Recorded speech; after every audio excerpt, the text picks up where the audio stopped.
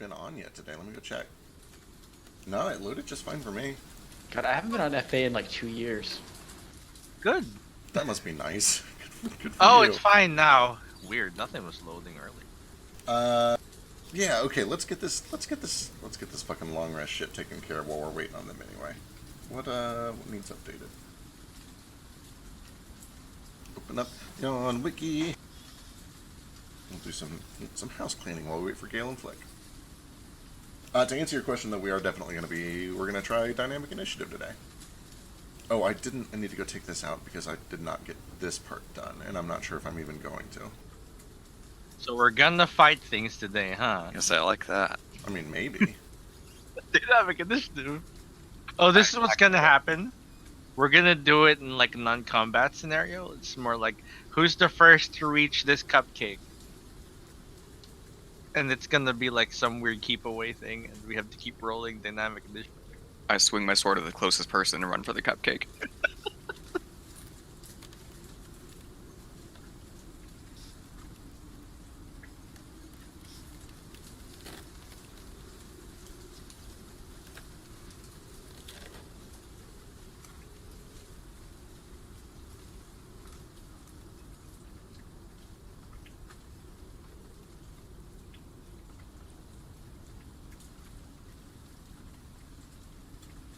Okay, there we go. Let's use that rule instead, at least for now. We'll see how it plays out.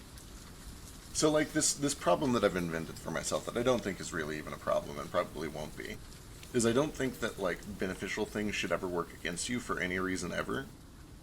So the idea of somebody with really high dex and a lot of bonuses to initiative, like, accidentally going first when they want to go later in the round for some reason feels bad to me. But I don't know. I guess that's just kind of, at some point you have to accept that it's a game. Okay, that's why we're trying it for now. If it don't work out, you know, we can always go back. Yeah, very experimental. No, we can't. Wait, who This is who wants to go later in initiative? Rogues sometimes do. Anybody who has a buff up that lasts until like the end of their turn. So like, Yes, I have one Oh, prime example. okay, gotcha. Is like Monk me or stun. Vasu gets a stunning strike on somebody, and we want to go as late as possible, so it lasts as long as possible. So how would you roll it if like Nordo goes at the end of initiative and then dynamic initiative makes him first top of the next round? How would you rule it when someone has a back-to-back turn? so sometimes you just get screwed. fucked. Yep. Sometimes the RNG will work with you. Sometimes it'll work against you. And that's kind of the point of the system. And it's experimental. We'll see how it goes. And I'll go over some of like the details once we get Flick and Gale in here, because there are a couple of tools that you guys can use to like manage your own like advantage and bonuses and shit, so that I don't have to do it for fucking everyone. But then the upside of that is that everything is completely fucking automatic. So like, if I drag you over to, let's go over the airship map. Let's do it. You guys don't have to do shit. I just click this button and boom, we're all in initiative. Look at that shit. Oh, it's like decimals. So the decimals are for I your did that. dexterity and wisdom scores, for tie breaking. So like, Oh. Flick has 4 dexterity, Ace has 4 dexterity and 3 wisdom. So yeah. Wait, in that case, Ace should have... Oh wait, he rolled 10 lower than Flick. That would do it. But then, so you guys should see that there's a new macro option for you. I said we were going to wait until Gale and Flick got here, but let's just fucking do this. I saw that. I got excited. Yeah, if you guys go over Did to you macros... tie in my advantage on initiative to it already too? I'm showing you exactly how to do that. So if you go over to the macros tab, you should see that there's a new macro called initiative settings, and you can check the in bar checkbox. That way it shows up down at the bottom for you. Okay. And then if you click that macro, and you guys can all do it if you want, you choose who you are, and then you choose whether you have initiative or not, or advantage or not, and then if you have like guidance or bless or anything like that, you would add in your bonuses. Mine only lets me choose who I am. Does that matter? Wait, really? It doesn't give you more options after that? No, it's just got a who He are you also- option. He also I mean, only I has, like, don't- one number in the initiative list. Well, that's seems because I have no relevant. dex and no wisdom. Yeah. I would assume. Yeah, that's correct. Because he has like 0 dex and 0 initiative, his initiative just ends up being 2.00. It is weird that you're not getting more options. Oh wait, hold on. You have to hit. Never mind. I'm just a moron in real life. You have to hit submit between each selection, and now I understand. Yeah. I'm still confused about the numbers. What do they mean? Okay, so your initiative is 10, but then your dex mod is 2, and your wisdom mod is 4. So, like, if two people got 10... I'm with you. Right. It's just for tie breaking. Yep, I'm with you now. I thought that the first number before the decimal point was supposed to be dex, and the one after was wisdom. I'm like, wait, I'm not following this. Gotcha. No. Now I'm with you. Yep. Now, left of the decimal is your initiative, and then dex is to the right of it, and wisdom is to the right of that. Cool. And I can't remember if I'm fucking with that with monsters. Let's find out. Let's go find out. Let's pull over a monster. What is something you guys have already seen before, so it's not spoilery? Here's an axe beak. The Ryujin.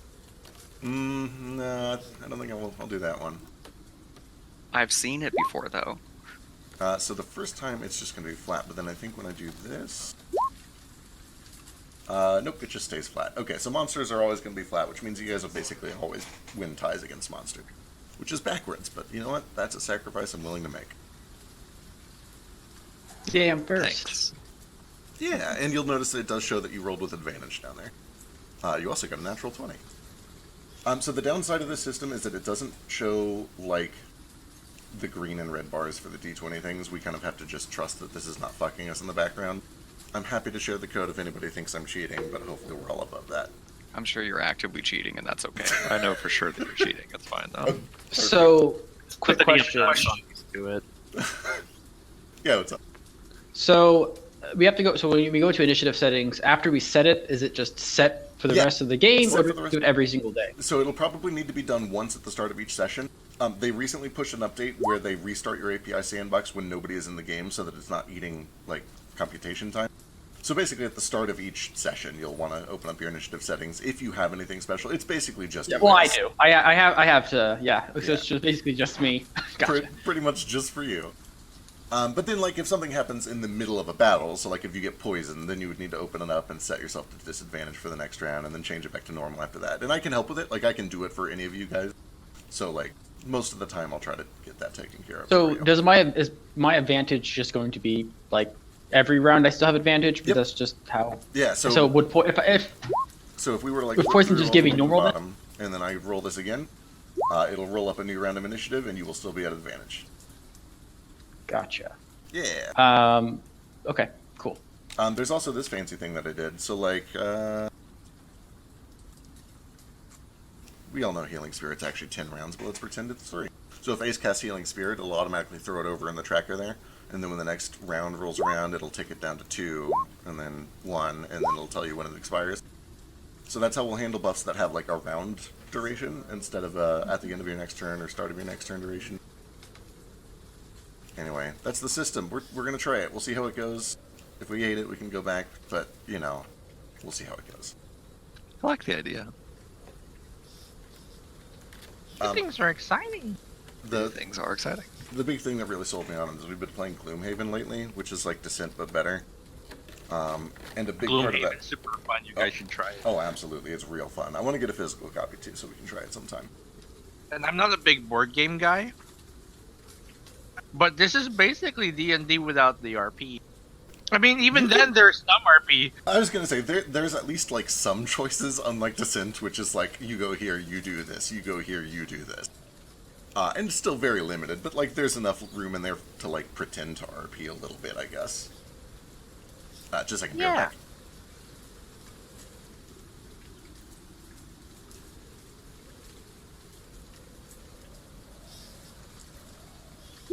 Fact too is that it just.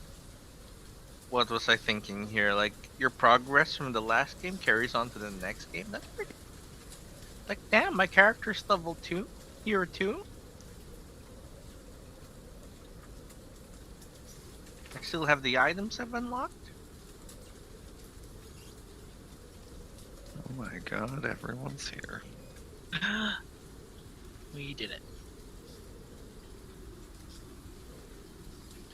Is Sochi joining us today? He's on a phone call right now, it looks like. And then after that.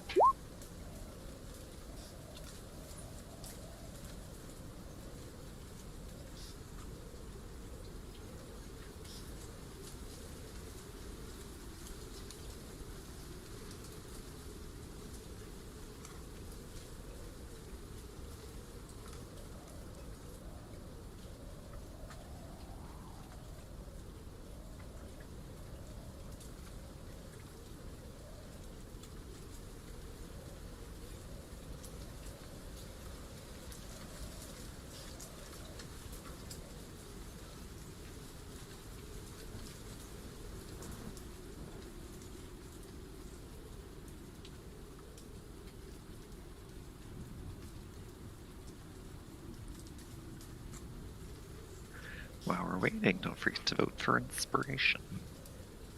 Oh, right. Let's check that out.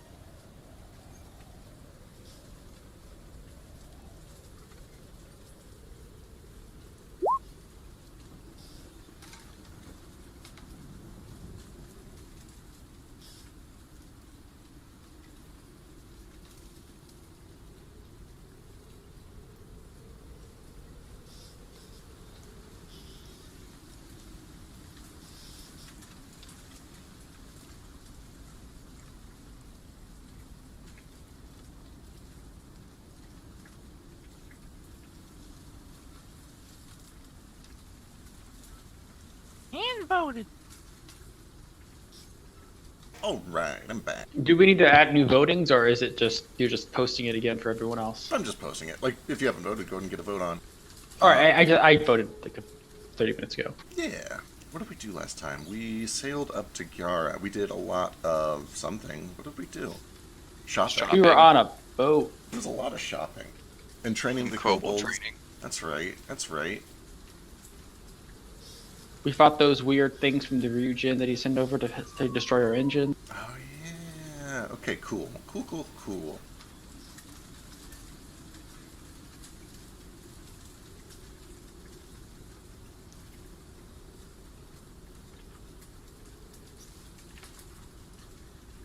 Alright, so inspiration this week goes to Vasu, Gale, and Moat. I already have it. I'm gonna go grab food, but whoever wants it can have it. And if Elise doesn't have it and no one else wants it, she can have it. Yeah. I already have inspiration, so I don't need it. I will happily take mine. Spend it on something stupid again, probably. I don't have inspiration. Can I have inspiration? So I was away. I don't have it. I don't know if people are looking for somebody to give it away to. I think it was just Moat. I think who won? You Moat, gotcha. who and who? I think it was Vasu, Moat, and Gale.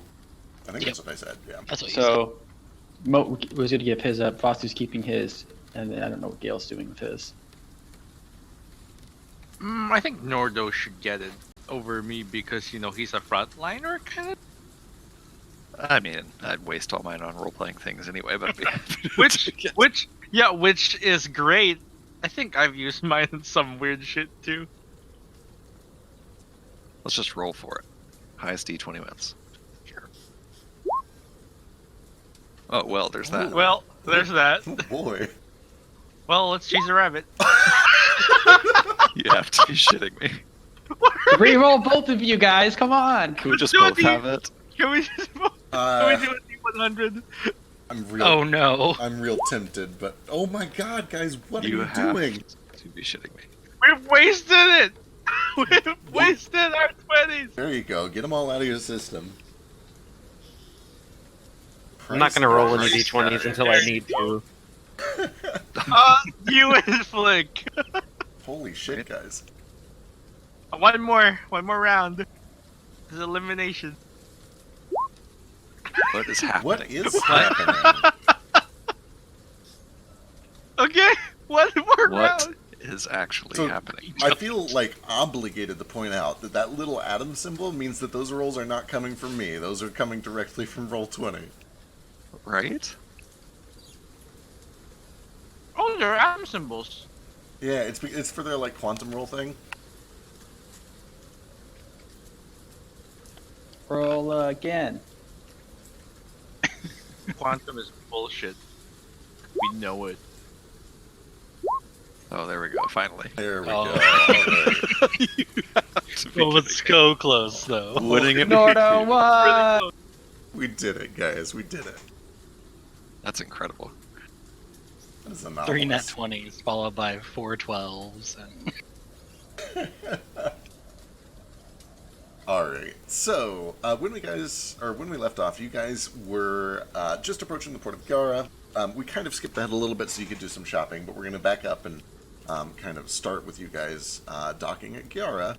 Kind of in the evening around 5:30, 6 o'clock, sun is down, and it's much darker than it normally would be because there's still this massive storm howling all around you. You guys would know that positionally, in the grand scheme of things, y'all are over here. planning to kind of work your way along the eastern coast of Eisenmar, past the Hooked Diamonds up towards Vasu's homeland, Eisenmar City in the Eisenmar region. Vasu has been to Gyara once or twice. He's probably at least a little familiar with it, but not super familiar. I can't remember if we did a history roll already to see like how familiar he was with it. He has an uncle here. He does have an uncle here. We know that for sure. I got family everywhere. He's got, well, yeah, that's kind of, yeah. I don't know if I rolled for it already, though. Do you want me to do it again? Sure, go and give me a history. We'll see what you know. If I remember right, all he had was like a luck check to see if he had family here, Yeah. but I don't think there was ever a knowledge check about it. That sounds right. Can I make a history check because of people? You can. You might have heard of it.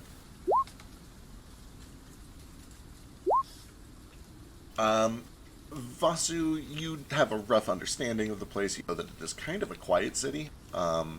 It was originally established to serve as sort of a vanguard against the undead and also the inhabitants of Ajubiata who might attack through the eastern side of the Hooked Diamonds. But it's such an easily defended area that it really doesn't require a lot of manpower or force, and it's kind of turned into just a peaceful trading city of some sort.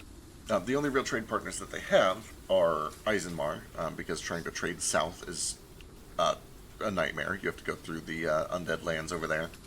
But they're content. They have everything that they need, and every now and then they'll send people through the Hooked Diamonds to the west and down to Willingquet if they just get, sick of being stuck in Gyara. Beautiful town, kind of somewhere between a desert and a beach. Friendly with Eisenmar, friendly with Willingquet. Ace, you've heard of Gyara. You know that it's a faraway land. It's probably your first time seeing it up close. You would know that they are a collection of clans that are all kind of united under a single banner for the purpose of defending their land. You would know that they actually used to have territory that was farther down to the south, but it was lost to the undead until they were eventually pushed up to this easily defended channel. You would know that they probably do have a library. They do have a lot of exotic spices that don't really grow well anywhere else. They have a very strong fishing industry. They do have a pretty decent magic industry, although it's small, but it is they're a very religious and arcane oriented civilization, so they study magic and they enjoy it and they perpetuate it. Interesting. Hey, Nordo, you might want to stock up on some spices here. They have a huge spice trade here. Oh, do they now? I was just thinking about that. Wanted to teach my kobold sous chefs about what sort of spices to use on food from around here, so it's a good place to check in. Yeah, they have some rare things that only grow here, and they might have there's a lot of magic here. Might be able to find some good arcane things for the nomad, and possibly maybe able to look up information on ... that place, the god's husk, the god husk. God shell. Ah, yes, synonyms. What's the Orcish word for synonym? Samesies. Oonga boonga Oogabunga sames. samesies. Perfect. Nomad would like to go to Elise and hand her a little gold pouch. What's this? Enjoy yourself. We are docking for a little while. I like to imagine where you just walked up and said, "A bribe," and then just walk away. Sure. She's like, for what? And this is it's got 2 platinum, about 8 gold and 65 silver in it. Thank you. And she'll kind of tuck it away. You do see that she's got a pouch at her hip that she tucks it into. I thank you. I could use some new things, I suppose. She kind of just looks down at her armor and clothing, kind of not ratty and torn, but it's clearly very well weathered. You've seen that she's been kind of changing between the same 3 or 4 outfits over and over. Oh yes, get new clothes. I think we can do something about your armor. If you leave it here with us at some point, maybe I can work on it. I am not good with armor, however. She has more than one set of clothing? Yeah. She must be rich. Don't you guys? But you don't. I have 0 sets of clothing. Are we all dug? I have hats. Are we all dug? for I a don't happiness actually know if Nordo wears clothes. Like, Nordo wears like armbands, and now he wears a dragon skull on his shoulder and like a loincloth. You really that's don't honestly, need much. that's honestly more dressed than the Ninja Turtle. So Yeah, mostly he just wears a shell. And a lot of tattoos. The tattoos are his clothes. So I like to imagine that Vasu just has all of those alternate color schemes that you hit me with for his like Yeah. uniform. He wears a different one every day. I'm into it. I'm probably today. Sounds like I wonder if I still have those saved anywhere. I do. Nice, good. I don't think I'm strong enough to carry multiple sets of clothing. So That's so sad. I need like 7 sets of clothing now. my carrying capacity, I can carry 75 pounds without being, I can't carry a lot. I can carry very, very small. Also, real quick, did you already announce on Discord that we're live? I did. Never mind. I got it. I actually remember today. it's unheard of. So as you guys are kind of approaching the city, you do see that there is a docking station kind of over by the mountains here. It's above their normal docks. This area kind of right around here. If it would... Oh, right, I'm not on tabletop sim. Wrong button. Oh, I haven't looked at the previews yet, but I've seen screenshots and it looks crazy. ooh, you're What is making this Villeneuve is the premier filmmaker of our age, and he's the only person I would trust to make this movie, and I can't wait for it. Yeah. I haven't even seen the original Dune. Is it good? Don't see any of them. Read the book and then wait for the movie to come out. That's fair. What's the synopsis? It's just a great sci-fi book. It's the best. Paul sci-fi book leads I've ever read. nomadic tribes in a battle to control the desert planet Arrakis. That There you seems go. like a... That's the Spice. synopsis. Hello. The spice must flow. Spice must flow. That's all I know about it. That's all you need to know. I assume that spice is a drug. Basically. Anyway. Okay, right. So as you guys are flying over towards the airship, you do see that the place is kind of quiet. There's definitely lights on in the buildings. You see smoke kind of pluming out of some of the chimneys, and a couple of campfires that are still open air. But as you pass over kind of this central area, you can see that there is a very large clearing where there's a lot of traffic and the occasional scrap of like this brightly colored cloth. But it appears to have been suddenly and recently kind of evacuated, most likely for the weather. And you can see that kind of under this large, long tent, there is a large collection of people, several fires that are lit under there, bright colors. You can even hear the music kind of fighting its way through the downpour from under that large tent as you sail past it. And over towards this mountain, where you are eventually able to get docked. There's a very small docking fee. Nothing unexpected here for those of you who have sailed a bunch, Fasu and Flick especially. It ends up being 2 gold, and that'll buy you up to a week if you need. There is a rather large tabaxi. The population here is heavily tabaxi. A little bit of Aarakocra, and then kind of just a smattering of other things, including, every once in a while, an orc, a goblin, a kobold, residents of Ajibata that have kind of migrated north peacefully. There's also a pretty hefty turtle population here, which is Really? probably an unfamiliar sight for Nord. Although, I'm trying to think of where all you've been. You haven't really been to a lot of major cities outside of Val de Lance, and there weren't a lot of turtles there. So yeah, this is probably one of the most turtle-populated places that you've seen since home. Especially kind of over in this fishing district, as you're looking down over these buildings, making your way over to the airship docks. You do spot that there are several just families of turtles who seem to be almost entirely unaffected by the weather. Just kind of out and about. A lot of them are fishing. Some of them are setting up ships. A few of them are just kind of out enjoying the weather and the view and the storm. But anyway, jumping back. Oh yeah, what's up? Oh, that was it. I was just saying cool. Gotcha. But as you guys are kind of tying off and paying your fee, there is this large tabaxi, white fur, kind of a thick mane, almost lion-like, that steps up to the group of you. Who is the captain here? Point at 2 people. We have an admiral. Well, the captain or the admiral or the commodore? Just whoever's in charge. Captain Flick. Captain Flick. Oh, okay. Hello. That's me. Won't take too much of your time, just standard business. There's not a lot of people coming and going. What is your purpose for your visit to Gara? Mostly we're getting out of this storm. One of my crew has family here. We're thinking of bunkering down here for a little bit, or at least for the night, so we don't sail in the storm and night, Not great. Gotcha. How many passengers? Oh. How many kobolds are there? I forget. 69. Someone do math. I'm half awake. You have 69 kobolds aboard your ship? Well, not this ship, that ship.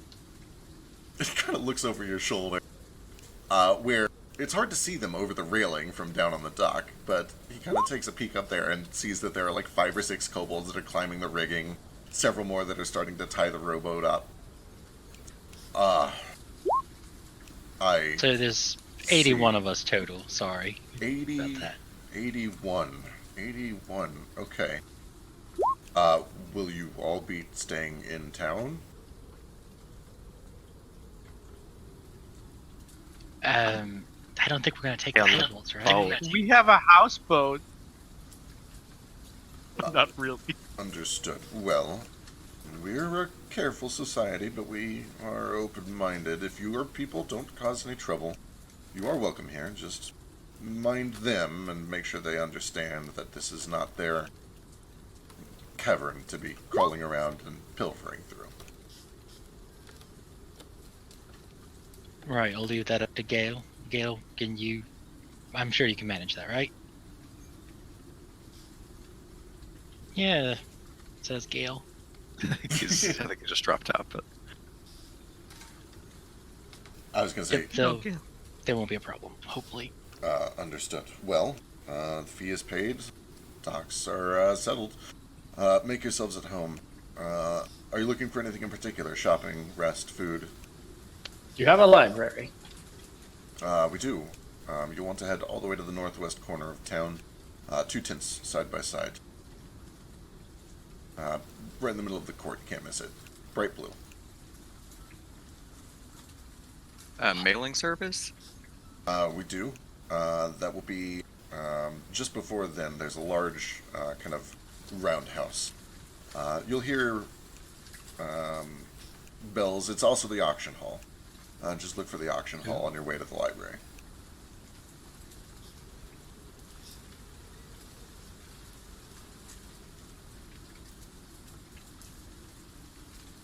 I should probably write this shit down.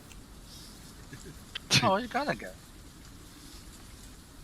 and just because I missed the last hour of last session, we came here basically just to rest for the night before we finish our voyage, right? We didn't stop here for something particular. Yeah. Okay. Pretty much, I think we flew up the edge of the storm, and it was getting to the point where it was going to become very dangerous. So we just wanted to stop and not sail at night. Yep, that makes sense. That's what I thought it was. I just couldn't quite remember. Cool. I feel like while we're in town, I guess I should do this in character. I don't know. We should probably stock up on healing potions. And we used all of them in that fight. We have 0 healing potions left. Oh, that's a good idea. Those are nice in a pinch.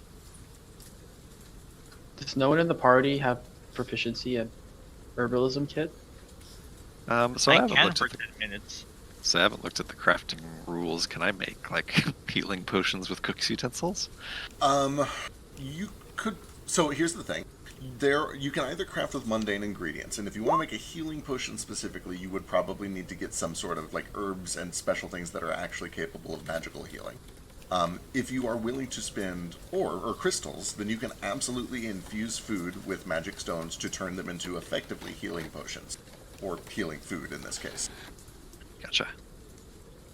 In theory, if you were to find some sort of ingredients that actually provided magical healing, that is something that you could do. Gotcha. But I guess Norda doesn't know how to infuse anything with magic, but if he could, yeah, it would have to be finding magic ingredients, I guess. What time of day is it? About 6. By the time you get through all the Dockmaster stuff, it's probably about 6:30 Just AM or PM? p.m. Oh, cool. Nomad, you want to head to the library and do some research? See if we can get some magic as well? This sounds important. First of all, we must find some accommodations for, I think, 69 kobolds. They might not want to be cramped in that place for very long. I have here 7 gold. I think we can afford a few rooms. Yeah, so maybe we can let them stretch the legs a little bit at least. Alternatively, we can always just camp out. We could, but not in this storm. Not when we know things are hunting us. Yeah, it seems maybe ill-advised. Oh yeah, I forgot it was raining.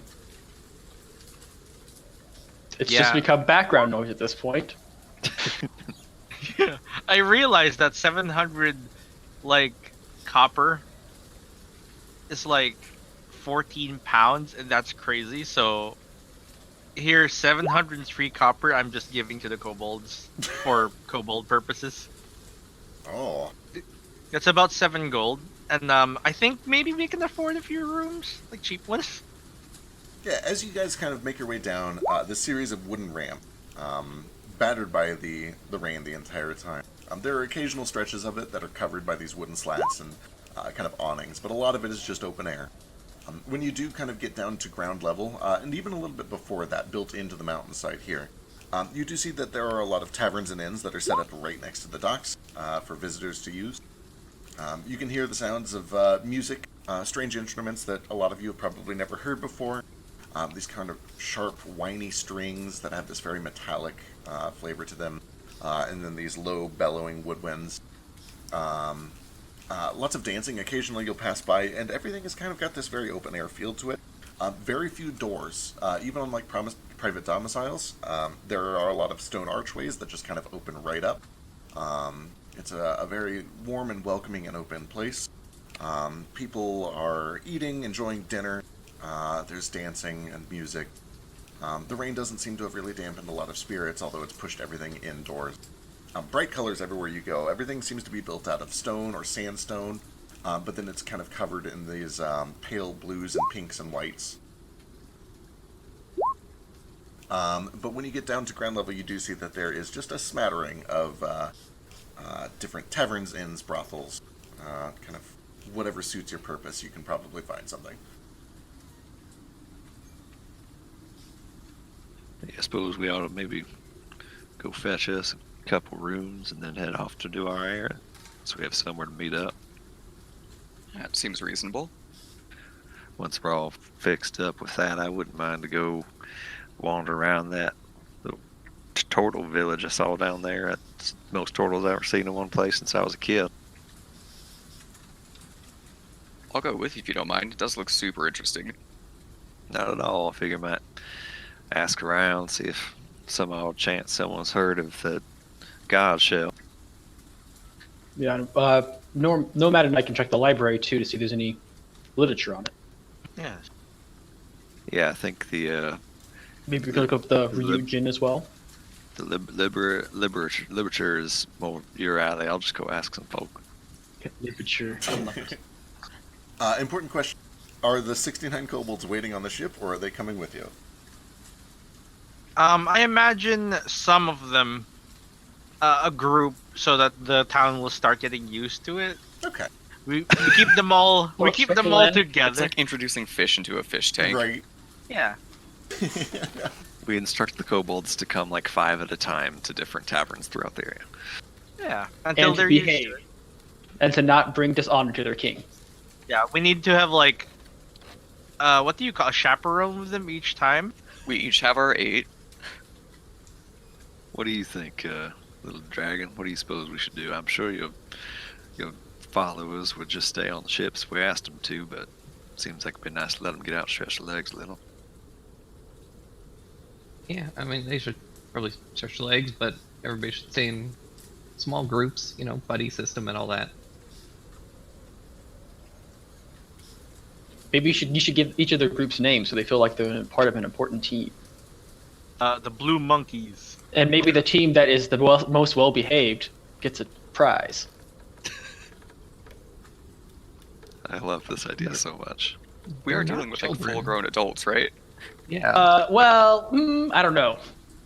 Technically, like physiologically, yes. What are you saying? Adults can't like prizes? I like prizes. I No, was no, gonna just say checking I in. like prizes. Prizes sound excellent. I'm okay with being prize motivated. Maybe the Meritocracy is a winning- very valid form of, like, government. Prior Maybe- to this, their maybe- motivation was not dying. Maybe the winning team gets a special dessert made by Nomad.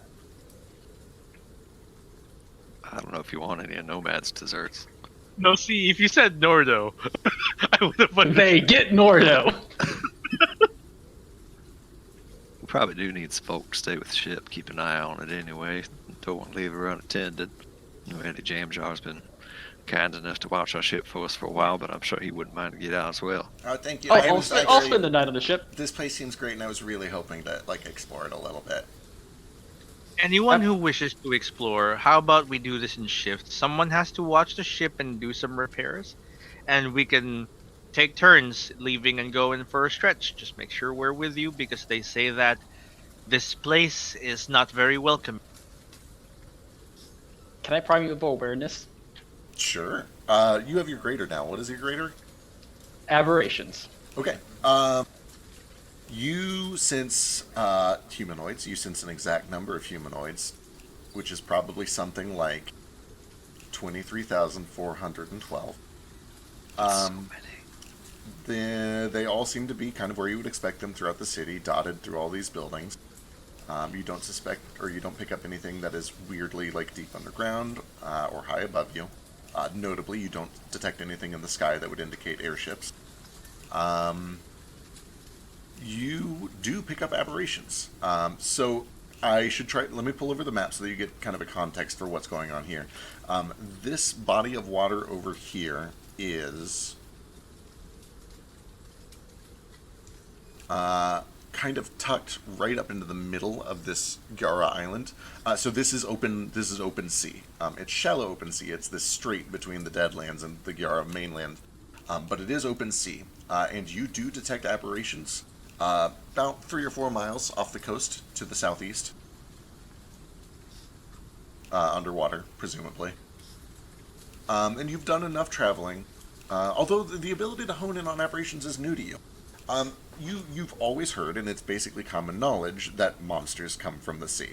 But this is one of the first times that as you kind of hone in and attune to the world around you and let nature speak to you, that it starts to show you these monsters, or some of these monsters at least. And it's this kind of sudden, creepy, almost haunting realization that, yeah, that shit is out there always and not that far away. Interesting.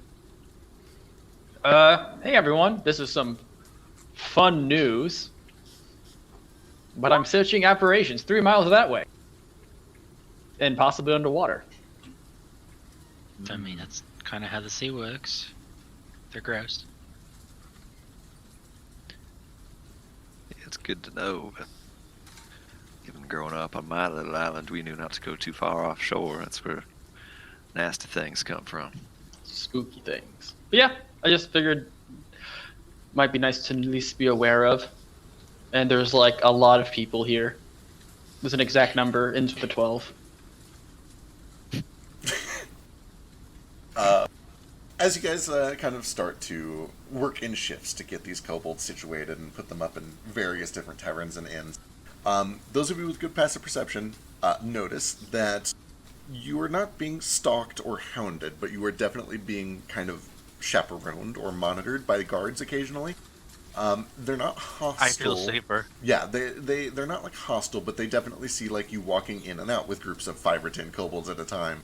And after the second or third trip, it seems they've kind of caught on that there's a bit of a pattern, and they're just watching. And they'll kind of wait outside the door while you go in and you check, and make sure that they have room for kobolds. Some of the keepers are totally fine with it. Some of them are a little bit skeptical, but gold is gold, and I guess somebody, probably Gale, but whoever wants to be responsible for it, go and give me a persuasion check to see if you can find lodging for all these kobolds. Admiral? So I can help him if I can. Sure. I know Gale is still kind of catching up, so I'm not sure if he's fully here. It looks like he might just be listening. Sorry, I'm here. I'm just, still thrown off by this morning. I was gonna say that sounded like some fucked up shit. Do you need a hug? Right? Deeply. I have not had to experience that yet, and I hope that I never do. No, that was real fucking awful. Yeah, the only time that ever happened to me was when I was like super feverish and was hallucinating that demons were all over me, and I started throwing holy water. Ugh. Oh, I remember that story. Remember, my mom gave me lots of holy water. Yeah. She's that kind of mom. What a good Sleep mom. paralysis. I have. Oh, you had sleep paralysis. Is that what happened to you this morning then? It wasn't quite sleep paralysis because like my eyes were closed, but it was like a weird cross between sleep paralysis and like Inception, a dream within a dream. Oh, I had that happen before. I was at Feck's house, and it was weird. I think Michaela was a demon, but it was fine. I think you're all cursed. Eventually, Eli woke me up because I was like literally trying to talk, like wake me up, and he eventually heard me. Weird. Good time. You guys, It's creepy. you guys think dreams might actually be a little bit like supernatural, a little bit? Maybe. Nah. Mm-hmm. But then you have sex dreams, and I'm like, what's supernatural about that? Christ. Dreams and music. Anyway. I can believe it, because I have a lot of like weird Vuja daydreams. Mujade. Uh-huh. Dude, they told me when I started on my like pain meds for the back shit that I was gonna have weird, vivid dreams. And I did for a little while, but then they all just turned into hallucinations. And now I have Morning Spider, and I think I've told the Morning Spider story before. Morning Spider? Yeah, Morning Spider. Please no. Yeah. Like so. What is Morning Spider? So when I wake up, there's a spider on the wall or the ceiling, and it just crawls a few inches and then disappears. And that's that happens like 2 out of every 3 mornings, and that's my wake up spider. Have you named him? No, well, Other I mean than it's just just wake wake up up spider. But that's how I know Does that it- I'm actually awake and no longer dreaming, is I see the wake up spider.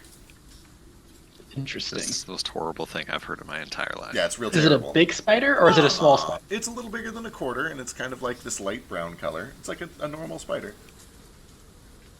It's Anyway. kind of cute. He's like, "Good morning, Feck. Time to wake up," Yeah. and then he just goes away. It's weird. It's the strangest thing. I deeply hate spiders. I don't know if I'd go all the way to like a hard phobia, but I very much dislike them. But that one is okay. That one always feels safe, and he's my wake up spider. What if it's your dream guardian, and just before you wake up, he's like, "Hey, buddy, I ate all those bad dreams for you. They're caught on my web. Bye. See you tomorrow night." Aw, I'm naming him Zarissa now. Okay. Aw, Okay. Anyway, that's cute. well, so right, kobolds. Okay. 14 with some help is enough to get them all situated. Some of them are a little bit like they're going to be keeping a close eye on these kobolds. But they're obedient. They listen to you. They promise that they won't cause any trouble, and you guys have plenty of money to persuade them with. And you're able to fill up probably like 3 or 4 of these different nearby inns with just basic rooms that have probably 6 or 7 kobolds each. And then you guys kind of split up to go your different ways, and let's go ahead and get these groups going. Okay, who all was going to the... we'll just start near, and then we'll go far. So I guess let's start with these turtle people, because they're right here. Norda wanted to go kind of just chat up the locals. Is anybody else joining for that? I was joining for that and then going to the mail, so I guess we'll do that first. Cool. I'll come along to meet the locals. All right. I wish Before the non-gods, and then go to the library, like a person. Is are Nomad and Ace like waiting at the ship while we do this, or are they going at the same time? Because if they're going at the same time, I'm going to give them some money and ask them for something. I was just gonna go get it done. I'm just gonna crash on the ship tonight, so I was gonna get my stuff done early. Okay. Nordo goes to you, Ace, I guess. Says, "Hey, while you guys are shopping, keep an eye out for me. Especially you, friend Nomad. Just for any kind of, I don't know how this shit works, but any kind of magic you think that could help us find my sister, I'll pay for it, of course, whatever it is." And he hands you just all of his money, 44 platinum and 200 gold. That's a lot. Okay, I'll keep an eye out. Perhaps you should hold on to it, and you can just reimburse us when we get back. Sure, whatever works. I don't know if you- Well, I do not have enough money on me, so I might have to hold on to this, and I will just give you back the change. yeah, you just take it, get whatever you think's going to help us, and I guess I only have 200. I only have 291 gold, so I'm pretty Can't poor buy right it now. without actual money. Yeah, I spent also- a lot of money on the little boat. Yeah, same. 500. Eventually, Much we're gonna get to obliged. the orcs, and we're just gonna have to make the title of it just Oonga Boonga or something, Right. Unga Bunga title. or just like what's the Orcish word for ... I feel I'll dirty every time we do this joke, and I don't know why. I'll revenge money you back. Because if this was any other situation, it'd be super racist. Revenge money. That's great. Okay. Perfect. What is revenge money? Well, that's Oh, basically how revenge you try money's to for you back, explain gotcha. That I- reimburse, I guess. Revenge money is how I put it. Revenge money. Perfect. No, I love it. Makes sense. Can that be a contender for the title as well? Sure. I'll revenge money you back. Anyway, Alright, as you guys kind of start to make your way through these, it appears to be kind of a residential district, although there's the occasional fishing shack, a touch of industrial, but mostly kind of like quiet warehouses and places that don't really see a lot of foot traffic. You do notice that the population starts to lean heavily towards Turtle, a little bit of Kobold, still Tabaxi everywhere in the city, but leaning more into the Turtle side of things. And you make your way kind of down these rickety wooden ramps that kind of traverse the way through this sloping dune down to the coast. And there you can find that there are just groups of maybe 4 or 5 turtles here and there, fishing, or some of them are doing some grilling out on the beach. They seem totally unfazed by the weather. Some of them look over, and you do notice that a lot of these turtles are kind of on the green to brown scale in terms of skin color. Not a lot of blue. In fact, no blue that you can see, or even like the kind of chalky pale blue that you are. But they seem friendly enough, and they wave. Some of them seem to point you out specifically, and talk to each other, and kind of, notice that there is a traveler among them. And eventually, as you are passing by this walkway, this boardwalk, there's a little shack where there is this one kind of older-looking turtle dude, dark red, leathery skin, old, wrinkled. Looks like he's probably in his late 70s, but Nordo, you would know that turtles tend to look a little older than they really are, so maybe 40, 50, something in that ballpark. And he waves to you, gives a pleasant smile. You're a long way from home, ain't you, kid? that I am. How could you tell? I don't think I've seen that color since I've been down far, far to the south. Yeah, from Melnoa originally. Don't know if you heard of that place. No, Noah. I think I may have heard of it, but I never got down that far, and just to the jungles. What brings you up here? Oh boy, it's a bit of a long story. At the moment, we're on our way to Eisenbar, just trying to find a safe way through this storm. Safe is down here. There's no safe up there. In the sky, I mean. Eisenmar's all fine and dandy. You got family there. Yeah, I'm not too big on all the flying either. Just kind of starting to get used to it. A friend here, and I look over my shoulder at Moat. So my friend here's a admiral of a whole fleet of ships, though. So it's not all that bad. Sounds real fancy. He kind of takes a moment to wipe his hands. He looks like he's cooking something or another. He cleans himself off and extends one big, meaty claw. Name's Mort. Nice to meet you, Mort. You can call me Nordo. You want to smoke? Oh, smoke sounds great. He looks down at the grill. Give me 3 minutes. Should do it. Does it No smell as rush. good as Nordo's cooking? I don't know. Give me either cooking tools or perception or something. I don't know. First glance, it smells real good. But if you want to like actually That's all discern I the needed. quality, No. Okay, yeah. I want to discern the quality, though. Yeah, it smells pretty good. It smells like he knows what he's doing. It's a very different cuisine than you're used to. It's very spicy. It's almost overwhelmingly spicy. But you can see that there is some shrimp, some fish, and some sort of a darker, thicker, gamey meat that you're probably not immediately familiar with the 13. But then there are peppers, and it's just the entire thing is coated in these bright red and green and yellow flakes of spice that you're not familiar with. or maybe you've heard of but don't really get to see very often. Have to stock me up on some of these spices and such while I'm here. Where I come from is mostly sweet stuff, tropical. We don't get a lot of spices, so I'm trying new things as I travel. Oh, well, take it easy. You know, most folks show up think they can take on the whole thing all at once, and we do it right here. We do it hot. And don't want to burn your taste buds off. Of course, just a little bite at a time. Kind of flips one of the kebabs over and he grabs a pair of tongs and he slides a couple pieces off. He's like, go on, give it a shot, see what you can do. I grab one in one hand and the other one I offer it to Vasi and say, I know you like spicy food, Vasi Diva. I want to both try. Give me Oh, he's not here. Uh-oh, we lost him. I'll just hand it to Moat instead then. Sure. Give me some constitution checks.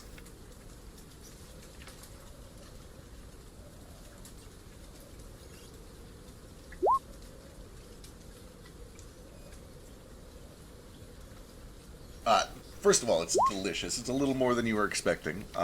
Your eyes do kind of water a bit, but it's good, and it's good enough that the spice kind of adds to it and doesn't overwhelm you. Moat is always ready to take on any challenge, and he just throws the whole thing in his mouth. It's real spicy. You kind of cough a little bit, and you get it down, and it's delicious. It's great, but it's a lot more than you were really ready for. And he kind of laughs as you start to kick and sputter, and he goes over and he picks up this big wooden mug, kind of sets it down on his little bar there and starts to pour some sort of ale or grog or something into it and hands it over to you. No, I'm good. Just set it down. And when he turns around, I start drinking it. Vasi, likewise. It's good. It's spicy. It's spicier than you were really expecting, but it's good, and you're able to like palate it to the point that you enjoy it instead of being overwhelmed by it. But I'm still going off the headcanon that, like, because I'm a bird, I don't taste things as spicy, so this is probably really, really good to me. That's actually probably a very good point. Oh, it's even spicier than I thought it'd be. How'd you do this? Can I have your recipe? No, I'm sorry. I shouldn't even ask that. I know better. No, you'd better know better. But yeah, secret's these orange ones right here. These things, they grow like fire and they spread like fire. What do you call them? Fire bells. And it's not that great, Yes, I know, but you know, it's descriptive. I mean, it makes sense. You know, if the those shoe... I could purchase off you, my friend. I can probably spare a few for a stranger. I mean, you know what they say. If the shoe fits on the pepper, you call it a fire bell. He reaches down and grabs a little kind of paper sack.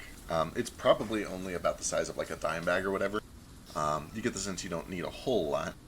If you end up needing more, they grow up over on the dunes way up to the north. A little dangerous once you get outside of the city walls, but you look capable. And he kind of looks over you and motions to the fact that you're carrying a massive fucking weapon, and so is everybody else in your party. Nordo follows his eyes to the massive fucking weapon and sort of his mood goes sour for just a couple of seconds, but then he quickly recovers. Says, yeah, we pretty good taking care of ourselves.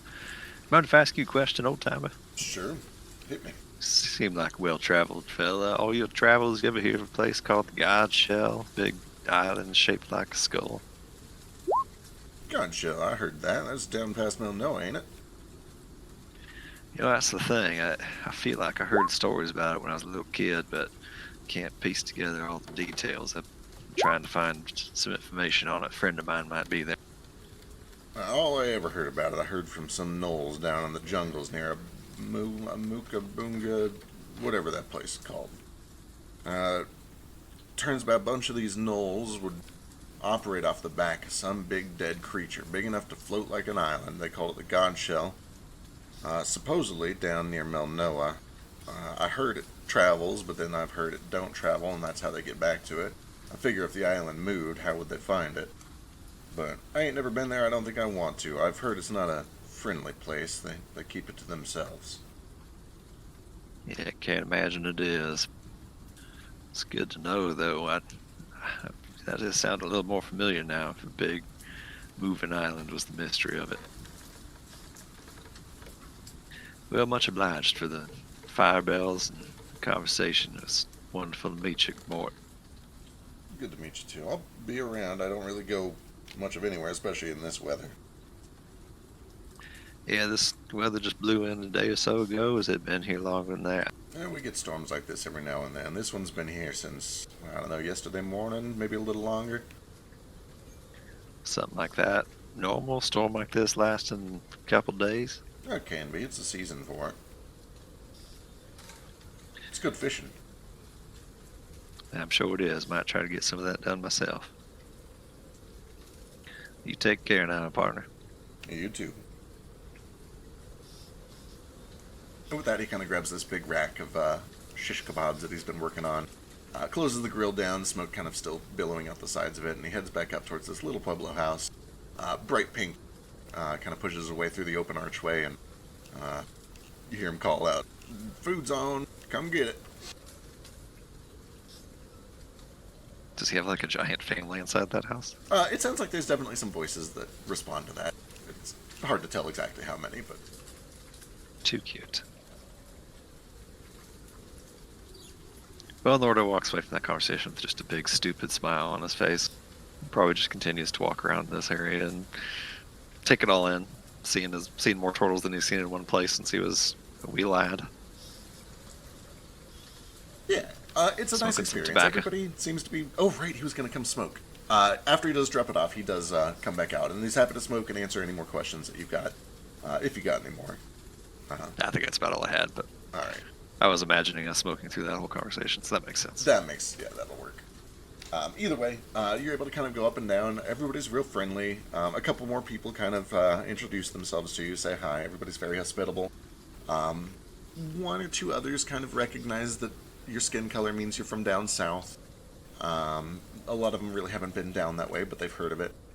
But yeah, it's a pleasant experience. Everyone's nice. Everybody seems totally unfazed by the storm. But eventually you kind of loop through the neighborhood and then back around out towards the kind of central marketplace where all the taverns and stuff are. And presumably regroup with anybody who had split up from you. But we'll jump over to them. Just really quick, when I sent Ace and Nomad off with my money, I also would have asked, Little Lord, can you keep an eye out for some colored pencils like the ones I use in my sketchbook? Mine are running a little low. I don't know what something like that even costs, but if you can just keep an eye out for me, I'd be much obliged. Of course.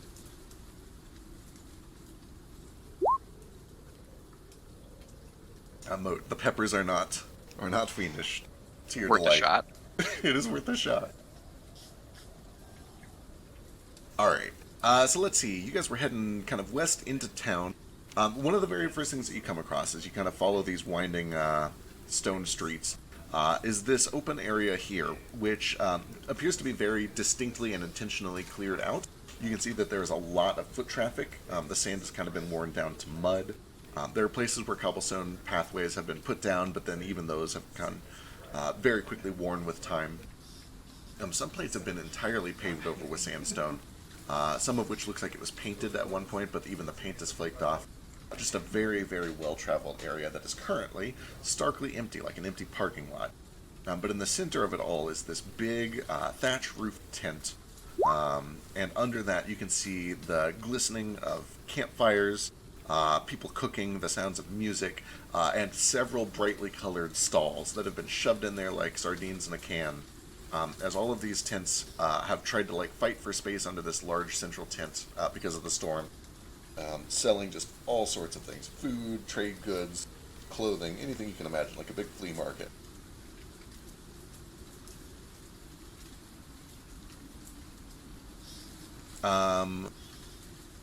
Go ahead and, if you guys want to stop in there and look for his colored pencils and anything else that you might want to buy, go ahead and give me an investigation check.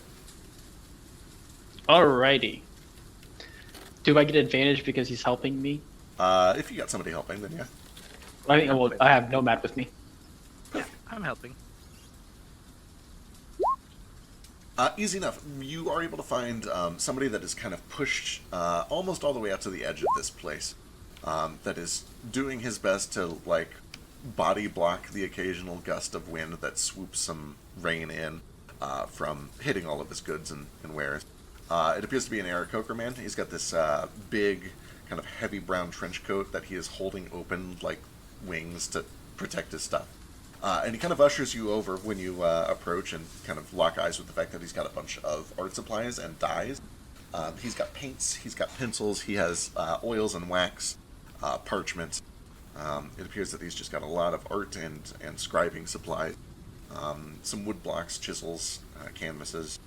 And he does have plenty of colored wax pencils, just like the ones Nordo uses. And he is willing to sell them for probably not super expensive, but dyes are rare. Probably about 5 silver for a good set of them. Cool, I'll mark that off. Cool. Should we buy 2? You know what? Let's buy 2. I will make one a gift. I will save it and give it on his birthday. Perfect. Yeah. Whenever that will be. Or I'll just get impatient and give it to him next week. Nordo shall met find Moat on out. his birthday. Does anyone know when the birthdays are? I do. Mine is whenever day I met Moat, so I'd have to backtrack that. Aw. Did we think decide I on wrote down birthdays for somewhere. this campaign? know if I know I that for Zeke's campaign we rolled randomly for Yeah, it. we I don't did even roll. remember when my birthday's. Flicks, or not Flicks, Zircon's like the last day of the year. I am always happy to find an excuse to kill session time, so I'm going to go make a wiki page for birthdays, and we're going to get this shit sorted out. So we're marking off 1 gold for 2 sets of I threw 5 silver of my own to buy him an extra set. So we're using 5 of his silver, and then I'm buying him 1 with mine. Ooh, how about okay, 5 silver for you. What if we find a still stone here and we can make a magical pencil that combines all the colors and it just changes when he thinks about it, so he doesn't have to keep putting them down. Like a rainbow pencil. Oh my god. Yes, I but need not it. but not always rainbow. So just it's any color he's thinking of that he wants it. I'm thinking of those. Was it in like the 90s when they had that weird like? Yeah, the blending ones. Yeah. The weird I was really gradient afraid you were gonna go like Doodle Bob with that and a magic pencil that. Yeah, I'm not even. What's Doodle Bob? It's the episode SpongeBob? of SpongeBob where he finds the magic pencil that when he draws shit, it comes to life. So he Oh. draws himself, and then it goes poorly. No. Blah blah blah blah. Oh, SpongeBob. Yeah, okay, I Yeah. remember it now. Great. That was a very good impression, and I hate it. Very glad I made it back in time to hear that. So good. So you doodle, me SpongeBob. Man, that show used to be really good. Oh, it was so good. I haven't seen a lot of the newer stuff. I feel like It's not worth it. It's okay. different. Fair. It's different now. I haven't seen any of it in years. Same. After Doodle the Bob writers was cheap changed SpongeBob, from though. the It's okay. We the have writers good memory. changed after the movie, and then they just not good after the movie. David Hasselhoff. Alright, so you guys are at this kind of used to be open air market, now kind of crowded under a tent. Is there anything else that you would want to try to buy here before you head over to the auction hall? What cool things did I find with my 29? With a 29, you find a lot of things that you wouldn't really be able to find anywhere else in your travels. They have a lot of dyes here, so there's a very strong like textile industry. They have a lot of very extravagant rugs and bed sheets and pillows, bright clothing that's all kind of this loose, light, airy feel to it. You can see that a lot of the people here dress lightly, even in the rain. There's a lot of like flowing scarves, shamags. Well, It's just a very vibrant, colorful assortment of things. They also have a Oh, strong I love food it. industry. Lots of food for sale in here. It seems that most of the food has been kind of moved to the center. There's like this universal respect for, hey, let's give the food guys their space because food is important.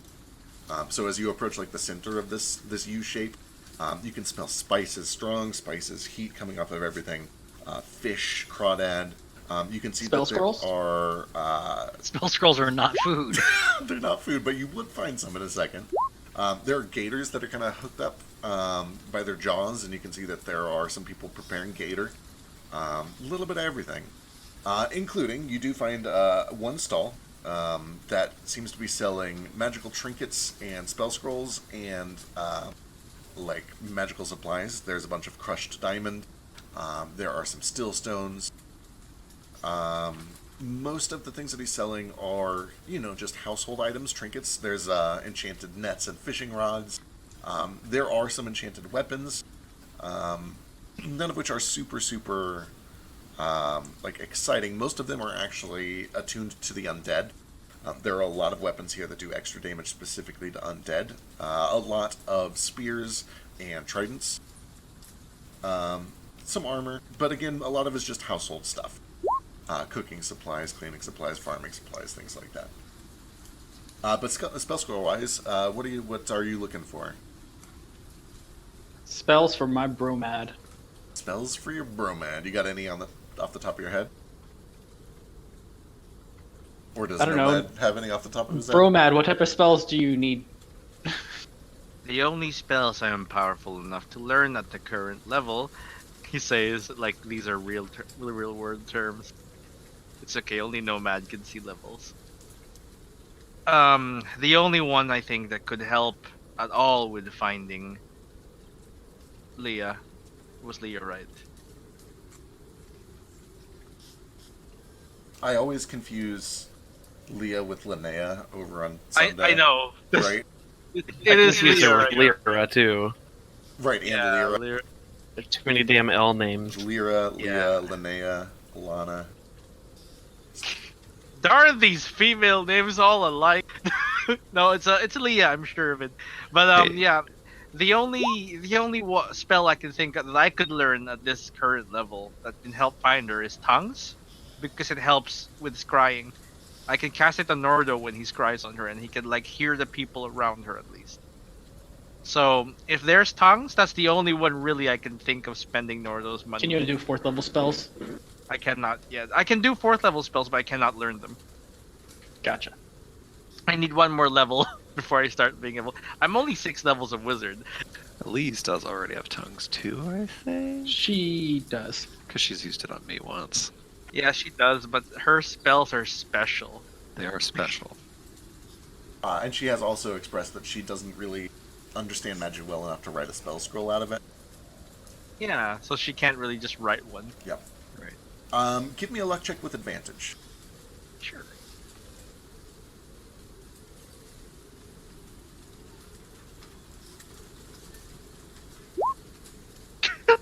Oh no, Thanks, man. advance. Oh no. Oh, of course, a place of business, of course. Everybody must be able to speak together to do trade, yes? But this place doesn't have anything. Fortunately, it's a very popular spell. I think I may have sold my last one yesterday. Oh, that's fair. When will you be? You, ha- you just have any tongues we can buy? They don't gotta be magical. That one over there sells gator tongue. He points to a stall across the way. It's so tender. Very good. Also, be right back. Food just guy. Just a second. If you have any other spells that you want to look for, just throw them in chat, and I'll tell you what to roll for it. Sure. So, Tugs is a fail. I'm just gonna give. I just put Nordo's money aside for now. Nordo has 0 arcane knowledge, but I'll do some meta research. I don't know if there even is anything. That just is. That's Right? That's the only reason No, I Nordo looked. has money. So. I opened the list of all the 3rd level spells and below that could potentially help find her, and I already have most of them, kinda. I think the next best spell is going to be Dream, but you're not going to get that for a while. Yeah, that's a Yeah. 5th level spell. Be a while. In character, I was probably thinking of scrying because he doesn't know that's a 5th level spell. Yeah. No, I think Nomad, with his scrying presentation, already explained this is a powerful spell beyond Right. me currently. Are there any I spell forgot you gave a whole scrolls? presentation about it. Are there any spell scrolls not related to, I guess, helping Nomad or Nordo that you would want? Have a few. And they would be what? Oh, some of them are very hard to find. A lot of them, they were, how you say, copies of Mind Flayer power. I do. Anyone would have them. Yeah, well, there's a spice trade here, so people come through. There's a possibility at the very least. Many aberrations. But yes, a third level scroll, hopefully, maybe, or a gem, whatever it is, of something called a psionic blast.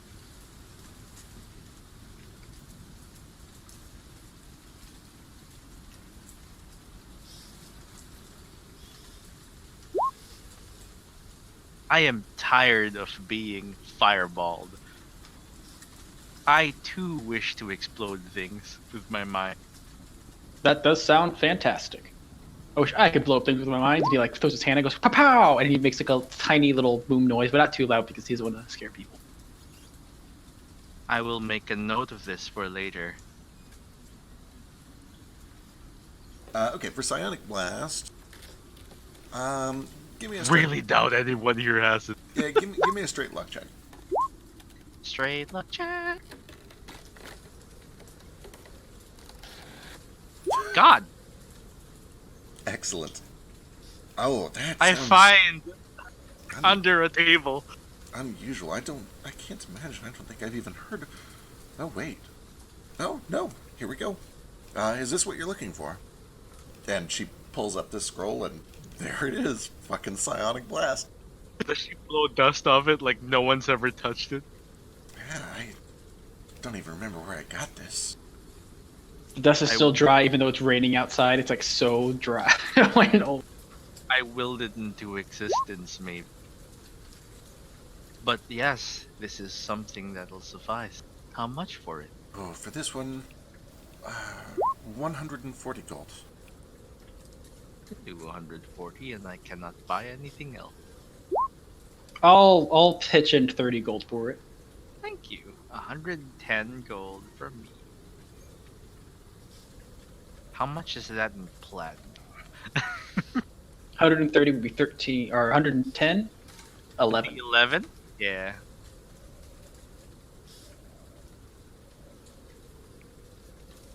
Cool, I still have 100 gold. I'm just scroll of Psionic Blast. Uh-huh. Let's see, Flick. Vasu had his hand up first, so you can go ahead and get him if you want. Gotcha, Vasu. Okay, I wanted to buy one of those magic nets for one. How much are those? Okay, so are you looking for a magic net like to use in combat, or a magic fishing net? How big do they make them? Most of what they got here looks like it's made for fishing, but there is one that looks kind of heavy duty. They explain, that one's made for like monsters and shit, but if it looks like you're a fighter, so yeah, that would probably suit you pretty well. Oh yeah, we fight monsters all the time. Then yeah, this is your net. This one's a real beaut. See these hooks? This thing is made to keep them still and punish them if they try to get out. Ooh. And it's magic, you say? It's magic. That means it's extra resilient. Can't just be sliced open like a normal net. No, I'm just curious. How do you make a net magical? Same as anything else. You just make the net and then you put the magic in it. I suppose. These That makes babies. sense. And he gives you like a little. He starts teaching you like Magic Stones 101, unaware that you're very familiar with them. This is called a skite. We actually don't call them that anymore. Oh, really? What do you call It's them? very offensive. It's very offensive. Offensive to who? I don't know. I mean, just like say it again. Like say the word out loud. Skite. Doesn't that just sound awful? It kind of does. I think we started calling them stillstones most of the places. Stillstone. I like that. Yeah, Alright. sounds nicer, don't it? Kind of does. It is extra syllables, though. Skite's just all right there. That's true. Anywho, how much is this net? Oh, I should figure out what it actually does first. Yeah, let me go look at this real quick. Cool. Also, I wanted to just look at the stillstones that you mentioned that some shop or another was selling here. Anyway. Yeah, I want to look at some of those too. And I want to just get some colorful clothing that isn't part of like my order's uniform. Yeah. A couple different outfits. You mentioned colorful, flowy clothes everywhere, and Vasu was like, "Ooh." Alright, so this net costs 20 gold. It can be thrown like any other net, but it does not have disadvantage when thrown with an enemy next to you. So in other words, it's like you have the crossbow expert feat with this net in particular. This net has 45 health instead of the standard 5, because it is magically enchanted. I need to be writing all this down real quick.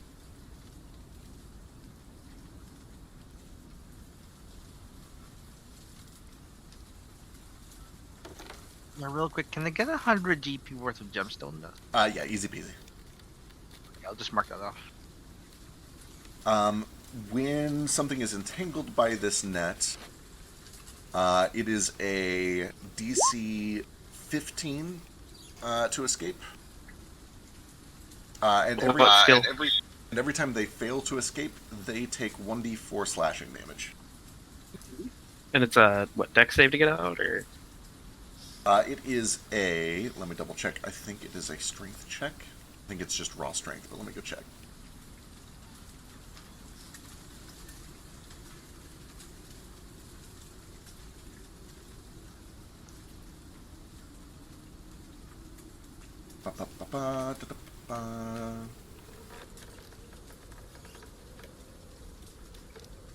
Yeah, it's just a raw strength check. hot.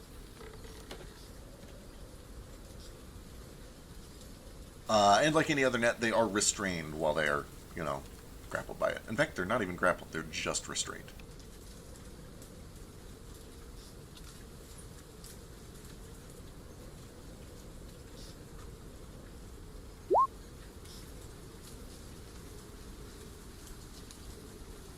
I'm gonna be spending most of my time learning these spells. Yeah. As far as still stones go, they have a pretty healthy economy here. You can get any cantrip level stone that you want. They have a lot of level 1s in most of the basic colors. If you're looking for anything higher than level 1, there'll probably be some luck checks involved, but they're fairly easy. 3s is where you'd start having some difficulty. Okay. I'm not really looking for any super particular stones, except for just like checking to see if they have any orange ones, which I guess is pretty particular. They do. They have probably 20 or 30 cantrip levels, 5 or 6 level 1s, and then give me a luck check for the rest.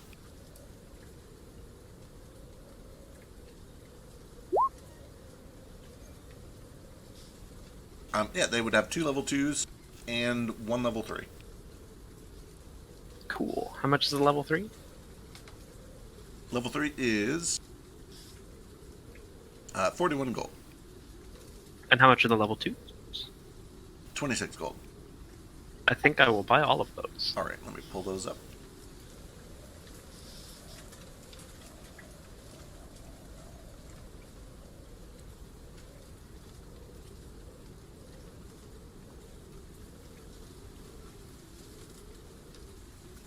Alright, so I said 1 level 3.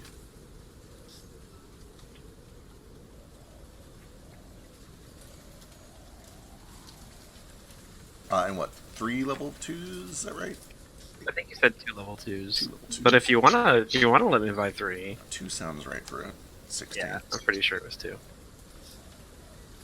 And then they had 6 level 1s, you want to buy those? No, I'll just get the higher level ones. Alright, so that Level ends, 2s and 3s. that ends up being 52, 53, 93 total gold. And then I'm gonna buy that net too. Awesome. I figure the clothes are gonna be real cheap. I'll just probably knock off a couple of silver for that or something. Yeah, for both Flick and Vasu, finding clothing and bedding and anything like that, pillows and stuff, it's kind of up to you how much you want to spend. You guys are walking around with a tremendous amount of cash. Like even a very, very nice full outfit is probably 2 or 3 gold. So like if you guys are willing to drop 40, 50 gold, you can walk out with a fucking full closet of amazing clothing and bedding. So yeah, before I determine how much I'm going to spend on clothes, though, this is going to be a long shot. I want to look around for any place that might be selling some bracers of defense. Sure. Or anything similar. Yeah, that shop. Maybe like a lower level of them. Yeah, that shop almost certainly has some. Give me a luck check. if you find those, you let me know, because I'll take some too. Oh, they only have one pair. Oh no. With the 10, it's very popular here. People tend to dress light. They have 3 leather bracers of defense. Like 3 bracers or 3 pairs of them? Like 3 pairs of them. Okay. How much are they? They are...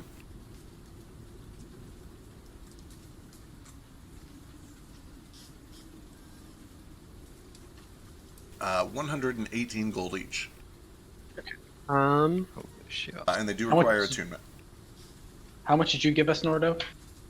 I give you about 650 gold. quick question, just because I don't know if you rule like equipment slots or anything like that. Could I be attuned to those and like my wrappings of the Firebark Circle at the same time? Yeah. They're both kind of arm wrappings, probably. Yeah, the wrappings are tight enough that they can go like directly on your skin, and then you can put the bracers over them. Okay, cool.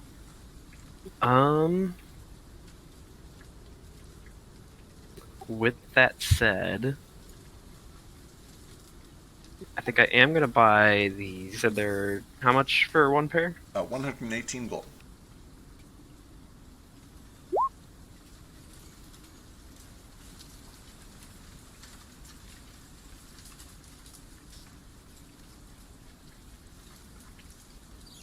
Okay, so I'm gonna buy those. You said it was 96 total gold for the still stones, right? Yes. Okay.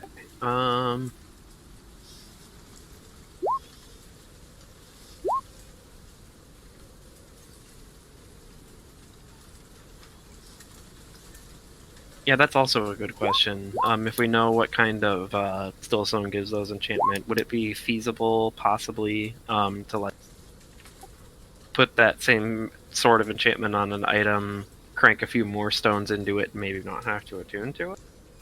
Certainly possible. Well, it. I imagine it would cost a lot of Stillstones. Yes. To So for no attunement. it's kind of the inverse problem. Typically, the attunement thing starts to happen when you reach 3C combined level of stone. And the combined C value of this thing is 8. So if you wanted it to not require attunement, you would actually have to chop stones out, which would mean that instead of always giving you that bonus, it would just give you that bonus for like 1 hour every week when you activated it. Gotcha. So it wouldn't require attunement, but then it would not be a permanent thing. It would be something you'd have to trigger. Okay, well, I think I still am going to buy a pair, and just possibly shuffle around attunement stuff later. I'll buy 2 pair, and I'm going to surprise Nomad, or Nordo with one of them. Oh, that's so sweet. But don't tell him. Perfect. Nordo, you didn't hear that. Okay, I didn't hear anything. Alright, looking for anything else in particular? Oh yeah, sorry, kind of rewinding to Stillstones. I wanted to look at white ones too. Yeah. With your existing luck check, we'll call it the exact same value. So they've got like 6, 2, and then 1 of 1s, 2, and 3 specifically. Okay, I'll buy the level 3 white one they have. Was it the same price, 41 for it? Yeah.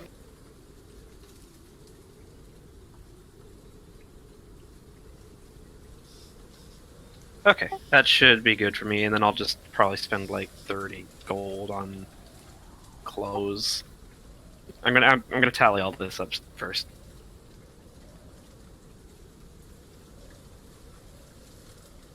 Alright, you got yourself 1 level 3 white stone.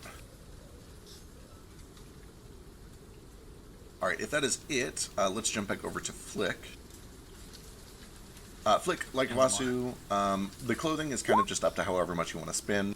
Like a single very, very nice outfit is probably a couple of gold. If you're just looking for like little accessories here and there, it's a matter of a few silver here and there.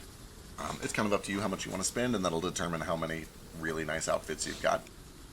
Just keep a note of it. I'll spend 4 gold. Perfect. Just kind of note like how much you've spent on nice clothing in case that ever becomes a thing, which it certainly could. The gator, easy to find. It's delicious. It's cheap. Food here not too super pricey. They have spicy, very spicy, and oh my god, my mouth is on fire. Which one do you want to try? Oh, we doing more spicy food? Yeah, I've not had any from here, I don't think. I'm gonna go with very spicy. I think I can handle it probably. Excellent. Give me a Constitution check. I can't handle it. Spoiler alert. Oh. Ooh. Oh, never mind. Do you want disadvantage The then? power of the Kraken.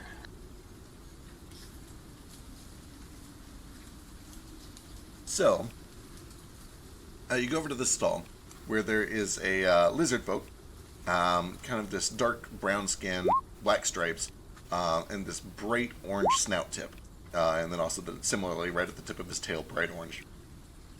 And he kind of laughs a little bit when you say that you want the very spicy. He can tell that you're not from around here, but he offers it nonetheless. Your money is as good as anyone else's. And you try it, and it is glorious. It is delicious. The spice is just a wonderful complement to the kind of gaminess of the meat. It's very juicy, which is very rare for gator. It's normally kind of dry, which is why you typically would put in something that has a lot of sauce, like a lot of Cajun dishes or whatever.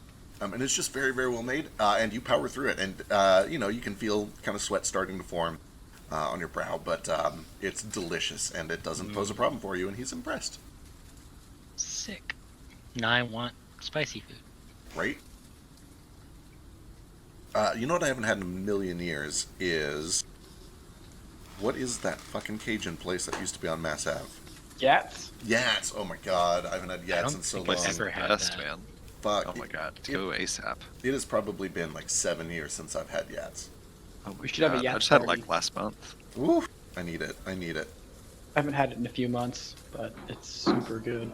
Next time the world They're is like open again. weird, but the red butter oil, whatever that is. Oh yeah, the weird garlic butter stuff.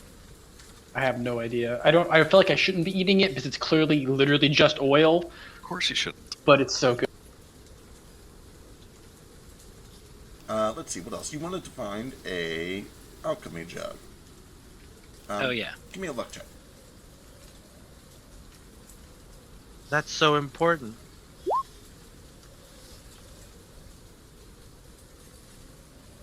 I want to find Ice's alchemy jug specifically. Right? I'll send you the table.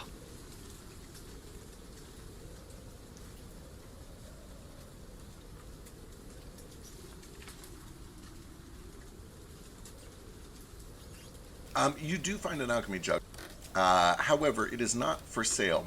One of the cooks, one of the chefs that is running a stall near the center, seems to have this jug that is very ornate. It's kind of this clay, but then it's got bits of gold filigree and a couple of very obviously magical stones embedded into the sides of it along the handle. And you would recognize that it is an alchemy jug. And it seems to be kind of like his personal thing, which he uses to get ingredients out of. You don't find Right. any that are just for sale, but you could potentially try to like talk to this dude or haggle with him if you wanted to. In fact, we'll say that it is that lizard folk dude that you just impressed, because you nat 20'd that. Show him your knife. It works. So, I see you have an alchemy jug there. I do, very handy. Yeah, I imagine so. How much did that run you when you bought it? Oh, this Yeah. alchemy jug right here. How much did it cost me? Yep. How much did this alchemy jug cost me? This alchemy jug cost me well, this this cost me 180 gold. Interesting. I don't think I've ever seen one quite that pricey. I actually have no idea how much they're actually worth, so... You can give me a history check. Or Arcana, I guess.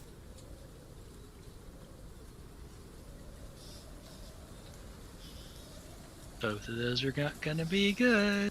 I'm almost done with food too, I'm sorry. Sounds reasonable. That's about what you paid. That's like a little more than you paid for the Bracer of Defense, which are, kind of a boring enchantment. Seems like ballpark Alright. correct, maybe a little high.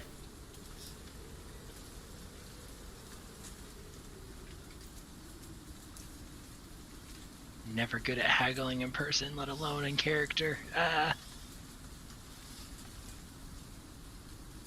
But Flick is. I was gonna Yeah, say. flick should be. Shoot All you have low, to do then is just roll dice. adjust. I was gonna say. I don't make you guys stand up and swing swords in real life. If you want to just like throw a persuasion out there and we can make stuff up based on that, that's always okay. Just flash your ditties. It's fine. I'll just throw persuasion out there. Oh wow, I'm not proficient in that either. Fuck. We'll see how this goes. Yeah. See if I can convince him to sell me it, even if it is about what he paid. Oh, okay. Not bad. Yeah, so you are able to kind of start up this this conversation about cooking and magic items, and you kind of tell him that you're a big adventurer and you're collecting cool things. And he's very impressed by you. You really flatter him with the way that he prepares the food, and you kind of just end up working a little bit of magic over there, and a little bit of bullshitting too, for that matter. Are you using? So okay, talk to me about Pact of the Talisman. Is that a visible effect? How's that work? Okay. All the ones where it says when applicable, that's when it's applicable. I probably should just put bonus. I have it set so it's proficient. Anything I'm not proficient in, I add that bonus to. Oh, it's like a basically pseudo like jack. perma guidance. Yeah. Okay, and that is that doesn't have any like visible effects or anything, right? Nope, it's just my talisman. It All just- right. Then holy Good That's luck. a 27. yeah, holy shit, that's a 27 then. Okay, perfect. Tentacles sprout from behind him like Dr. Ock. Yeah, I was gonna say like the guidance spell. Like if you walk up to a merchant and then cast a spell and then start talking to them, they get a little bit fishy. But you know that is just a passive thing that doesn't have any visible effects, so he doesn't know any better. Yep. With a 27, you're able to get like really just sweet talk this dude, do a little bit of bullshit, a little bit of like genuine conversation. He seems very friendly, and in the end, you kind of convince him that maybe 135 is a fair price. Okay, I'll do that. All right, you got yourself an alchemy jug. Sick. Yeah, I'm really glad that we were able to just buy that, because as soon as you're like, oh, we found one, but this guy really likes it, I immediately envisioned like that one episode of It's Always Sunny, where they spend like the whole episode trying to figure out how they're going to sneak out of this house and steal a priceless vase. Oh god. Frank Reynolds just Oh, tries no. to like whip it toward him like Indiana Jones and just breaks the vase. Really good episode. It really I is. don't know if I've I'm seen sorry it. I spoiled the whole thing. It's okay. Always Sunny is enjoyable, even if you know what's happening. Oh yeah. Okay, so Yeah, anything got else? that. Yep. How much for a Luck of the Sea 3 Mindig fishing rod? Luck of the Sea mending. It doesn't Probably actually have mending? to be that, but that would probably be about 43 gold. And it basically is just it automatically produces a lure that is magically enchanting. It uses a combination of enchantment and illusion to draw fish to it. It's magically durable. It won't break. It automatically untangles itself if it gets tangled. Nothing like super, amazing about it. It's just a lot of quality of life stuff. okay. I can do that. I made enough, Perfect. saved enough money on that jug. Sure. Excellent.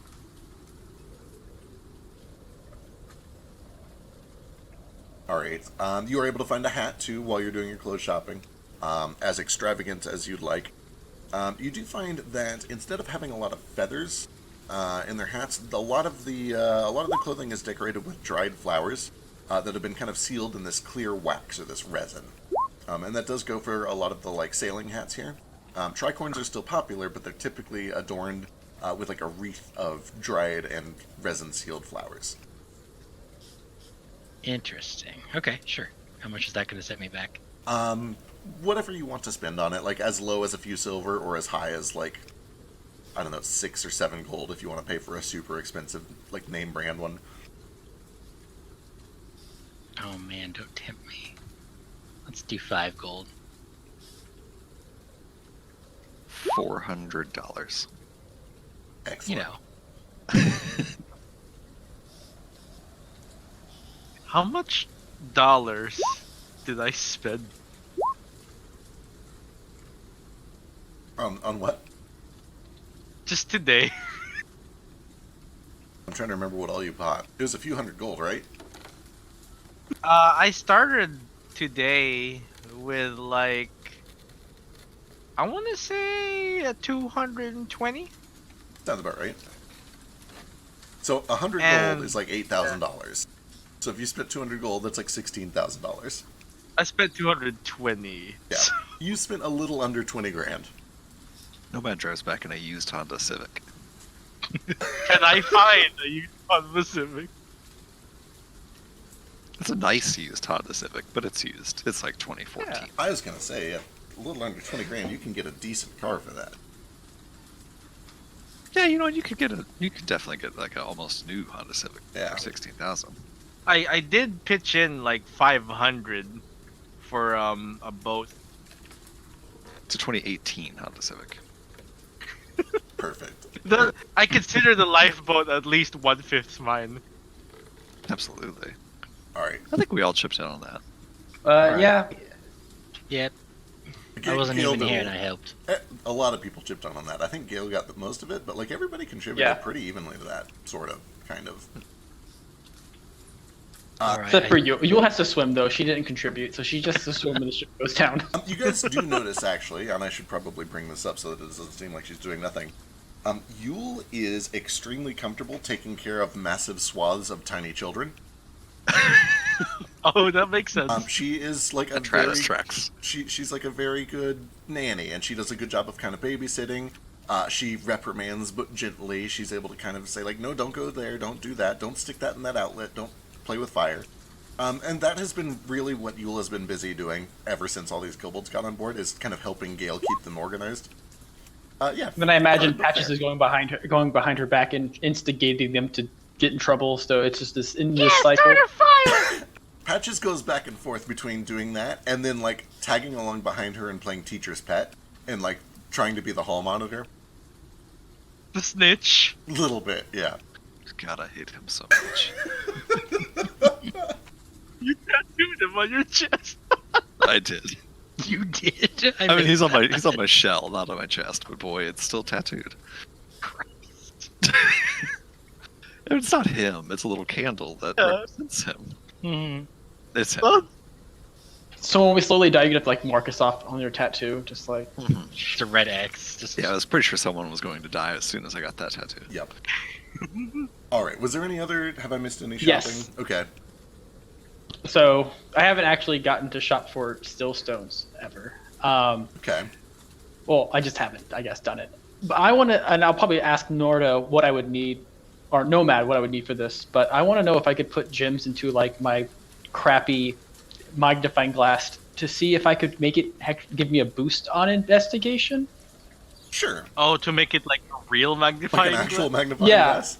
Or even, and maybe even like a charge or so to like see invisibility, kind of like the Sure. magnifying glass we have in the other campaign. I don't know if I could do both with that. Looking at that, I was thinking maybe yellow for discovery. Yep, it would definitely be I yellow. don't know. It would definitely be yellow. So if you wanted to always reveal invisible things, you would need 4 level 2 yellow stones. If you just want to be able to activate it like a couple of times per week, you could get away with fewer stones, and then it might not require attunement. Yeah, that's probably what I was gonna do. Yeah, so if you And then- if you don't want it to require attunement, then you're going to want a single level 2 yellow stone, and that will cost you 43 gold. And more so than that, I wonder, could I make it so that I can make it an attunable item that would like boost my investigation? Sure, if you wanted it to like permanently see invisibility and then also give you like advantage on investigation, I feel like that would be covered by 4 level 2 yellow stones. Normally, you would cover that by turning it into a real magnifying glass, which already gives you an advantage. But if you wanted to do it magically instead, then 4 level 2 yellows would be plenty.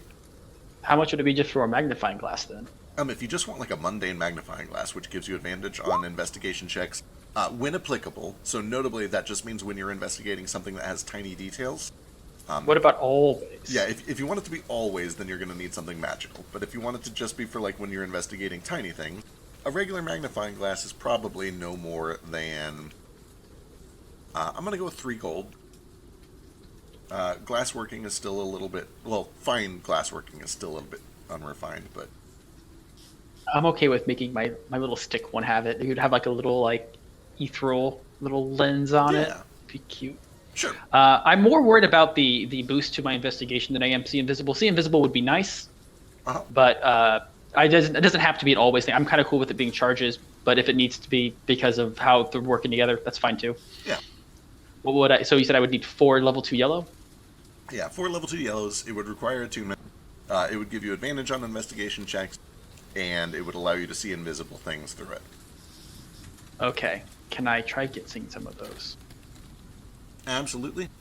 Give me a luck check. If I get a shitty one, can I use my inspiration? Uh-huh. 13 is That- plenty. They have 5 in stock. You only need 4. How much would that cost me?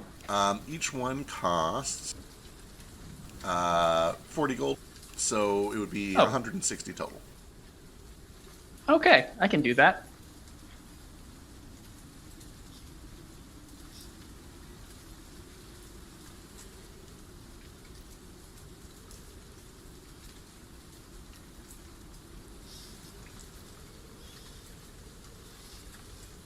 And would this give me advantage on investigation for anything, or just for minute details? Anything that involves, like, looking or searching. Like, anything that is, anything where you would look around, yes. So, like looking through a library for books. Sure. Yeah, like, the only thing it really wouldn't help for would be, like, if you're investigating, like, if you're questioning people to learn which one of them has a weird, like, schedule or something like that. Unless they have their schedule out. Right. For almost all investigation checks, it will help, yeah. All right. You can move that if it's out of the way, but I just wanted to make sure that they were mine. It's all good. All right, let's run through here so we can get. So we don't. That's all I need. Oh, and then healing potions. We wanted to look for healing potions while we were here too. Right, easy peasy. Healing potions are typically about 15 gold each, and that just is 2d4 plus 2. And they have enough in supply here that you can kind of stock up with probably up to 20 before you run into supply issues. I'll buy 1 with my money. I'm gonna buy 3 for myself. I'll buy 1 for myself. But they're 15 gold a pop. Yep, 15 gold a pop, 2d4 plus 2. I'm not gonna even put it in party loot. I'm just gonna put it in my own. Totally fine. Yeah, I'm specifically holding on to 3 myself because I'm thinking I might be relay running them to other people who are unconscious. Yeah, it's kind of my thought too. Is we're the fastest ones. I'll keep 1 on me because I'm always 1,000 feet away from everyone. All right, let's keep running In through fact, this. I'll buy 2 for that reason. Nordo, what else are you looking Yeah. for? Sorry, I know we've spent like 3 straight sessions shopping. It's totally fine. It's great for me. Right. I want to just keep an eye out as we're walking back towards the boat for any other interesting local ingredients to maybe make like a meal or 2 of this place's type of food. Absolutely. And then also I'd like to keep an eye out for like small beginners cook's utensils and just buy like 2 or 3 sets of cook's utensils so I can start working with the my new kobold friends on cooking. Sure, absolutely. You can probably get like 3 or 4 basic sets of cook's tools for like probably a gold each, really. Yeah, gold each is the normal price. Perfect. Hey, I guessed that one. And then ingredients, it's just up to you how much you want to spend. The spices get a little bit pricey. A pouch that lasts for probably 20 meals would run you about 5 silver. I just want like 2 dinners, but enough for 81 people. Sure. And then they did, like, most of those are kobolds and they eat very little. If you just want to be able to do like 2 really nice dinners in the style of this place, for ingredients and spices, you're looking at probably 6 or 7 gold. Okay, cool. I'll just spend 10 to have a little bit extra of the spices on hand afterwards. Cool. Alright, Mo. Okay, a few things. I know we did most of my mail at the end of last session, but if we can retcon it, is there like, I know we're in the middle of a desert, is there like a desert florist in this town? There are actually, so you notice that over by this oasis, there is just this swath of colors. Mostly white, but little bits of pink and orange and red, and occasionally light blue and purple. It seems that there are a lot of flowers that go around that little oasis, and you do find that there is a shop that is responsible for drying them, sealing them in resin, and selling them, but they do also just sell live flowers if you want. Cool. I am looking for live flowers, like just like an arrangement. Sure. The lady that's running it is a young tiefling. Kind of got these ram-like horns that curl back and then forward. Lightweight skin. And she asks, who's this for? You know, flowers mean different things. I wouldn't want to send an I love you to your grandmother or anything like that. The lovely grandma? Who doesn't love their grandma? Well, there's different kinds, you understand. Like, you wouldn't want to send a rose to your grandma. That'd be embarrassing. But a carnation. Or 12 dozen roses. Right. Just like a fuck ton of roses, you know? 12 dozen. No, 12 dozen, like a fuck ton. Who sends a dozen anymore? But anyway, no, I'm just sending them back to my parents in Willingquet, so something that could maybe do alright there. Oh, of course, they actually, you're going to want something for a little bit of a colder climate. These will work great. And she grabs these, just an assortment of flowers. There are a couple that are just these tiny little beads of color that grow along this big stalk. There's a couple that are big, wide fans of color, mostly blue and yellow. And she kind of gets an arrangement. How much are you looking to spend on all this? Well, I'm very poor. Oh, she starts to put some of them What? back. I have 5 gold. Oh my goodness. No, 5 gold is plenty. That'll get you a wonderful assortment. Okay. Are you going to be delivering these yourself, or do they have to go through the post? They're going through the post. Okay, let's get these. They're a little less delicate. I'll set you up with a protective box. You want to make sure these get delivered within no more than 2 weeks. If you're going magically, that shouldn't be an issue. They're resilient, but they don't last too long, especially if they're exposed to the sun, so make sure you keep them in the box. But here, this should do nicely.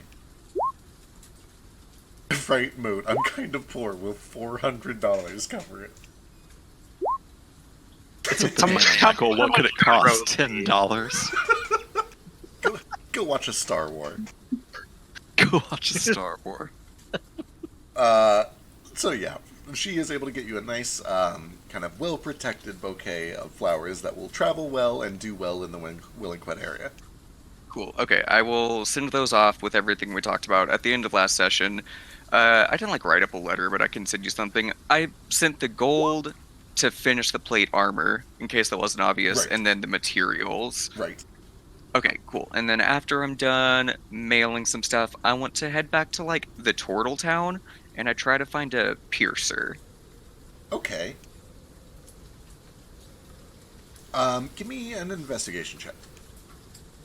God damn it. I'll help. All right.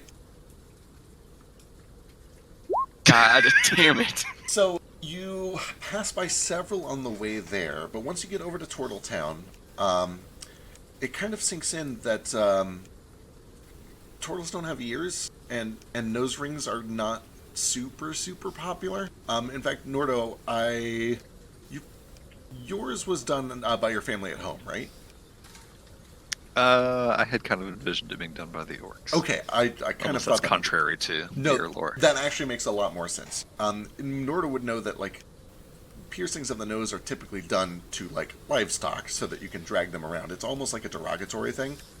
It's very common among slaves and lower caste members of some orcish societies, some goblin societies, things like that. So you kind of get through here and then realize turtles don't really do a lot of piercing.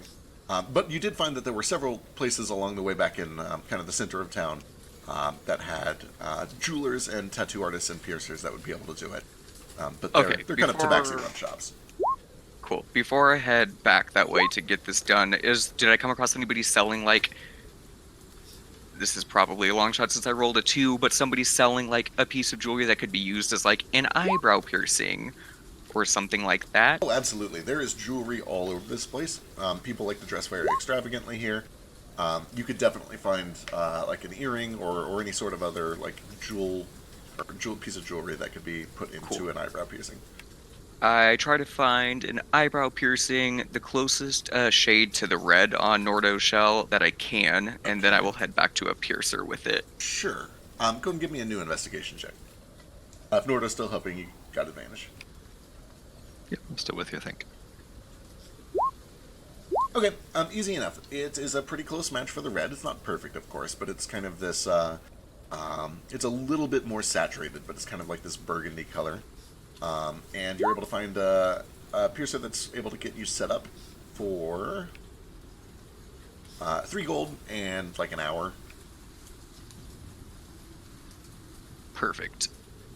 So 3 gold including the jewelry. I'm sorry, I missed the cost there. Yes, that would include the jewelry.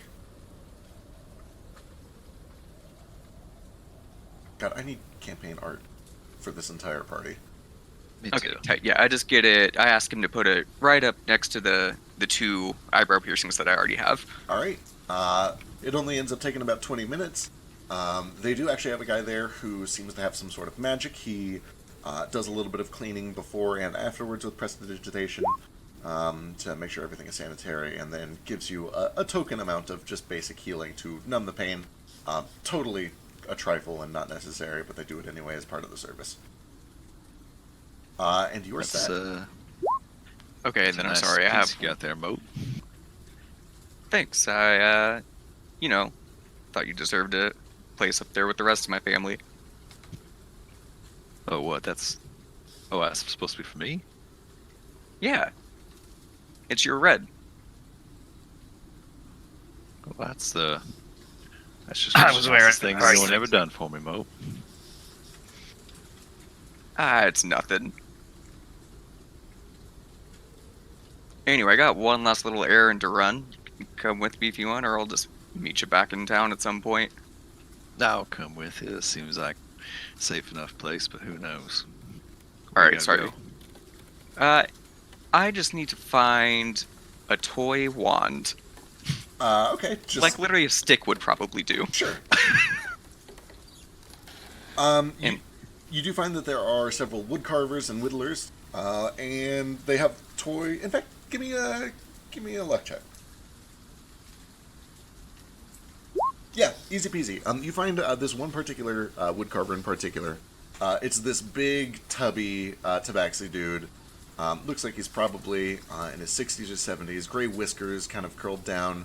One of his eyes has started to kind of glaze over, but he's just this friendly, cheery, chubby dude who does a lot of whittling and wood carving with ivory and wood and driftwood. And he makes a lot of play swords, he makes play bows and arrows, and he does indeed have some fake staves and wands and magical things like that.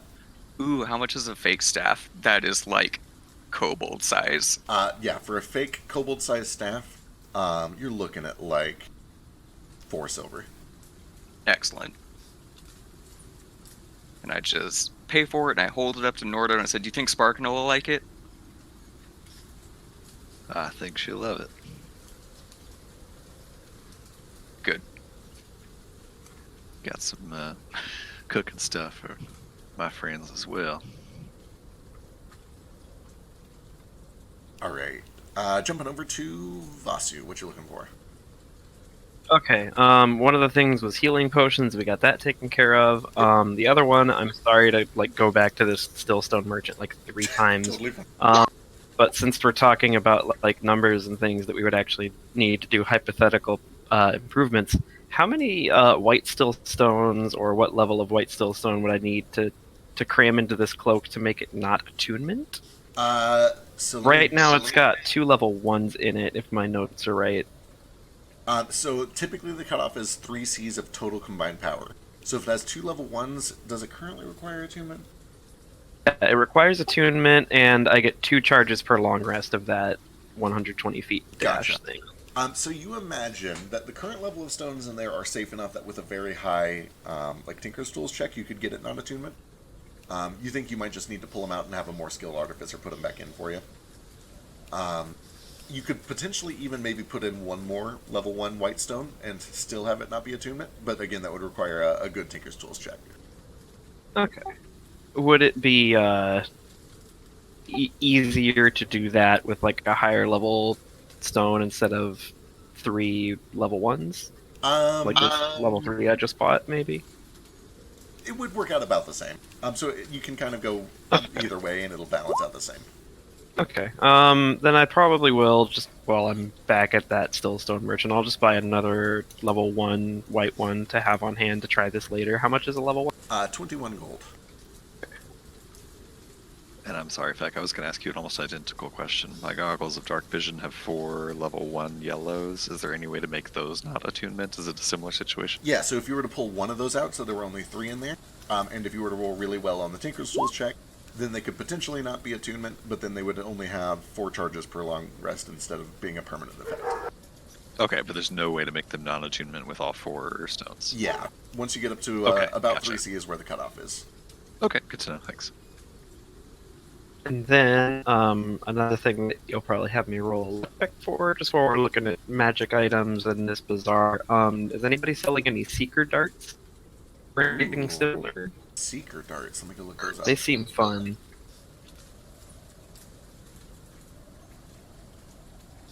Small dart, windy spirals, seek and hurl the dart. Ooh. Oh, this is kind of like your weird seed thing. Interesting, okay. Ooh, shit. Okay, yeah, you would be able to... Give me a luck check. Let's check. Yeah, luck check.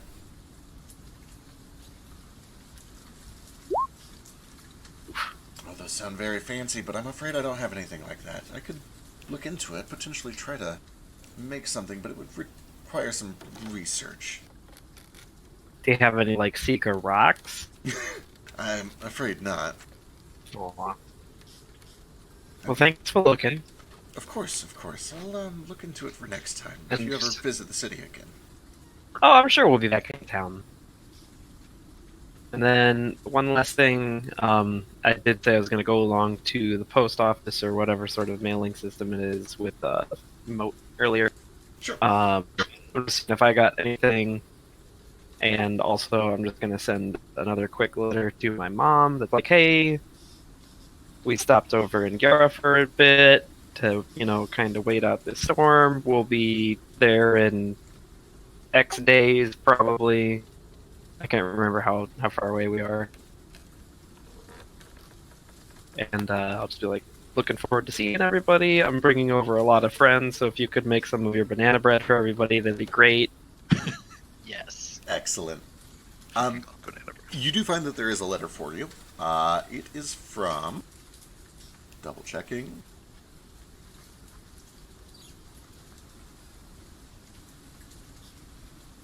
Why are my notes all over the place? Why do I do this to myself? You have a letter from Orinar, and the basic gist of it is we've had one other monk return.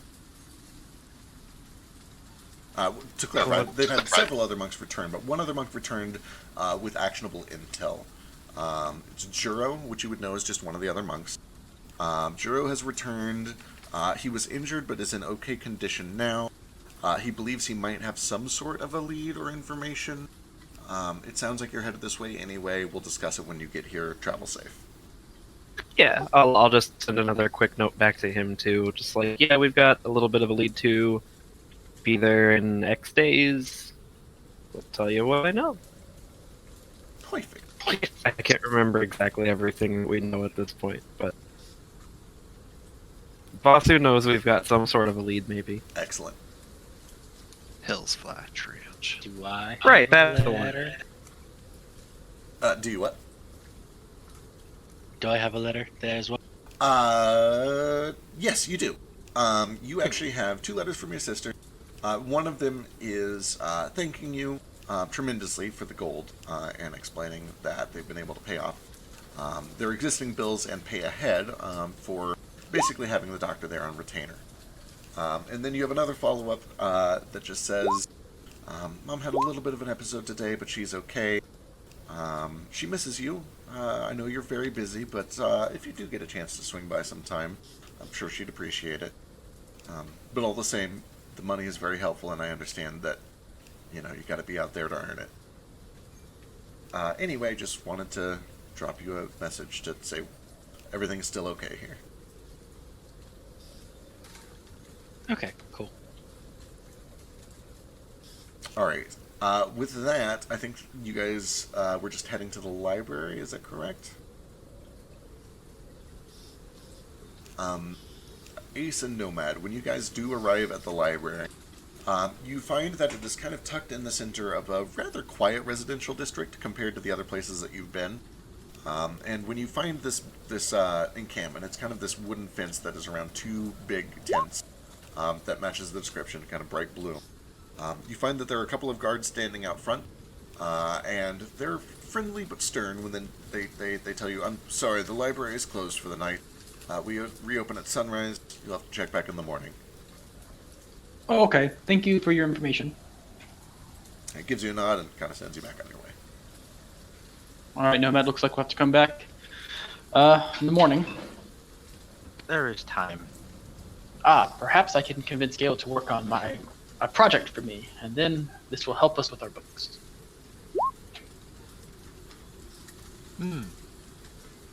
Gale works miracles. And if you helped him too, I would not be opposed to that. Of course I will. But let's head back and tell them what we found. We can give Nordo his little pencils. All right, you guys are all able to regroup, catch each other up on what you've been up to. At this point, it's probably about 8:30, 9 o'clock. It's dark. It's still rainy. The wind has picked up, but the rain has died down. There are more frequent flashes of lightning. It's kind of getting a little bit warmer. There is still vibrant music and the smell of food kind of drifting through the air. Things are getting a little bit quieter, but it's still a lively place even as night falls. And as you guys begin to settle in, what kind of place are you looking to stay at? I'm crashing on the ship. I actually am gonna go. If it's alright with y'all, I think I'll sleep over on that Turtle Town, maybe out on the beach or something. I know it's still storming pretty fierce, but I never did mind the rain, and it's kind of nice being around my own kind for a change. Of course. Sounds like a good idea. It sounds very offensive to all of us. I know that you hate us. No, Nice and rowdy. It ain't like that or nothing. Just, I'm just teasing. Real quick, Nordo, give me, what is your passive perception? It's 17, right? it is now 18, actually. 18. As you kind of motion over in that direction, you do notice that the beaches are totally empty now. Interesting. Oh, sorry, Moat's an idiot. It is Like okay for Moat to emptyism. occasionally have, like, sparks of brilliance. Can you ping for aberrations and see if they get closer to the beach at night or something? Sure. Also high tide, but yeah, let me check. Bing, bing. Ace, you take a moment to Bing, kind of bing. close your eyes and attune to nature. And where you spotted 4 or 5 aberrations before, you can now detect that there's probably about 25, 30 within the 2 to 3 mile range. But none are closer. 2 to 3, they're a little bit closer than they were before. So like 2 to 3 miles instead of 3 to 4 miles. So, Nothing. Kidding. I mean, Nordo lived on like a deserted island his entire life. Would I be aware that it's like a bad idea to sleep next to the water? It depends on how well guarded it is. You imagine it is definitely less safe to sleep on a beach than to be like in a house with a little bit of like protection. Most of the times, the things in the sea stay in the sea. They don't like to crawl onto the land, but every now and then they do, and it can be dangerous when that happens. I'll be careful. All right. Oh, hey, okay, this is probably a good time to give you these then, especially if you're gonna go sleep out on the beach alone. Now, like, I'm not saying you need, help or protection or nothing, but this will make it a little less dangerous for you. Oh, thanks, Pull Buzz. I'm gonna pull out this extra pair of bracers of defense that I bought. Thank you, Boss Diva. What do I owe you? Ah, nothing. Don't worry about it. Well, what you mean? These must have cost you quite a good bit. I got nothing better to spend it on. Besides, you saved my skin plenty of times. Can I really put a price on that? We're not gonna put a price on that. I don't want to keep tabs on that sort of shit. Numbers confuse me, man. Take them and shut up. All right then, when you put it that way. Thank you, Vasudeva. That's very kind. You're welcome. And these probably don't compare to it, but here are these healing potions you wanted and color pencils. And your money back. Getting all sorts of gifts today. Thank you, little Lord. Apologies, we could not find any spell that would help. Well, that's all right for a nomad. I wouldn't even know what to tell you to look for, so just whatever you find is good enough. Thank you for looking. I don't want to like inspire false hope or nothing, but there are plenty of people recognizing my ma that are like real good at tracking down information and finding stuff and like digging their beaks real deep in books. So like if anyone's gonna have spells or like know somebody that has spells to, like find shit, it's probably them. I'm sure they'd be happy to help when we get there. Actually, Sounds great. Boss, you've given me an idea. Actually, Oh jeez, that's never good. I'll probably need Flick's help though. Oh, that's never good. What? And then I say something along the lines of, "You want to go hunt for cabbages," which translates to like, we should ask people around for information. And thieves can't. I was really kind of excited that we were actually gonna do something with cabbage, and I'm like, what the Buy fuck is the plan? cabbages! And then you're like, oh, thieves can't, and I'm like, oh, okay. Speaking of which, actually, and I've never seen the Avatar: The Last Airbender movie. Do they even have the cabbage guy in it? No, and don't waste your time. I'm never going to waste my time, but like now that I know the cabbage guy's not in there, it's a complete waste of time. It is. It's horrible. It's unwatchable trash. Yeah. They call them Ong. Yeah. In Soka, Yeah. right? Like the Yeah. entire time. Ugh. It's rough. It's like they never even watched Did the you damn watch cartoon. the source material? Thanks, M. Night Shyamalan. Anyways, perhaps Flick and I can do some sniffing around. Okay. I forget that as a thief that you can talk to crime syndicates. Yeah, you would definitely notice, even just passively, because you have Thieves' Cant and Flick as well, I believe. The place definitely has a healthy underground market. There is a pretty strong drug trade here, some of which is just right out in the open, but then some of the stronger stuff is definitely dealt with underground. You see signs pointing to a handful of small guilds throughout the city. You find signs indicating that there is a secret black market that is kind of tucked away under this mountain up here. Or at least where the signs seem to point that way. Pretty standard, maybe a little bit. Information broker signs. So if you want to head out with Flick and start looking specifically for an information broker, two of y'all can give me investigation checks. Okay, Hell your yeah. ear to the ground would probably let me find connections for this kind of thing. Oh, right. Yeah, if you have a background feature, shoot that shit at me. Would my mercenary background feature help at all? To some degree, a little bit, yeah. Your mercenary feature would definitely let you find somebody that was above ground, that was not criminal. Right. So they'd be able to tell you sort of any information that like the local guard would know or the local mercenary organizations would know. And depending on what information you're looking for, that might be a thing. I'm not sure what you guys are looking for just yet. Cabbages. Yeah, what kind of cabbages are you looking for? Do you want the red cabbages? I mean, those are my favorite, but Is that Ace tries to translate your code, even though you're being very literal and is extremely confused. I don't really need red cabbages. what kind of information are you looking for? Oh, dingus. I was going to see if they had any information on the Lion Company, see if we can find information about Nordo's sister. The whole Alright. Stormhand thing.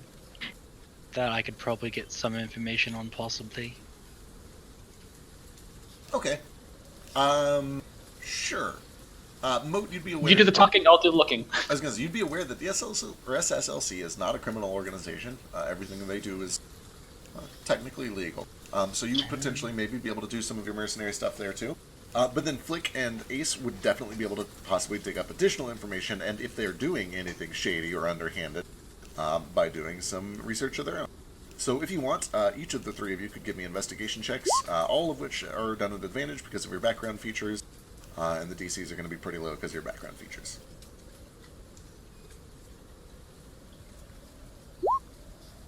I Oh rolled. my god. I already rolled once, so I'll just roll again then. Sure. Yeah. So you got an 18. Oh, for moat. Classic mode. Mode is the best. Mode. You would know that just doing a little bit of talking around to the other captains and some of the mercenary groups here. The SSLC doesn't really get up this way too terribly often. It's kind of far from Willingquet. The people here are allied with Eisenmar, so they're kind of off limits. They can't really come up here to gather stock, as they would put it. And the people here also aren't terribly interested in buying stock. So it's kind of, this place is a little bit dead for the SSLC. They do occasionally bring an airship by just to like restock and supply when they're doing missions kind of along the eastern side of Ajabiata, but that's pretty rare. Likewise, when you start looking underground, Flick and Ace, you're able to follow a handful of cant leads over to the one of the larger guilds. They do have a black market where they do some basic exchanging. They also sell tools of the trade. And they do mention that there is a very small kind of underground slave trade here, but it's typically done outside of the SSLC. Most of the time it is prisoners of war that have been captured from the front lines down to the south that have just kind of bargained for their lives in exchange for servitude. Not a strong SSLC presence here.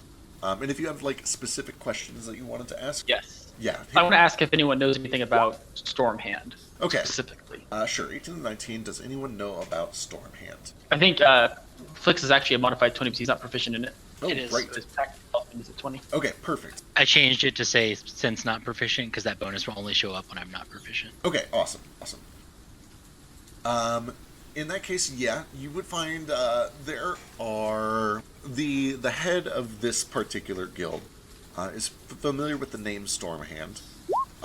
They know that it is a recently popular captain for the SSLC fleet that has kind of risen through the ranks.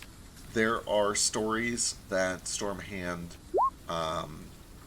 has been possibly blessed with some sort of elemental power, that he started as a slave and worked his way up through the organization until he was running his own ship and then running multiple ships, all of which kind of happened very quickly. It's kind of like a... I don't know, it's a fairly recent story. They don't really know a whole lot about it. But there is a big story that came out a few months ago about how this Stormhand fella summoned a rather powerful storm to save a fleet from attack by several monsters. And it was kind of lauded as this like miraculous survival story back on the mainland of Willingquet, of how Stormhand saved this crew and hundreds of lives by summoning this storm to defeat some monsters. What about... I'm going to make an insight check. Sure. Just to find out if the information you're getting is useful. Yeah, useful, accurate. How much of it just seems like tall tales type of thing? Sure. I think the lowest I can roll is a 17. Yeah, it's as true as far as they know. It's all secondhand or maybe even third hand. But that's the story. It's a popular captain with the SSLC that was recently the talk of the town because of the way that they saved a fleet of New Society Sable ships from a monster attack by creating a storm. Do you know the name of their ship? No, he does not know the name of the ship. And just to clarify, overhearing this, did this person refer to Stormhand as a he or a she? This person did refer to him as a he. Okay. You coming with us, Nordo? No, that was me meta asking. Oh, okay, yeah. They kept saying he. So, okay. They can't tell genders apart of turtles. It's true. Or maybe they just she just dresses up as a man, so it's safer. Do girl turtles have more like pronounced Boobs? eyelashes? Yeah, it's like I think it's come up before. it's like all other I races. guess they just all wear little red ribbons on their head. Yeah, So you can tell them apart. they all have pink ribbons, longer eyelashes, and smaller noses. No, And giant forget the things and lipstick. lipstick. Boob shells. no, They all paint their little turtle nub claws purple and pink and whatnot. exactly. But no, turtles do have a Shell small... boobs is a horrible. Right. What a horrible term. I hate everything about that. There is some degree of dimorphism, but it is not very similar to mammals. It would be hard for a lot of other species to recognize the difference. The exception there might be Gale, who can probably tell that there are some just changes in the jaw, probably a little bit around the shoulders Maybe and Ace. neck. Maybe Ace. My specialty is humanoids. That's true. What is your passive medicine? Passive medicine. Oh no. 13. So that'd be an 18 because it's humanoid. Yeah, you 13. You would Oh, probably okay. you probably at least have the head knowledge of how to tell them apart. Even you'd have to like kind of put it into practice, but yeah, you might be able to tell the difference too. I still don't know if everyone in the party is male or female. So Am I woke enough to know the difference between turtle boys and turtle girls? There is a turtle population in Eisenmar. Hold on, give me a medicine check.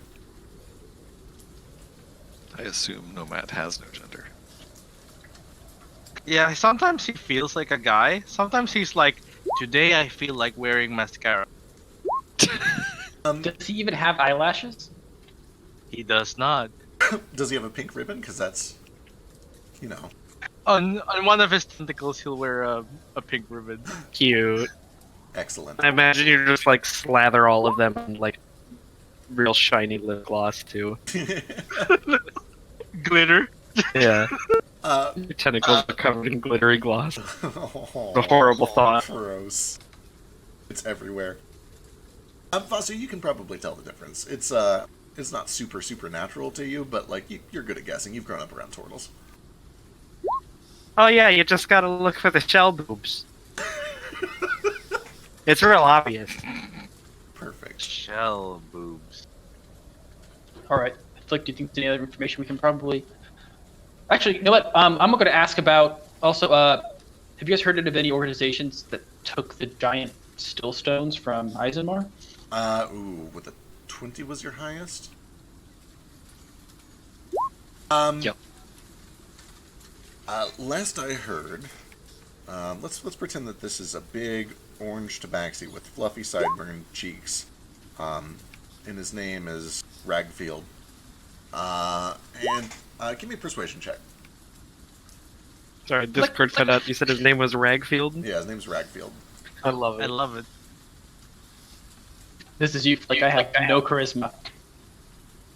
Curious, what am I what doing? day of the week is it right now? Thursday, I think. Yeah, Thursday. So he probably looks pretty happy. Yeah, he just doesn't like, Mondays. Right. Yeah. He likes Mondays. What am I rolling for Ragfield here? Persuasion. Unless you want to try to bribe him for information. You're getting to the point where he has information and he knows it's valuable, so you're either going to have to sweet talk it out of him or offer him something. I believe we'll me. do sweet talking first, and if that doesn't work, then the money can come out. Sure. There we go. Yeah, 24. You guys are getting along pretty well. Yeah, I've heard something about that. There was somebody here in town not too long ago, a few days ago, was asking questions about the same thing. I don't know whatever ended up happening to him, but he was at least asking about it. Eric Coker fellow. Short. Owl-like, kind of brown. A little nosy, honestly. Bit annoying, but he was on a mission, it seemed. Anyway, he said he was from up north in Eisenmar. I didn't really follow it too closely, it just piqued my interest. Right, okay. Thank you.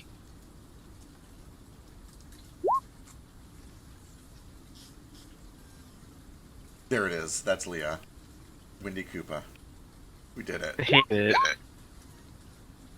Massive ass lips, bow, bangles. I can't spell. Nope. High heels. No, that is definitely not Leah. Fuck everything about that. So you can get the sense that there was somebody else that came through asking very similar questions, but he doesn't know the answers. Gotcha. Thank you for your time. Of course. Unless you have any more questions, Flick. No, I'm good. This is mostly for you. Wonderful. Stay safe out there. Right. You haven't Have, happened. like, Actually, gator you haven't. lasagna? You haven't happened to heard of a Isle of Knolls named the Godshell, have you? The God Shell. What was your persuasion was 24? Yeah, I've heard of the God Shell. Some gnolls or something like that. They run slaves back and forth to there. I don't know who's buying slaves all the way down in the southeast. I think they might just be taking it back to play with them. Do you happen to know where the island is located? No, I've heard it's down to the southeast, way past the jungles somewhere, but I don't really get out that far. Seas are dangerous, you know? Thank you. You've been very helpful. And then I'm gonna give him 10 gold.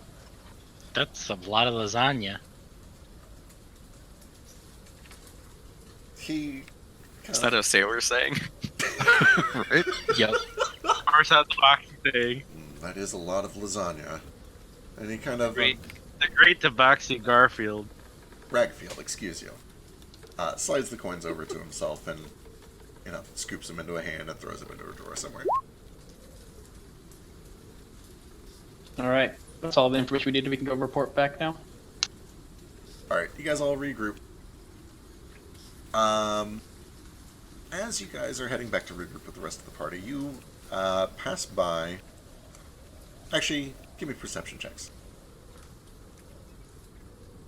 Everyone? Just the two of them that are coming back from the Thieves Guild. Oh, gotcha.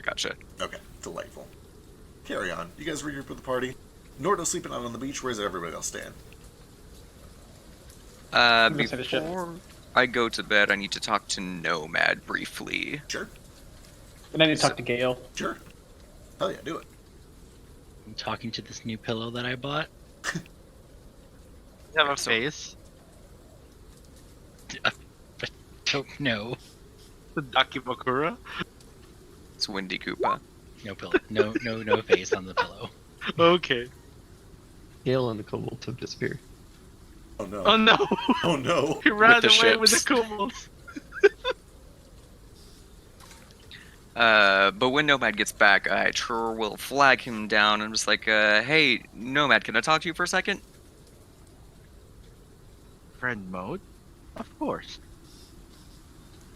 Yeah, so, listen, that thing you do for Nordo where you send a message to his sister Leah, do you think you could send a message for me to someone? I could certainly try. You have your name? This is like a DM question. I know we talked about it at the end of the last session. Like, who would I send, like, an oh fuck, I fucked everything up message to at the order? Right. You would know that your contact for that would be probably Thistle, but let me go double check. Thistle is my monastery. Oh, right. Unless there's something I don't know. No, other way He goes around. by a code. He goes by a code name, and anybody only knows him as Fruit Pound. Rinner. Not Thistle. Thistle is Rinner. Nordo. Rinner, that makes sense, Rinner is okay. Moat, right. And then, okay. So how... I have a name. What else do you need? I need to be a little more familiar with him, but the most basic connection can be formed with a picture and perhaps your description. If you let me into your mind so I can meet him a little, this will help. Yeah, go for it. Yeah, this will form the most basic connection. Mind you, he might not get all the words. That's okay. I pretty much just need to send the same word a lot of times. Okay, that should be fine. Right. And he puts his face kind of close to Moat's. And he's like, "Please open your mind." I do what I can to open my mind. It's not as bad as it sounds, I promise. I was really afraid that was gonna go. Please open your mouth and. There's still time. With the detect dots, that is plenty more than enough to get a decent level of familiarity with this person. Describe him. Come on, Beck. Yeah, Describe him to us. tell me about Renner. Okay, so I guess we'll do this. You kind of see almost like a montage style of Moat as a little kid in a forge, and it's just kind of this older gentleman who stops in and he's telling Moat and his sisters stories about all these far off places he goes, and you can see that he's got similar iconography and a tabard that kind of matches the one that Moat's wearing, and it's just kind of like a montage of him coming in and out and sharing his experiences for a couple years as Moat kind of grows up and, comes into his own. That's really all I got. I'm unprepared to describe Ritter. He's a human, like I said, a little bit on the older side.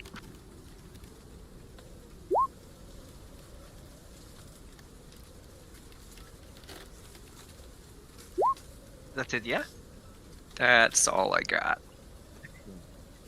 At the end of this, Nomad is like, what a respectable man. Let me try and send him. Okay, what is your message? I didn't actually pick a code word. Do they assign them or do we make them up ourselves? They would assign them, but you can make it up out of character, whatever you want them to be. Well, fuck, I didn't have time to think about this at It's all. literally fuck, shit, fuck in one I'm word. thinking about it. It's lasagna. We'll just say it's Solimar for now. Okay. So, yeah, for now, Solimar, we can make something Until I have neat. much more time to think about it. Yeah. Yeah, so I just send him the word Solimar repeatedly. Alright, you send the word Solimar repeatedly. No matter what you roll, some of it is going to get through, and Yeah. There is a long, drawn-out period of time before you get a response.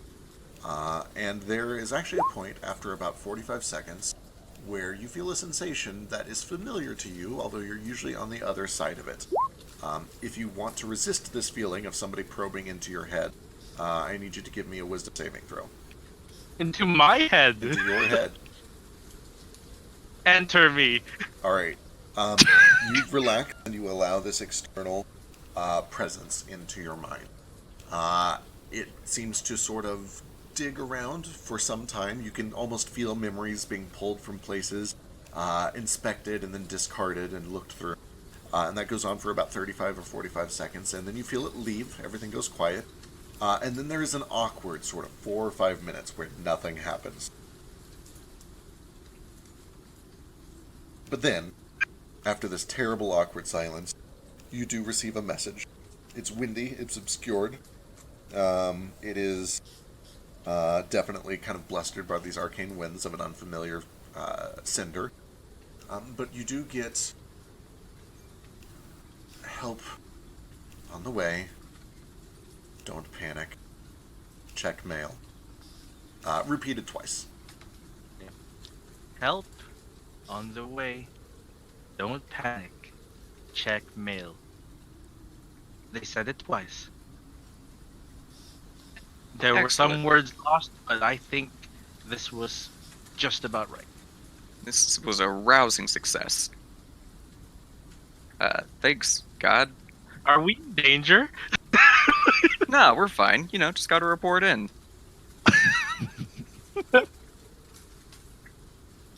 Excellent. Reporting it's very important. It is, shifted balance. That's what we deal with. I'm going to go lie down and recover some mana. Just in case we're attacked tomorrow. Alright. We're going to sort out where Is you're laying down Gale in a second. actually missing? But yeah, what is Gale's actual status here? He's taken all of the kobolds to somewhere private Okay. where they can be alone. Alright, are you talking like... Oh, they're breeding. No,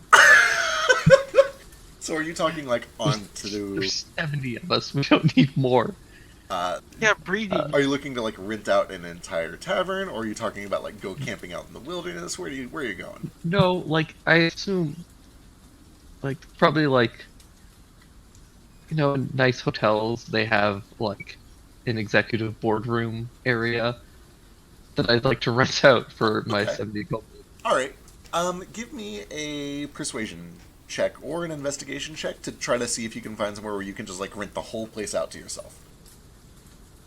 I only need it for like an hour or two. Okay. Okay. You do find that there is a, it looks almost like a resort. It's kind of just a tavern, but it is split up into multiple buildings that are all dotted along the beach. And it appears to be kind of lightly trafficked. And when you step into the front office of this place, they explain that with the storm, because they're kind of an open-air place, a lot of people prefer to take refuge somewhere that's a little more protected from the elements. But he does take you back to this complex that is...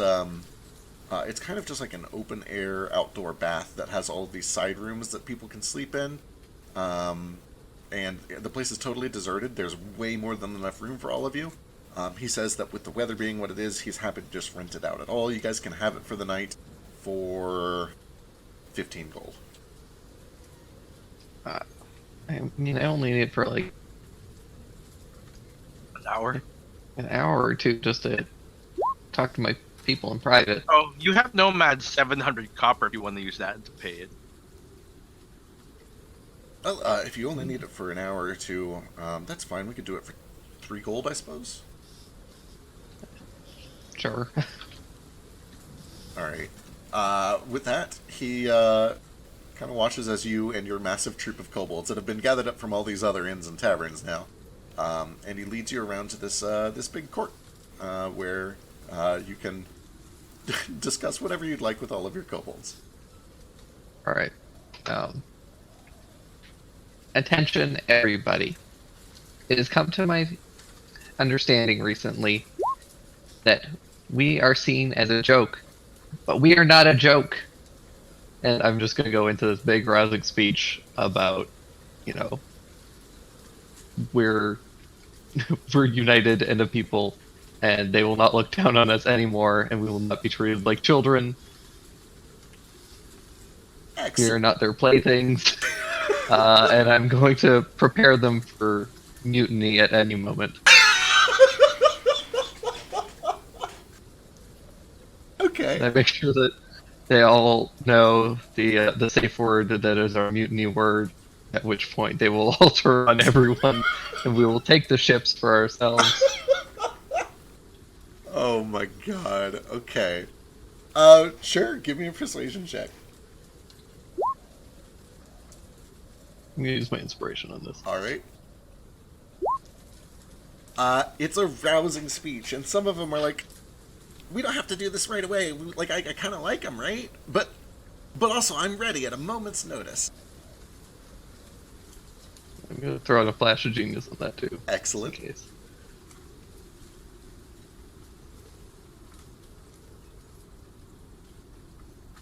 This is a really pretty map. It is. What is this map? Looks like a game. Is this Quidditch? There's Quidditch up north, and then there's a bathhouse inside. What is this? Is that a bathhouse? Yeah, it's Yeah, like, it looks like water. it's like open air. They've got like this big open air bath, and then there's all these rooms to the sides that are curtained off. And it's just like a big open air thing. Yeah. Well, you know, after my rousing speech, I'll go hang out in the pool. Hit me with that flash of genius. Oh, if I could get a guidance of myself as well, that bumps it to a 32. Oh, sick. Okay. Excellent. Yeah, it's plus 5. Yeah, everyone is completely on board for this. They're real excited. And we're not a joke. We're people just like they are. We're not children. They're happily willing to kind of follow your lead on this one. Just because we like prizes doesn't mean we will be manipulated by them. There's nothing shameful about meritocracy. Also, prizes are great. Fuck them.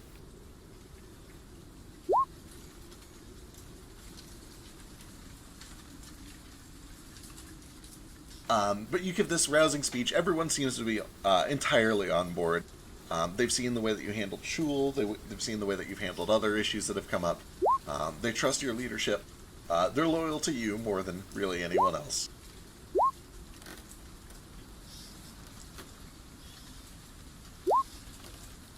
Ace, when you get back, you do find that Gale is missing.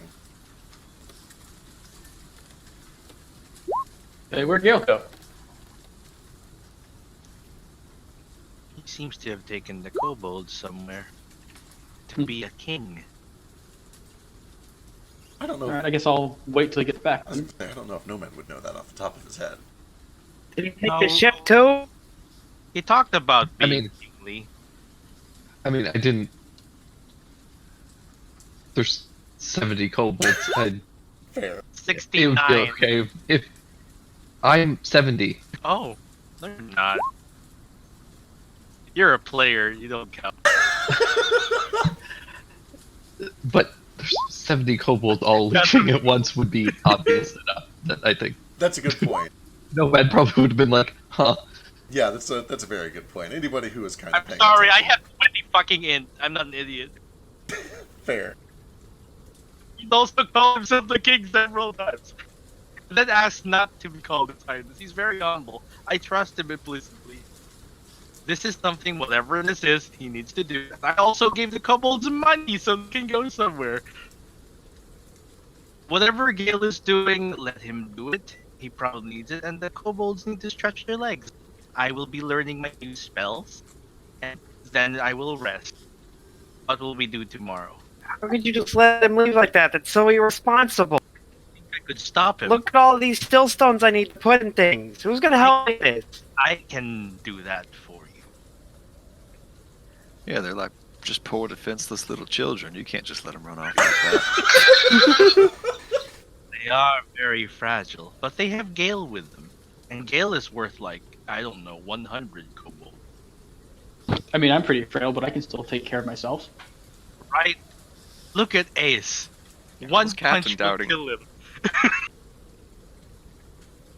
Someone have like some treats we can bring them back with. Just call the names real loud. Like missing pet. Come on, guys. I won't have mutiny in my fleet. You know, if we just shake a can of copper, they probably won't be able to really even tell the difference. Gale really likes donut nuts and money. Come on, guys. We've really bonded with these kobolds recently. You know, maybe lay off. I'm taking a liking to them. They're allowed shore leave. Also, finally we have the ship to ourselves for a little while. Is this a good thing, right? No, it's not bad at all. I forgot what this floor looked like. No, it works out kind of nice anyway. I can set up my little cooking room surprise for when they get Yeah. back. And by all means, what do you need, Vasu? Oh, I was just hoping to make this cloak even cooler. I am no master of cool. Ah, you're pretty cool. You're Oh, like at then least I the am- sixth. Oh, well, that's above average. Let's do this. Yeah. So yeah, what I'm mostly trying to do is to make this not a two. Having 2 charges out on a long rest is probably totally fine, but for now, I can make no promises. yeah. Right. This is mostly asking Feck how high we'd have to roll for this sort of thing. You'd probably be looking for a 30 plus to make it non-attunement here. Ooh. 30 plus. Yeah. Well, if someone could help, that would help. I can't really help much with this sort of thing. Unless you'd let me use Jeweler's Kit to help. Nah, this would be like Taylor's kid, if anything. Yeah. Ooh, Taylor's kid. Nah, we can just wait until Gale's back. That way I can make I can ask Bobrik on it.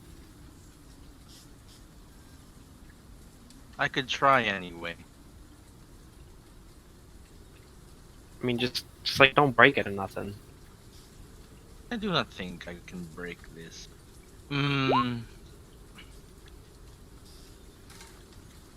I'll try my hand at it. We can always try again later. I will give it 2 attempts, and then I'm going to work on my spells. Okay. So yeah. okay. ahead. While you're rolling that, Gale, real quick, give me an investigation check, just for shits and gigs.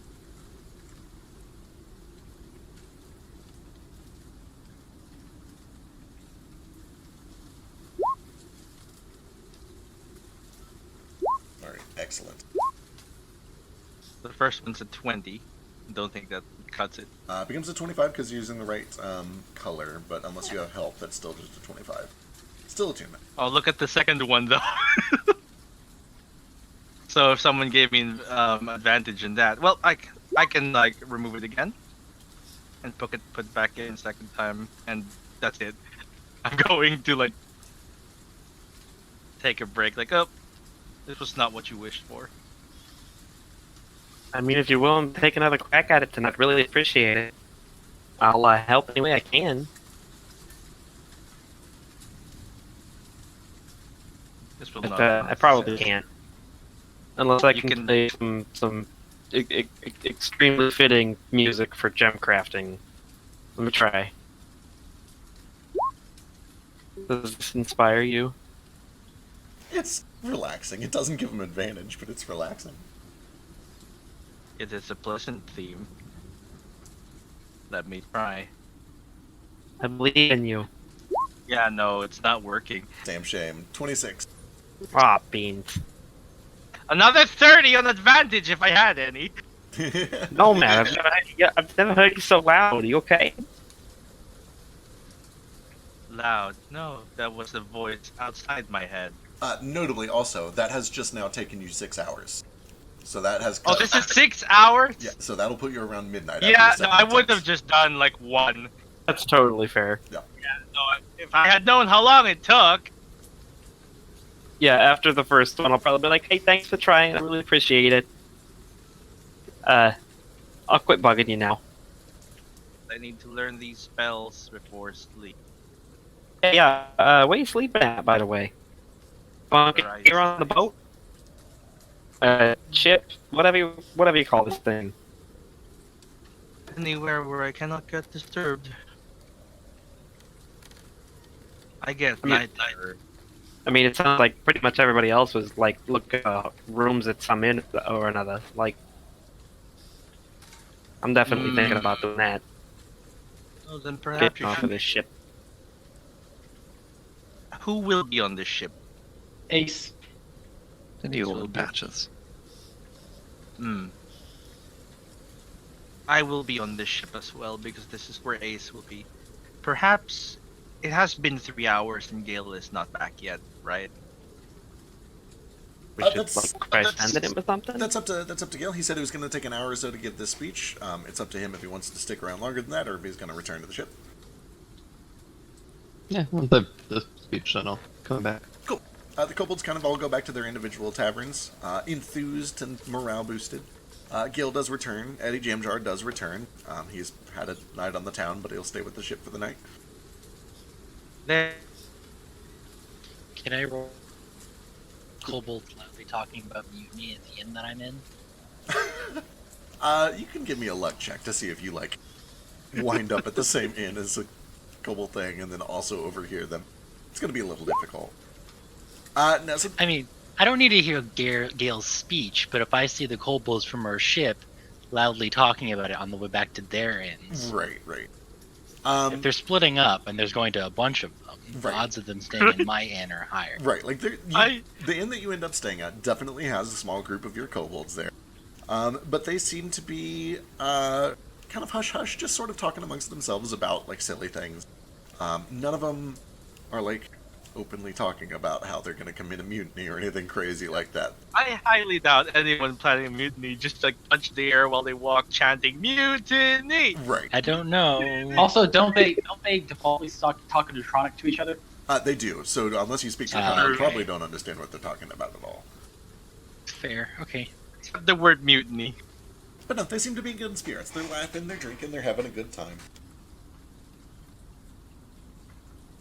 Yeah, Gale is back, Vasu, if ever you need to say I wanted something. to talk to him. I wanted him to craft something for me. I mean, it's pretty late. I'll bug him tomorrow. We will try some on the way tomorrow. Alright, Ace? I gotta get my meditating done too. Actually, does Gale come back to the ship, or is he staying in a hotel? If he's going to the ship, I won't see him. Sounds like he was coming. I'd probably, yeah, I'd probably crash on the ship. All right, when you get back, like, hey, if you have time, I was wondering if you could do me a favor. maybe. It's crafting, and I got these stillstones I wanted to put into my magnifying glass to boost it. I'd obviously pay you for your time. I realize your time is pretty valuable. Sure.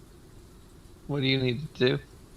I want it to make me better at finding things, and I explained to you I wanted to give me advantage on investigation and to be able to see invisible things. Seeing invisible things is kind of tough, but I can give it a shot. Yeah. How would 10 gold be enough or more? I don't know what you charge hourly. I normally charge 100 gold an hour, but for a friend, 10 is wonderful. Would that be 10 an hour, or would that be just 10 total? An hour. How long will it take you to craft it? 4 hours. Depends on the number of stones, right? Yep, 4 hours. 4 hours. That seems reasonable. Yeah. I hand you over 4 platinum. Thank you, Gail. My pleasure. You're really invaluable. All right.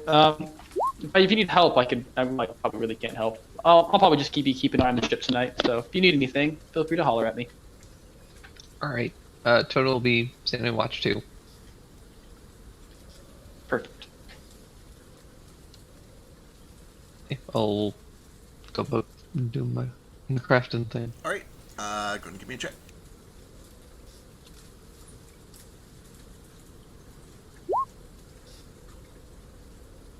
What is with their rolls today, Gil? Do you want my inspiration? I will give it to you for this. Do you want me to use inspiration? Yes. Okay. Oh. Okay. Still 25 though. Yeah, still a 25 because the right colors were used. The item behaves as expected. You've got a magnifying glass that it was all 4 stones, right? Yeah, it was all 4 stones. It allows you to see invisible items through it. It does require attunement, and it gives you advantage on investigation checks that involve looking at things. Perfect. All done. Here you go. Ah, thank you. It is amazing.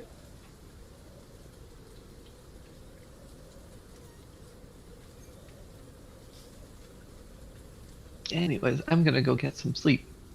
Alrighty. Good night, Gail. See you in the morning. All right. Let's see. Anybody else doing anything crazy before bed? Or are you guys tucking in? How do you... Sorry. Does Sparkener happen to be at this medium seedy nightclub I try to find? Give me a luck check to see if you end up with the same one.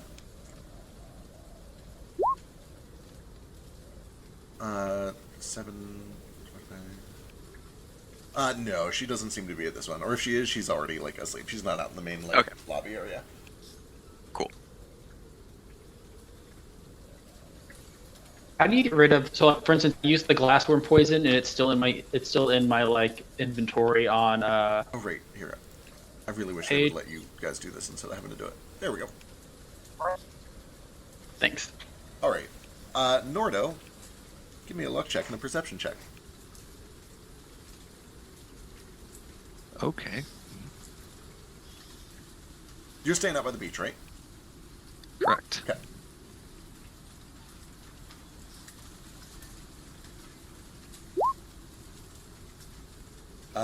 You set up a little bit of a shelter or a camp and probably a small fire just to keep you warm at least until you fall asleep. And as you do, the wind kind of picks up. The storm pelts the leather of your tent. It's comforting. It reminds you of home. And as you are starting to drift off, you notice that there's this faint light. Probably around midnight, 1 in the morning when it starts to pick up. This just faint greenish glow, faint neon, by the shore, and for probably 15 or 20 feet off of the shores. These little dots that move like goldfish or tadpoles or something along the coast. And it just gives this soft green glow to everything along the coast. the fishing boats on the docks. Give me a nature check. Does it sound if I've ever seen anything like that before? You've never seen it, but you've heard of it. You've heard that there are places where the plant life on the coasts glows at night, especially when it's storming. It seems to react especially to stormy weather. And it's a sight. It's a sight to behold. It's almost like the Northern Lights, except it's at the coast of the ocean. Just kind of dotting the whole thing, adding this warm, eerie, but comforting glow to everything.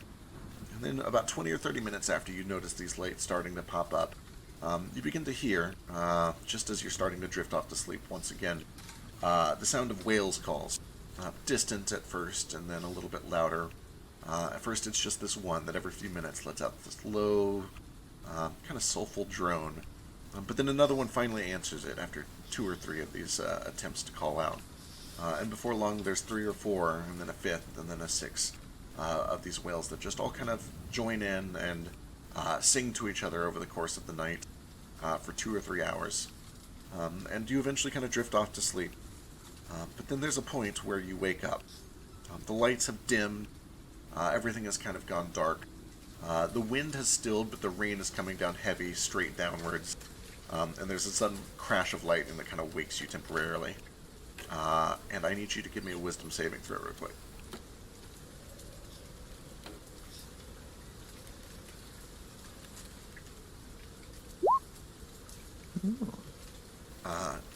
You awaken at first feeling like maybe you're in a dream. It feels surreal to you when you're suddenly shaken. But when you look out towards the ocean, kind of out of your camp, you're greeted by this enormous hulking shape. At first, all you see are teeth, baleen filtering teeth. This big, kind of crooked smile, like you're staring down the front of a large whale. But then you can see that it has these 4 stumpy legs that have carried it up the beach, and it's slowly crawling like an alligator. Not directly towards you, but in roughly your direction, kind of past your tent. And it seems to momentarily lock eyes with you in this single yellow eye. And when it does, you feel your whole body start to lock up momentarily. And then you fight, and you're able to sort of stand up. You fight off this shaken feeling. And this thing continues to watch you as it just sort of crawls, stopping its way up the beach, past you, up towards the streets. Okay, is it just one of it? It seems to just be this one creature, very large like a whale, 4 stumpy legs, and as it passes you can see that there are several almost squid-like tentacles that curl down the back of it towards where the tail would be. And they're almost imperceptible until it kind of fans them all out to help pull itself up over a rocky ledge and up onto a street. Have I ever seen anything like this before? Or do I know what it is? It looks very much like a whale, but clearly mutated. Whales don't normally have legs or tentacles. You're not familiar with this. You've never seen anything like this before. Okay, I just start, like, shouting that there's danger. Probably shouting it in Aquan, since that's turtle talk. And then draw my weapon and start, like, charging towards it. Ari?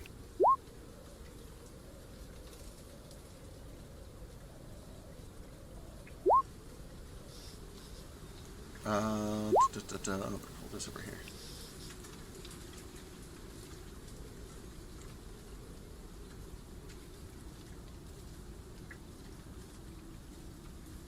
It actually... Yeah, I'll wait for a second.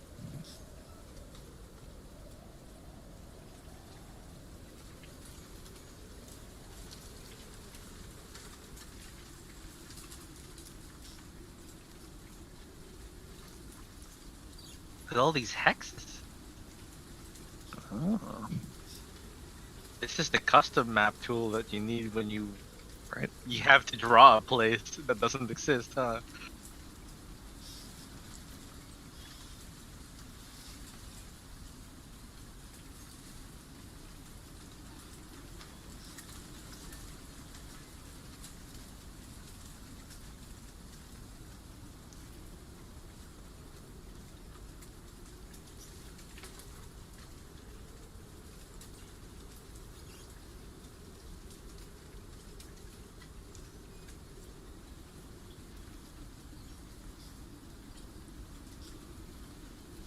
All right, so you probably got your camp set up either on the beach or up on the ledge. It's kind of up to you. Would have been on the beach. Perfect. And this creature.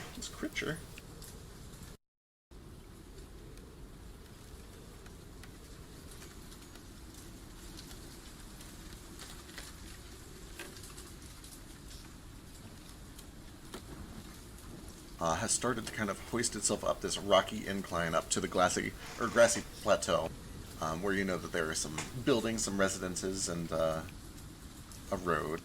And I guess let's just jump straight into this.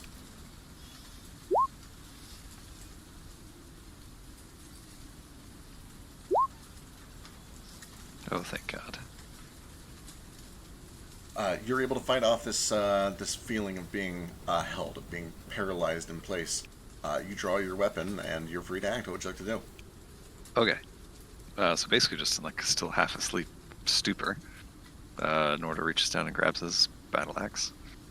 And just flies into a instinctive rage. The tattoos kind of start to move and shift and dance a little bit. I'm going to step up to about here. And then Nordo lets out this like big, deep, bellowing battle cry. And when he does, it like is superimposed by an insanely loud bear roar, like an impossibly loud bear's roar. And his tattoos all start to glow a little bit, and his eyes glow crimson. And this spectral image of a very large bear sort of superimposes itself over his person, sort of mawing and scratching. And I will use...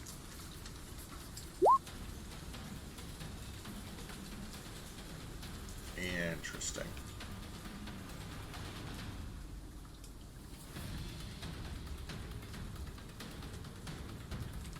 That's hot. Oh, why is it not going? You can do it, Roll 20, I believe in you. Sorry, You it's can do it. saying it's unable to connect to Roll 20.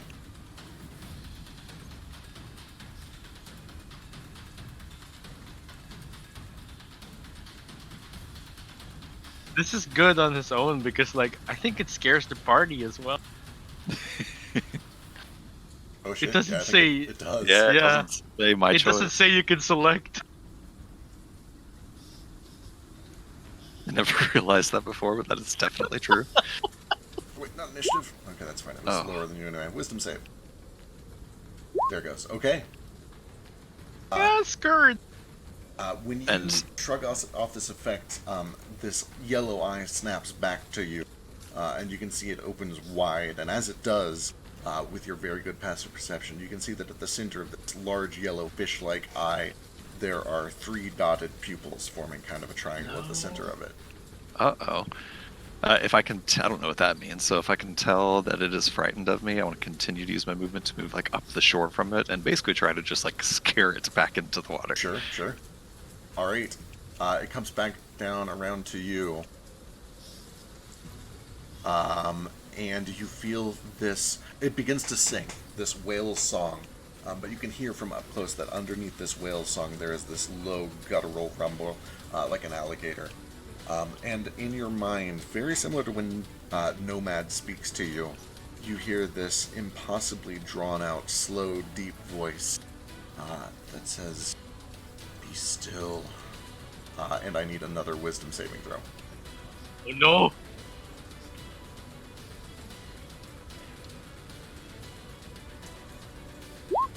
I'll use my inspiration. All right.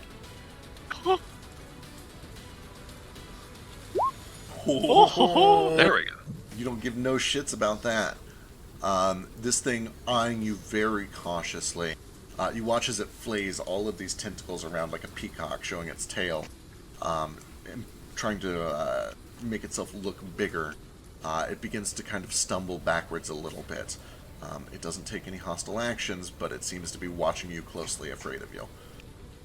Does it get any repeated saves on that? It it's does until the not end of until your the end of next my turn. turn. All right. Next round. You're up first again. Outstanding. I don't know if I can respond to it telepathically, but I don't attempt to. I just shout out in common. Well, actually, could I tell if it was communicating to me telepathically? It felt very, very similar. You can give me an Arcana check to try to suss out more details, but it felt very much like when Nomad speaks to you. I mostly just want to know if I can respond telepathically or not. First instinct says yes, but you can give me an Arcana. Yeah, I mean, every time Nomad has done it to you, you've been able to respond, so probably. Yeah. Sure, I will just instinctively try to respond to it telepathically, and probably also shout it in common at the same time. Just think it and say it at the same time as one does. And just say, I don't know what the fuck you are, but you don't belong here. Get out! And I will just step up closer right to it. I will use my action to do the exact same thing. The big bear specter over me just roars, and he needs to make the same save. Oh my god. Fails it again, and then I will use my bonus action and spend a key point on. Let's do patient defense. Alright. And actually, I lose my rage because I didn't Yeah. attack. If it's afraid of you, it has like Disadvantage Disadvantage, attacking me. yeah, the patient defense wouldn't do anything. Oh, that's a good point. So I won't waste my key point on that. What else can I do with a key point? Shit, I don't know. Hold on to it, I guess. I guess I can just save it. Feels like I should use my bonus action for something, but you know, Right? I don't really have any bonus action options I here. So yeah, always feel like that. yeah, I guess I will just I'll just use my action to do that and stand there and just keep trying to shoo it away, basically. Alright, Intimidate it away. as you approach this thing like a rattlesnake, you feel this thing intruding your mind once more, but this time instead of word, your vision begins to cloud and mist at the edges until it's replaced by this entirely new vision, overlaid on top of yours, almost causing you to go blind. And it's just this vision of a rolling storm cloud seen from underneath. Flashes of lightning, and in one of the flashes of lightning, you see this tiger-like face made entirely of electricity that snarls and roars. The vision lasts for only just a brief flash, a couple of seconds, but as soon as it fades away, you see that there is a tentacle that is trying to sweep around and catch you off guard. Disadvantage because of fear. 13? Misses. Alright, one more lashes towards your leg. 16? Misses. Alright, and this thing just continues to step back, this time a little bit back towards the shore. Next round, you go first again. Alright. Yeah, just wordlessly doing literally the exact same thing. Just pressing. I'm going to stay out of the reach of its tentacles if I can. Sure. Action to do another hour of reaping. Alright. Over the next 30 or 40 seconds, you kind of keep up this careful dance of shooing this thing off. It continues to fill your mind with these pictures of a raging storm, these creatures lurking in the clouds, made of lightning and ice and water and wind. Each time it lashes towards you, you're expecting it, you're ready for it, it's distracted, and it seems frightened of you. And eventually, after about 45 seconds or so, with a very soft and sort of defeated, long drawn-out whale call, this thing slinks back into the ocean and sinks back under the waves. For what it's worth, after about the first 5 or 10 seconds of that, I get out my hotel lobby concierge bell and start just ringing it. Excellent. About a minute or two after all of this goes down, you're watching out towards the ocean, making sure that this thing doesn't return. You do hear the sound of heavy footsteps and jingling chainmail, as a couple of tabaxi guards wielding torches come running in your direction. One of them calls out, "You there? Are you okay?" Yeah, I'm just fine. There was some sort of beast. I don't know if it was a beast, a monster, a big whale on legs with tentacles up out the back of it. It's talking to me in my head. And the two of them kind of look at each other and back to you. "You sleeping out here?" I was getting the impression that ain't too good of an idea. Well, you know the seas aren't safe. I can't tell you what you do, but there's a reason most people sleep indoors these days. You ever see whatever that thing was? Looked like it was headed right up towards town. You ever see anything like that around here? It's a strange. Big whale, you said? That's what it looked like. Big old whale with 4 little stubby legs and tentacles coming out its back. We get critters all the time, but it's usually just, big crabs sometimes. They don't like to come up onto the shore usually. Every now and then we'll spot something on the beaches like this, but they usually don't bother coming up to us. Never heard of a Y'all big whale, just- though. Y'all just stay on guard tonight. That it for sure looked like it was coming right up towards you. It tried to walk right on past me, but managed to scare it off a little bit. Yeah. And we'll stay vigilant. All right, then. I'll just gather my things and survey the ocean one more time to see if I see it or any more other creatures that are like waiting for me to leave. Sure, give me a perception check.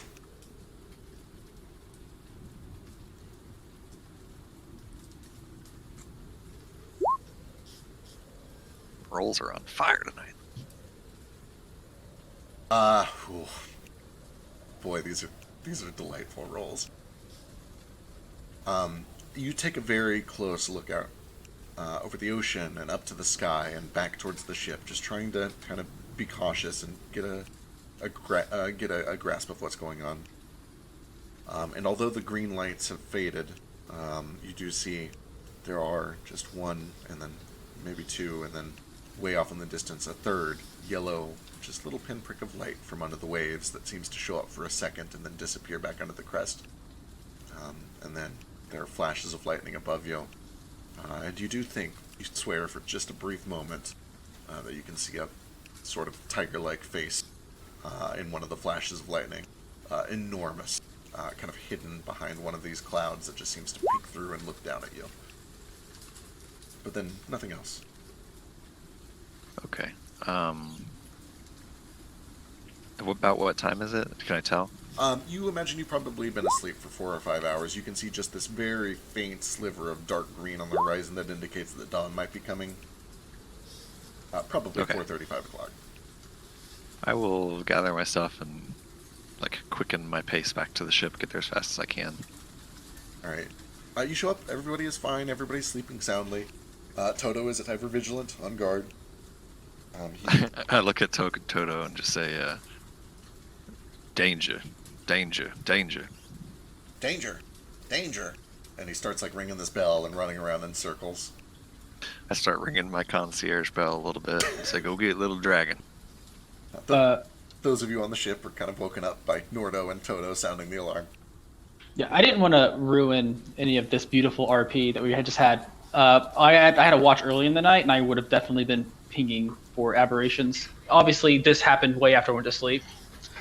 Would I have sensed any of these aberrations moving? Yeah. Or I don't even know if this is an aberration. So on your first watch, if you ping every few minutes, you definitely would have noticed that it gets up to probably 40 or 50 just different aberrations, some in groups, some alone. Most kind of wait maybe a mile or two off the coast. They seem to get a little closer at night, and then they sort of start to recede. You would be asleep for the part where they start to recede. Oh, You definitely don't notice like this thing coming onto the beach or anything really coming onto the beach.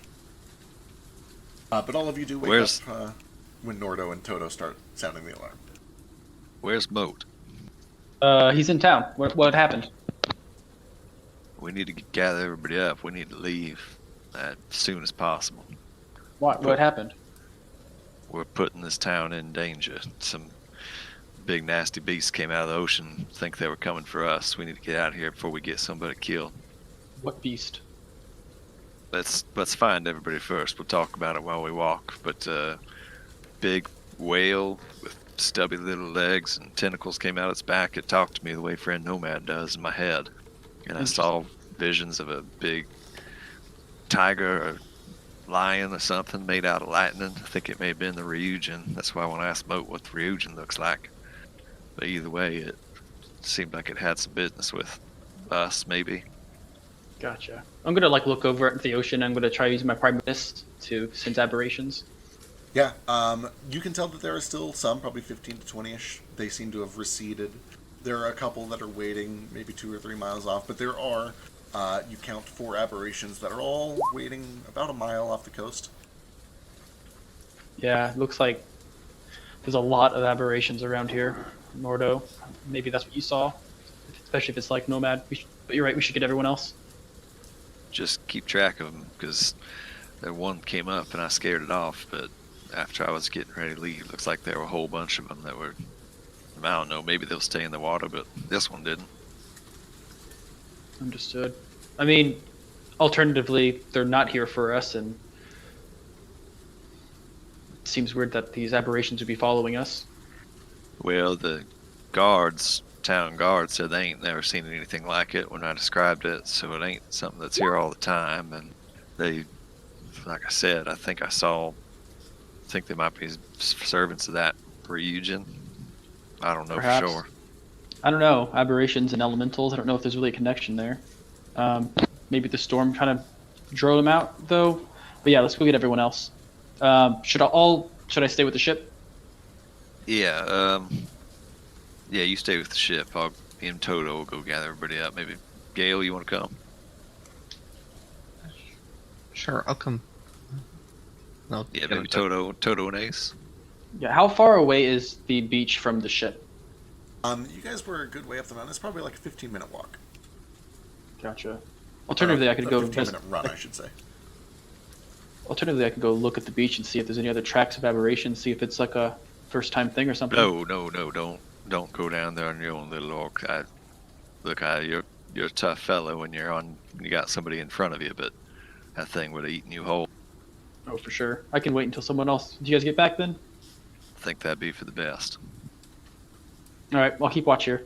And I'll just watch over the ocean and kind of ping every so often to kind of watch their movement. Yeah, you guys, over the course of a little bit of time, are able to kind of round everyone up. At this point, you've all gotten a short rest. You're woken up a little earlier than normal, but you do all get your rest. Wake up on Friday morning. A little earlier than expected.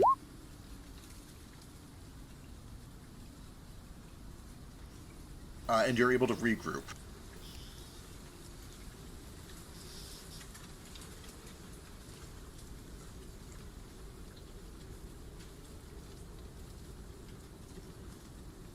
What's so I just relay everything that happened. What's the Ryujin look like? Well, we don't really talk about their forms a lot. They're more just like abstract concepts. The Ryujin when inscribed on it was like a water snake, but I guess a lightning tiger could definitely fit the motif. Give me a history check. But I also. Also, I need to know the exact description you give Flick so I can make that connection about the eye or not. Because you did mention it earlier, and if you don't mention it, Flick won't know. Moat can give me history, Vasu can give me history, and Nomad can always give me history. It's a bit of a crapshoot with Nomad.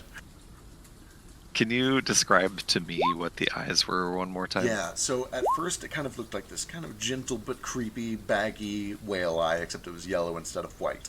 But then when it became frightened of you, it opened wide, and you watched as the pupils dilated. Instead of being a single pupil at the center of it, it's like three of them connected together, kind of like a goat's eye is two, but this one is three-way. So it's like almost a triangle shape made of these three little dots that are all connected at the center. Okay. Nordo had a lot of adrenaline, and he has a good memory and good perception anyway. So, trying to recall every detail of this creature, he would mention exactly what you just heard. All right. Well, I forget if I told you this earlier, but I was trying to scry on 3Ms to see where he might be at. Connected for a very brief moment, but all I saw was this giant yellow eye with three pupils all merged together, like you just said. Yeah, that sounds exactly like what I saw. It was only when it got real scared that it happened, but its eye kind of flashed like that. Well, yeah, they might be after us after all. Or... sounds like either Ryujin's after us or something's connected to us in some way. Either way, I feel like we're about to bring all kinds of fresh hell down on this town if we don't get out of here quick as we can. Fresh hell is a wonderful expression.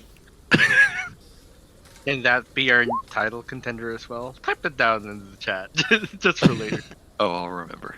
Okay, Moat and Nomad, Moat with a 12, Nomad with a 28. You would know that the typical form of the Ryujin is sort of a watery serpent or a watery dragon, or occasionally a snake. However, you would both also recognize with those roles that a lightning tiger is the typical legendary form of the Raiju. which is sort of the penultimate wind elemental, the lord of that elemental sphere. Why are they so angry at us? However, Vasu, with your extended study into the elements and your background, you'd be aware that these 4 elemental beings, the ones that ultimately combine together to form a locus under ideal circumstances, can take on many different forms, and those forms typically change as they grow weaker or stronger. Those penultimate forms are when they are at their strongest. You would know that the Ryujin turns into a watery dragon or a serpent. The Raiju turns into a lightning-like tiger. The Phoenix looks like a bird made of fire.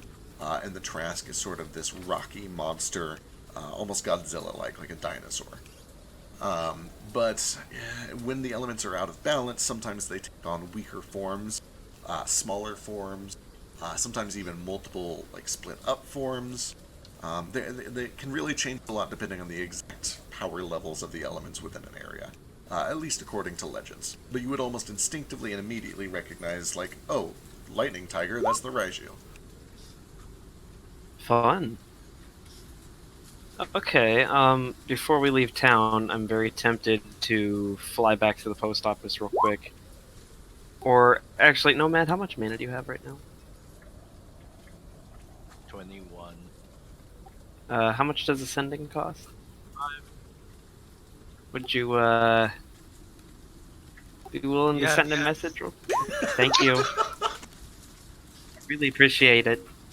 If I had mana to give you, I would. I just used 8, recovered 8. I'm sorry. Yeah, no, let's do it. Okay, I forget if I've had, Nomad send to Oronar before. I don't think I've before. No, not yet. Okay, Let me Shit, read what- your mind.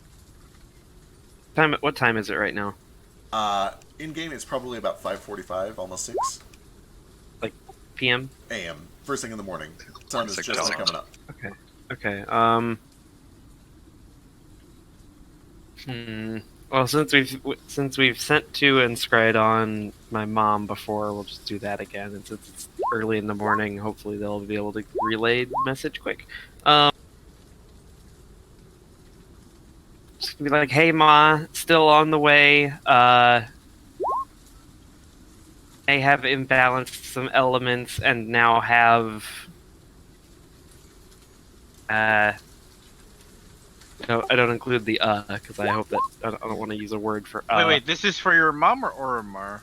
This is for my mom, who I'm hoping will relay the message to Oronar or somebody who would, I don't know, hopefully know what to do. I should probably actually write this down if we're not sure all the words will say. Yeah, Give me yeah. a second. You got time. Oh, well, that's happening. I guess Nomad can try doing some tinkering practice. By this, he means he's working on the sign. Could someone go with me to the beach to investigate the area? I would love to. Vasu, how about you follow me and work on that letter?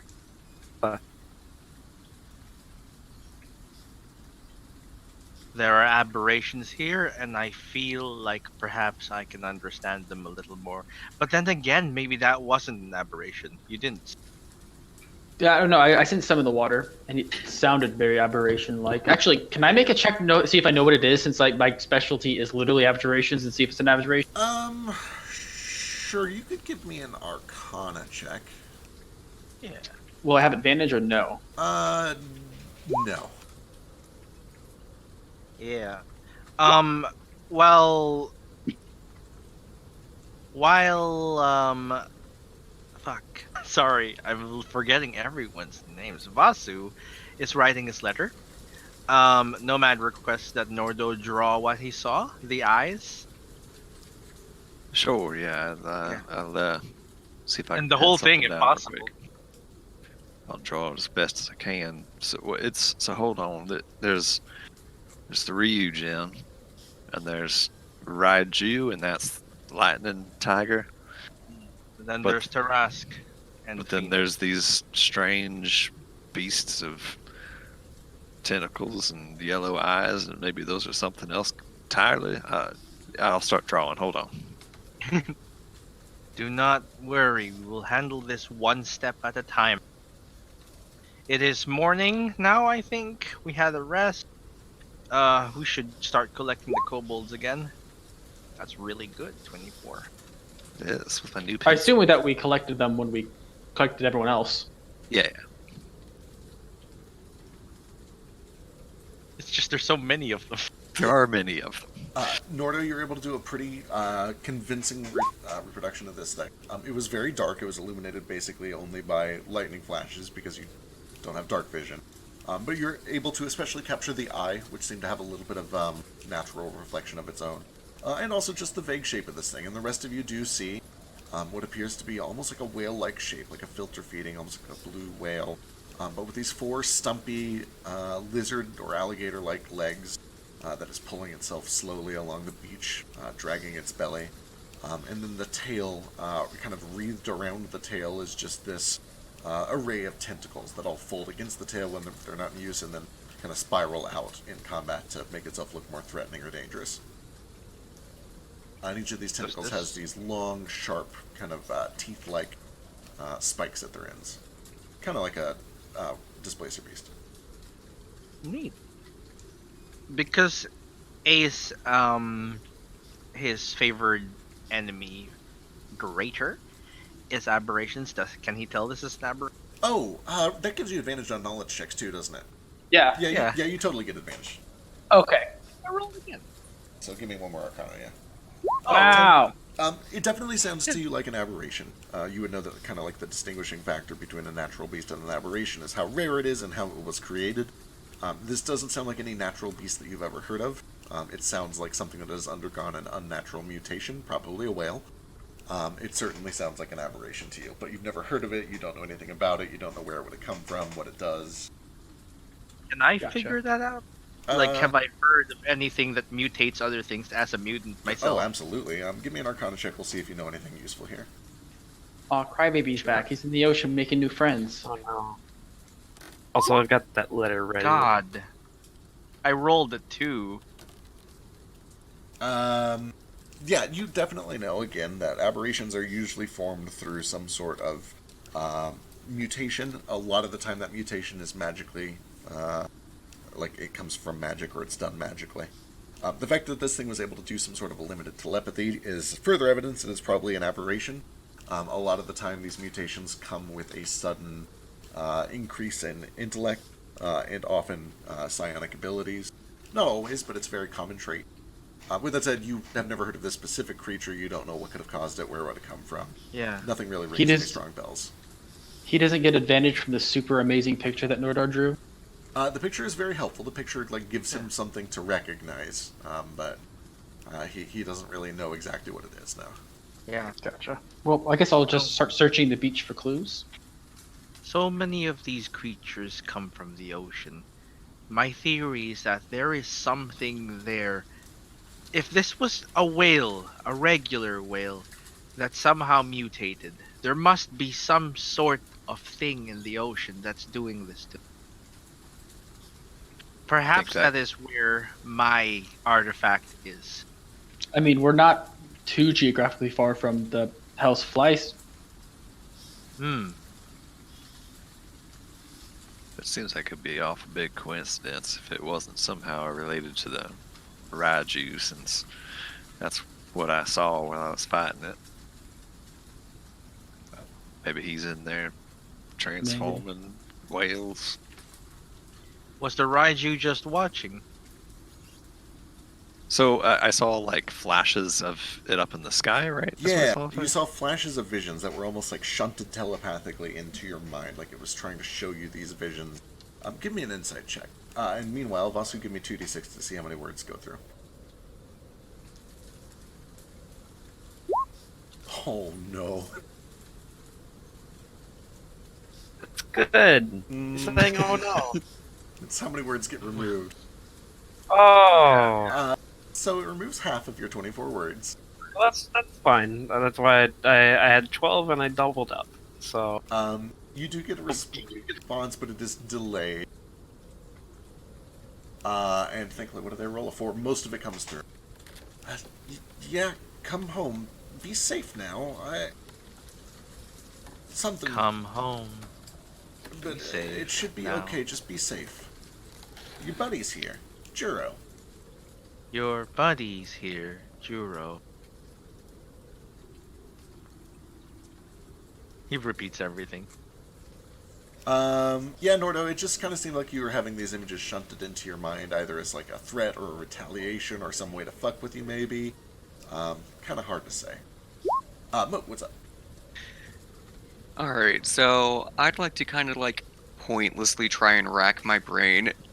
At any point during my training, did they teach us about like an elemental imbalance impacting like how the aberrations of the world operate? Or does this seem like something that is like I would expect to happen, or With a give me a history check.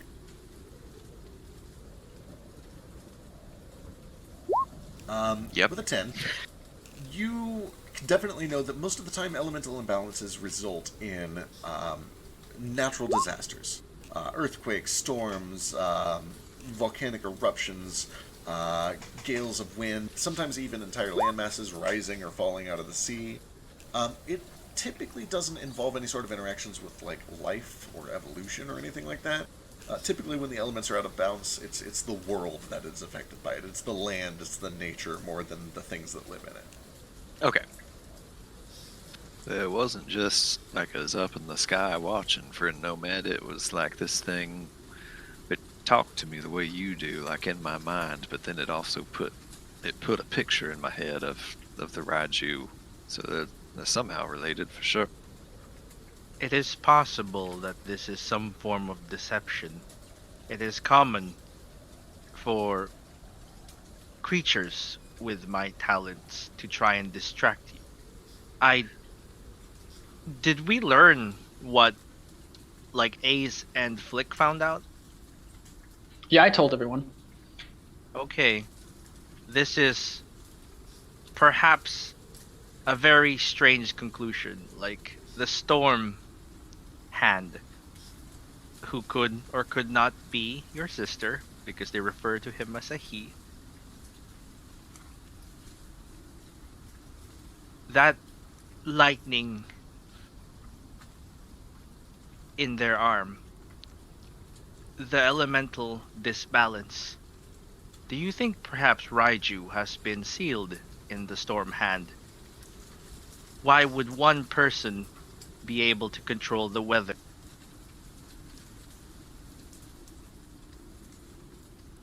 Well, I mean, if Mode is the heart of the Phoenix, perhaps there's someone else who is harboring the power of The heart of Raiju? Raiju.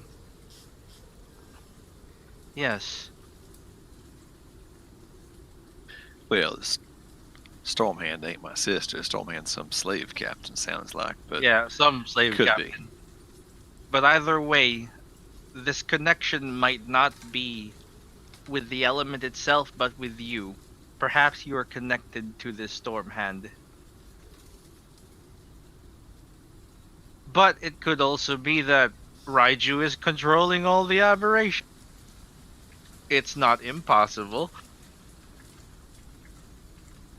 It's all way above my head. That's all I know. I just know that there was some big fuck you beast coming up out of the ocean. Looked like he was gonna go eat that whole village full of turtles. So that's about as far as I reckoned it.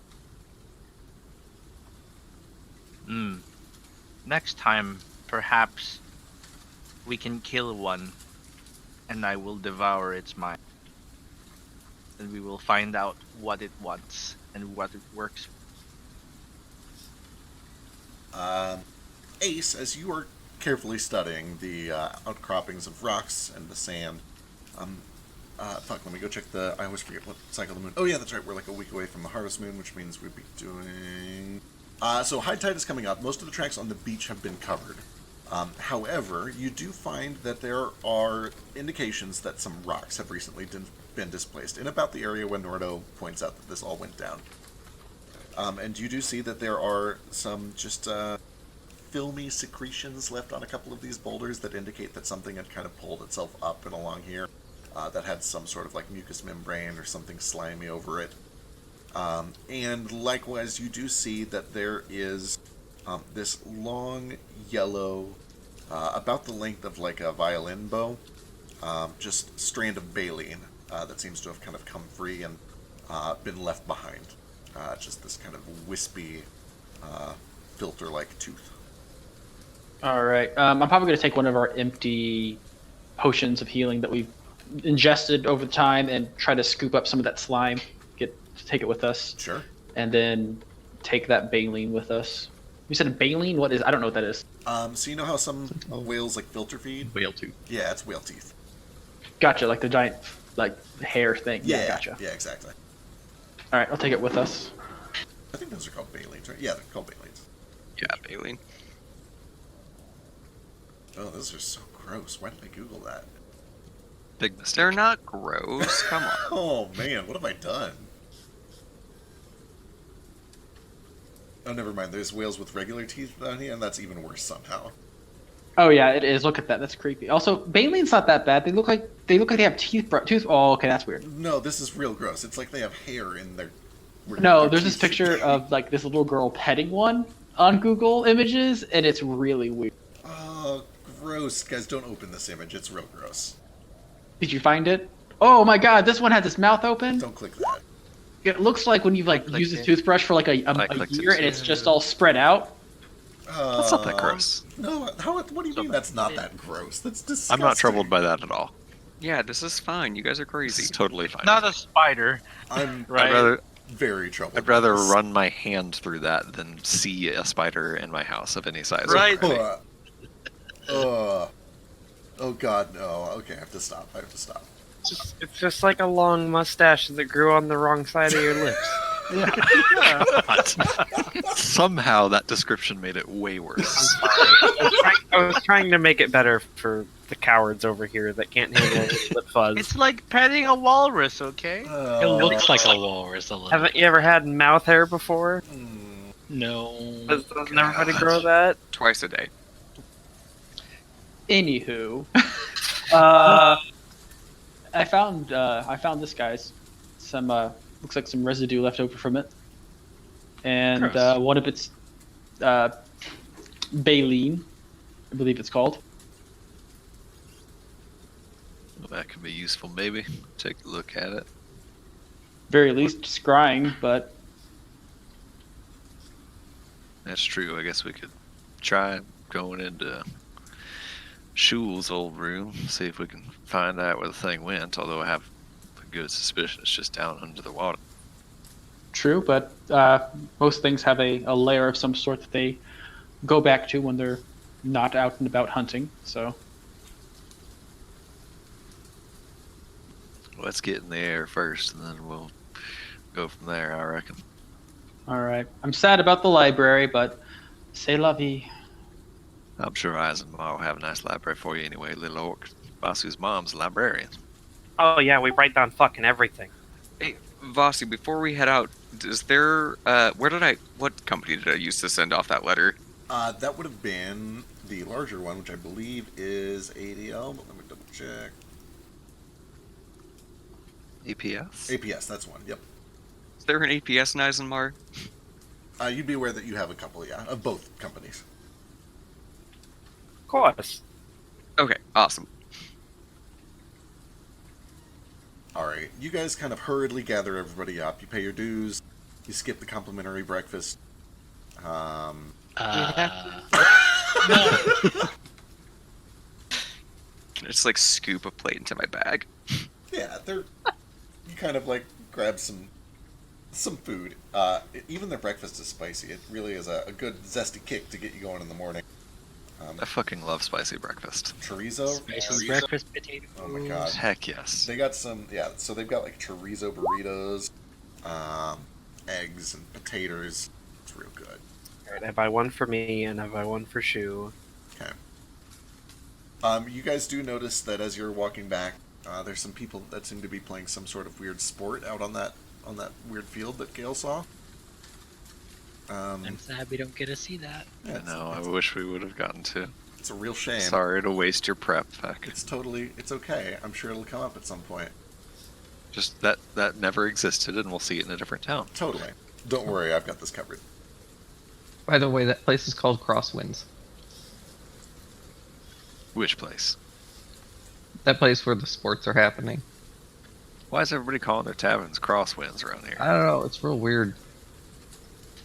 I don't know. I don't think it means anything, but it's just kind of weird. Feels a little heavy-handed. So I'm Yeah. sorry, is this actual? Yeah. Legit. Okay. Yeah, he points it out, and you But kind of look, and you do see that out in front, written in Tabaxi language, which I think is just common.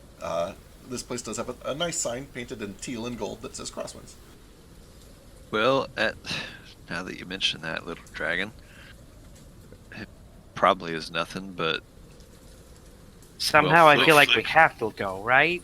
Well, Flick saw that image of that goat eye when he tried to scry on Three Me's. We met Three Me's at a bar called Crosswinds as well back in Salt. So that's a little bit of a coincidence.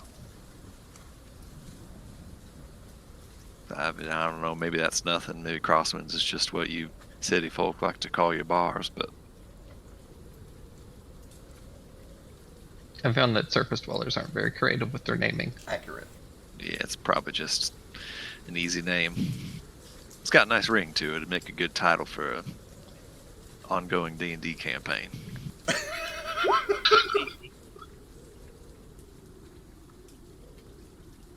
Alright, you guys gather everyone up. The storm is still going today, but it's a little bit lighter. It's kind of these patchy clouds that just they dump a sudden downpour of water that like hits really hard and darkens the whole sky for 30 minutes, and then just like that it's gone, and there's a little bit of a sunlight that pokes through, a rainbow every once in a while, and then another front comes through. It's still stormy, but it's patchy storms. Very warm. Lots of heat lightning off in the distance every once in a while. And before long, you guys are able to pay your fees and get going, and start to continue your way northwards towards Eisenwood. All right.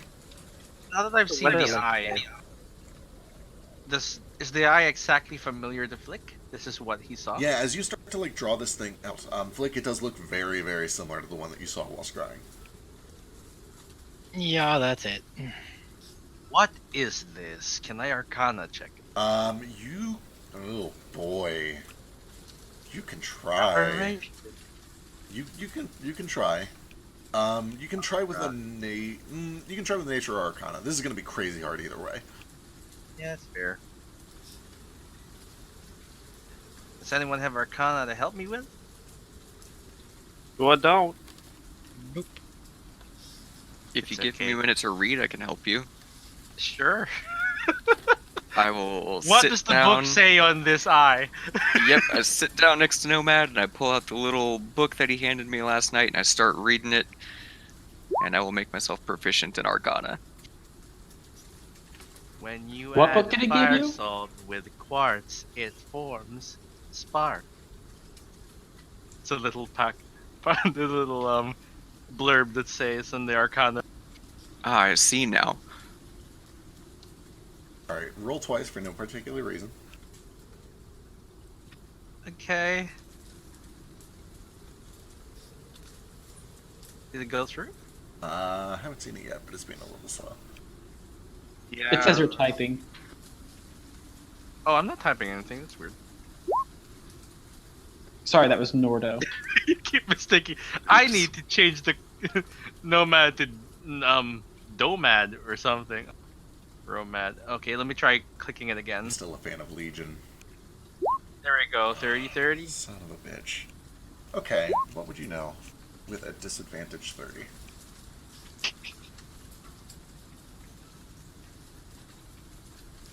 Even with help?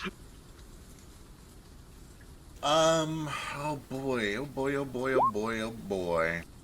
You have an old memory, or at least it feels old. You sit and you rack the collection of thoughts that pervade your mind. And you look down and you find that you have these scaly hands, long claws, probably lizard folk, a little meaty, just a very simple brown color. You are lightly dressed, but what adornments you do have are very ornate. Kind of this crimson-dyed leather and cloth, shells, seashells that are set up around the cuffs of it, along the seams. You clack and clatter every time you move. The sound of bone on bone as shells and animal bones kind of rattle across your garments and this makeshift chest plate that kind of goes down the front of you. You can feel the weight of some sort of a crown or a headdress on your crown. And you find yourself in this vision walking through this thick, dense jungle. The dark greens of all the foliage are only broken up by these bright dots of color from life everywhere. Enormous bugs that are bright cyan and pink. Frogs that are dotted orange and black. Birds on almost every branch that all seem to watch and listen and call out, fighting for your attention, but you don't give them any mind. You almost feel like they're commonplace, as bizarre as it is to see them from a third-person view. This person seems unfazed by all of the color and life. He walks alone, kind of along this rocky cliffside. It passes underneath this towering waterfall that crashes past him. You feel like if you were to just take one false step or accidentally stick your arm out, the water would catch you and pull you over. But eventually this path leads you to a cavern. And inside of this cavern, dimly lit by two torches, you can smell the oil burning, like they've been lit for some time and are threatening to flicker out at some point. You see images carved into the stone on the back of this wall. And one of these images is this large eye with these three pupils. You can see that some sort of a yellow powder, probably ground up from a plant, has been used to sort of smudge and smear color on that eye to make it yellow, except for the pupils, which are dark black, carved out of coal. And you can see that all around it there are images of other creatures. There are fish, there are squids, there are sharks, crabs, turtles, that all bear smaller but similar versions of this three-pupiled eye. But the largest of these at the very center is just this one enormous eye that feels like it is enveloped almost into the rock, like it has been carved in place out of the rock. It doesn't have a body drawn around it, but it is so enormous that it just dwarfs all of these other creatures that seem to be drawn to scale to each other. And what languages do you speak? Specifically, do you speak Draconic? I do not speak Draconic. Alright, you see some Draconic carvings. Very short and brief, directly under the eye. And then your vision, your memory of this kind of retreats, and that's the only glimpse that you're given. Yeah. In almost a frenzied movement, this is the most hasty you've seen Nomad move. He reaches for his, satchel. He pulls out his forgery kit, calligraphy tools, and he's going to try and copy what he just saw while it's still fresh in God his damn mind. it, are you proficient in forgery? Yeah. Son of a fucking bitch. Give me a forgery kit check. Archivist. Oh, right, of course. So yeah, in check forgery. Plenty more than enough. The vision is still fresh in your mind. You're able to quickly scrawl out this Draconic. Those of you who speak Draconic, you understand it, but you understand it as a very old form. It's kind of sort of like Old English. It's got extra consonants where they don't belong, and the vowels are kind of backwards. But you do recognize that it is Draconic for deep mother. Oh, I had a great grandpa who used to talk like this. Deep mother. Deep What's mother. that? Deep mother. Does this stir anything in me? Does this sound familiar? Nothing more than what you just got.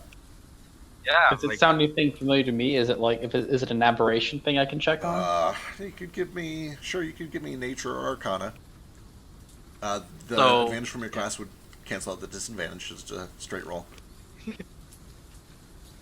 believe in you. I pushed it. did it. No, it doesn't ring any bells.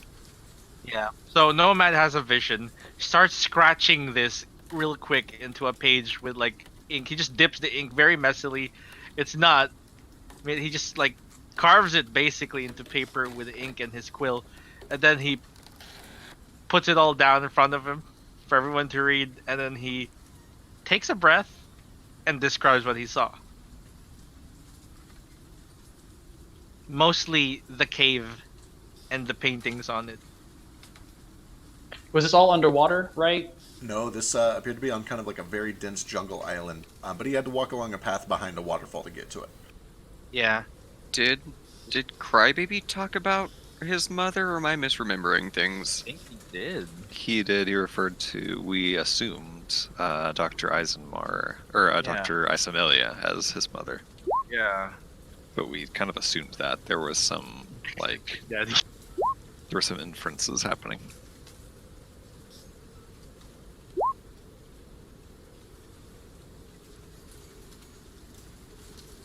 As you guys are discussing all this, let me get a vehicles check from somebody to start sailing.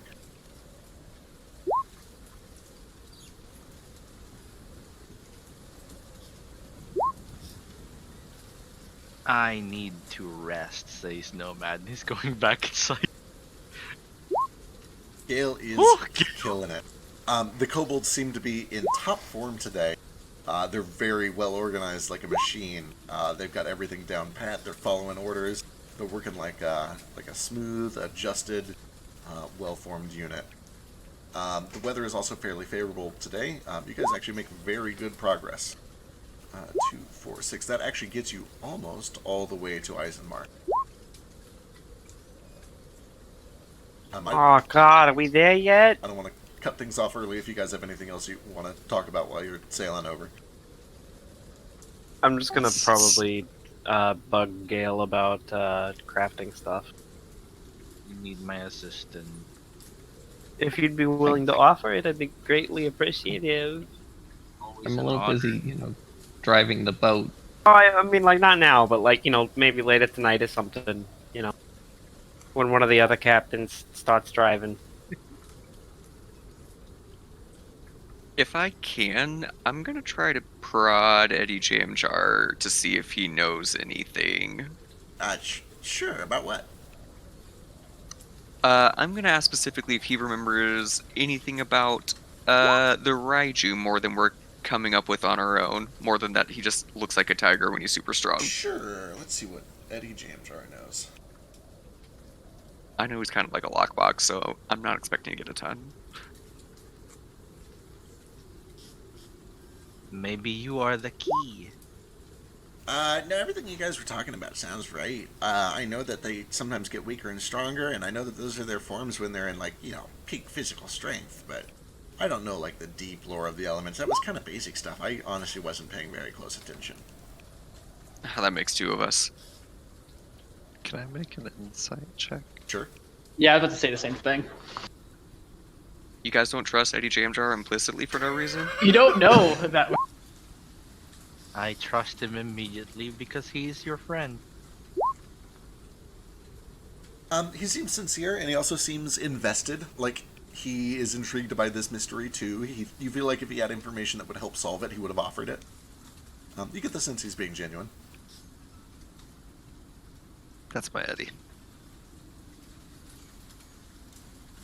I would like to spend some portion of the day finding the 2 or 3 kobolds that had helped me cook that one night before, and just being like, I got a surprise for y'all. Oh, sure, what is it? Come with me to the kitchen, I got something to show you. Okay. I take them in there, and their 3 beginner's cook's utensils are set out on the counter. I say, I got you a little gift back in Gyara. I'd like to, well, if you're interested, if you want to, I'd like to keep teaching you how to cook. Maybe you'll be great chefs one day. They all kind of look to you and then towards each other. You can tell immediately that they're all very excited, but they seem to be sort of controlling themselves. 2 of them look to each other. They lean in, they whisper something in Draconic, and then one of them kind of runs out the door. He kind of flaps back and forth in the wind. Gale, you see this kobold come, like, storming up to the Stern Castle. Mr. Gale, sir. Yeah. Permission to learn how to cook. Permission. You don't need permission for that. You can just do it. It's okay. Understood. Thank you, sir. And he runs back in, excited, can barely contain the glee on his face, and comes crashing through the door. Yes, okay, teach us how to cook. Let's cook. All right, we're gonna start with something pretty simple, but we're gonna add a little spice from where we just came from. I'll just make some sort of meal using some of those fire bells. Excellent. Go and give me a cooking check to see how you do, and then probably a persuasion check to kind of teach them how to do it. Oh, that'll be poor. In which we learn that Nordo is not a good teacher. I could be convinced for like an int persuasion check if that's better. Oh no. Okay. They do their best, but you become very aware early on that kobolds they don't really respond to spice the same way that a lot of mammals do. They're kind of like birds. So they're like, I don't get it. What is this supposed to be doing? I don't. Is it salt? Why is the salt colorful? Yeah, as I typed there, Nordo suddenly learns that he cooks using pure instinct and has no clue how to teach anyone to do it. He's just like, well, you just put enough salt till it tastes right, you know?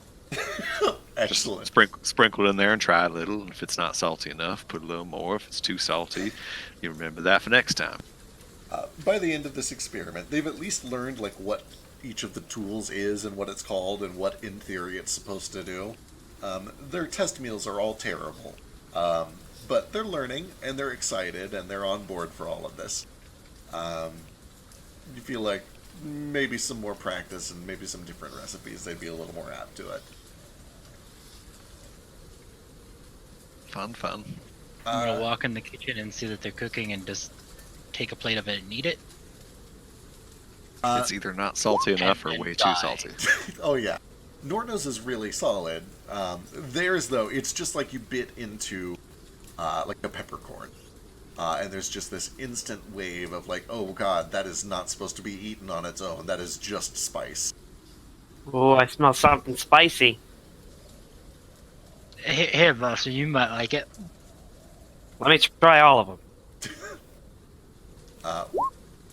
One of them, okay, you don't really react too strongly to the spice. One of them is just salt. Like, it's just crusted in salt. Probably a quarter of an inch thick. Once it dries your mouth out instantly. The last one is like, I mean, it's unseasoned. It's basically just meat that has not had anything applied to it. It's just raw meat. Or not raw, but cooked plain meat. And the Nordos is good. This makes me wonder. So if you were a Triton, like, do you like your food super salty because you're used to eating underwater where things are salty naturally? So is food bland if it's not overly salty? Probably. I'd have to look and see how salt is filtered through, like, the meat of fish. Because fish meat isn't inherently salty. I assume that it is filtered out somewhere else. Yeah, but if you're eating it underwater. That's fair. That's valid. Who knows? The internet. We'll have to ask Ben. Yep. Nice. Nordo kind of beat me to the punch. I was going to try training some kobolds too, kind of in some warfare. Yeah. If then you were interested. Kind of teaching them the basics of archery. On the bright And maybe side, teaching a few of them some thieves' cant. fortunately, there's like 69 of these guys, so there's plenty to go around. A lot of them are actually very talented with daggers and slings. They are cheap weapons, they're accessible weapons, and they're small weapons, which is why they seem to be very familiar with them. But several of them are very interested in learning to fight with more advanced techniques. It's going to be a long process. It's definitely not going to be something that happens overnight, but you can try to teach them how to use, their terrain to their advantage, teach them some martial weapon proficiency. And then maybe teach them some sneak attack, depending on what they are good at. Sure, start teaching them some sort of like, this is how this species is weakest. This is where you want to aim on a human. This is where you want to aim on a turtle. Stuff like that. I guess same deal. Just give me a persuasion check. You can do it with int if you want to try to. I teach would these love guys. to do it with that. So just I guess I'll just roll a raw intelligence check because I'm not proficient in persuasion. Yep, that works. Also, Feck, I need names for all 3 of my kobold cooks. Oh boy. I think you Enjoy. have to name them. No, they name themselves. Like, what was her name? Sparkener and Blast Off Death Phoenix. Not moron. Moronot, not idiot the first. Yeah. Ace, you're pleased to find that this is something that kobolds take to a little bit more naturally. It's all a little bit beyond what a lot of them already knew, aside from some of the scale guards that, or the, what are they called? It might be scale guards, I forget. There are a few... Dragon Dragon guards. skills. Dragon scales, that's right. So some of them take to it pretty naturally, and you're able to kind of help the others get caught up to speed. It's not going to be an overnight thing, it'll take several sessions of this, but they're learning, and they're learning well. The fighting styles I'm that so you're proud of familiar with them. are very similar to the way that they fight. You share kind of a favored terrain and favored enemies. You have a lot in common with them, and you're able to teach them from a peer level. Yeah, those who like to be in pairs, I kind of focus on making them rogues so that they can do their sneak attack while also getting, their pack tactics in. Sure, you start teaching them how to fight dirty. Training our mutineers. I love it. I'm so glad that Hey, this is the way I've the been campaign nice to is them going. all along. I was trying to give them prizes and making them happy. I think you've missed the point about patronizing. You were the one who was patronizing, not me. We're all patronizing the kobolds. As long as it's kobold surprise time, I will try to find Sparkener. All right. You guys have spent enough time with these kobolds that you're starting to learn how to tell them apart. Sparkener in particular has this one little horn that's a little longer than the other, and it's got kind of a red tip to it. And with a little bit of searching and a little bit of asking, you're able to find Sparkener. Alright, I just walk up to her, and I'm like, hey, I've got a present for you. And I hand over the toy staff that I bought. Is this magic? Well, okay, so it's not magic itself, but I think it'll help you channel your magic. Okay. Alright. Okay, I can give it a shot. Let me try it. And she kind of closes her eyes and she grips the staff with both of her hands, and she begins to kind of rub her thumbs up and down real quick like she's flicking a cigarette lighter. This motion that she's been using to practice this very simple produce flame. And...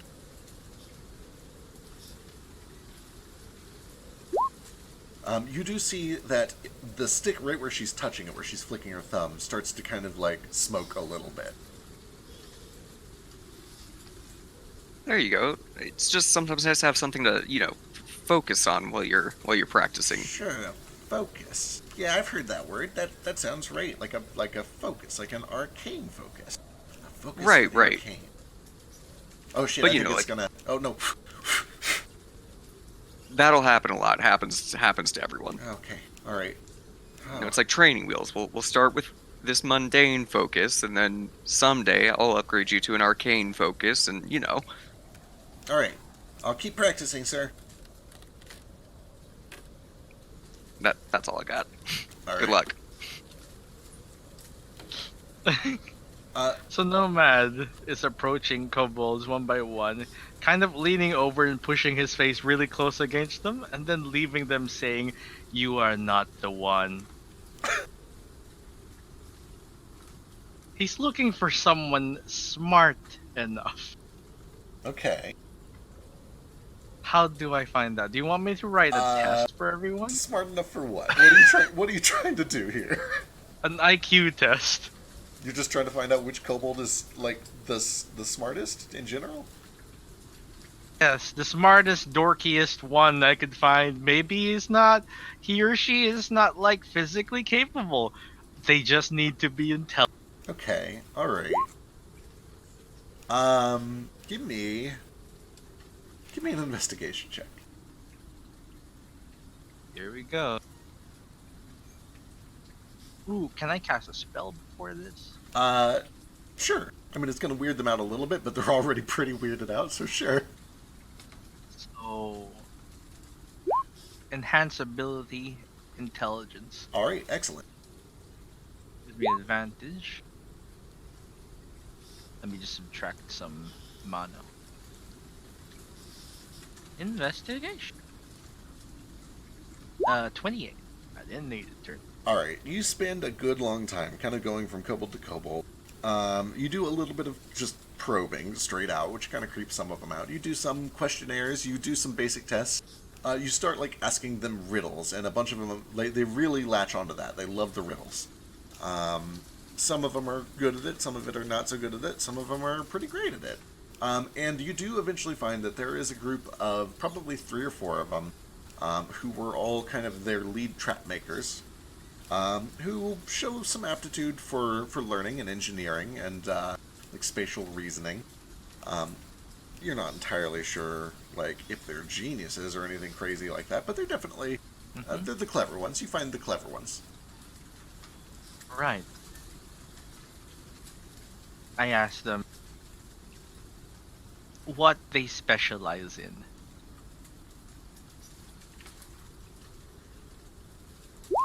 Well, I made traps, and he was a mason, and he also made traps, and he was a cook, and also made traps.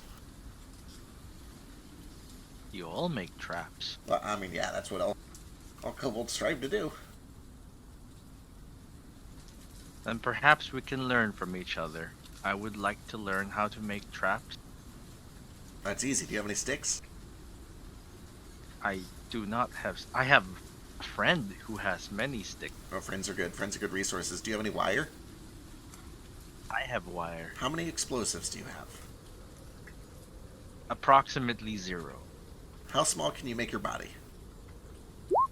About. And he like scrunches up. He like squats down and pulls himself together, kind of. All 3 of them kind of look at you, and they look to each other, and like, they kind of like shake their heads. Well, we can make this work. All right, come here. We'll teach you how to make traps, best as we can. It's not for everyone. You know, don't beat yourself up if you don't get it naturally. Understood. Perhaps nothing explosive on the ship, yes? Of course, you know. I like how this turned from Nomad trying to teach them to Nomad being taught by them. Oh, you thought he was gonna teach them something.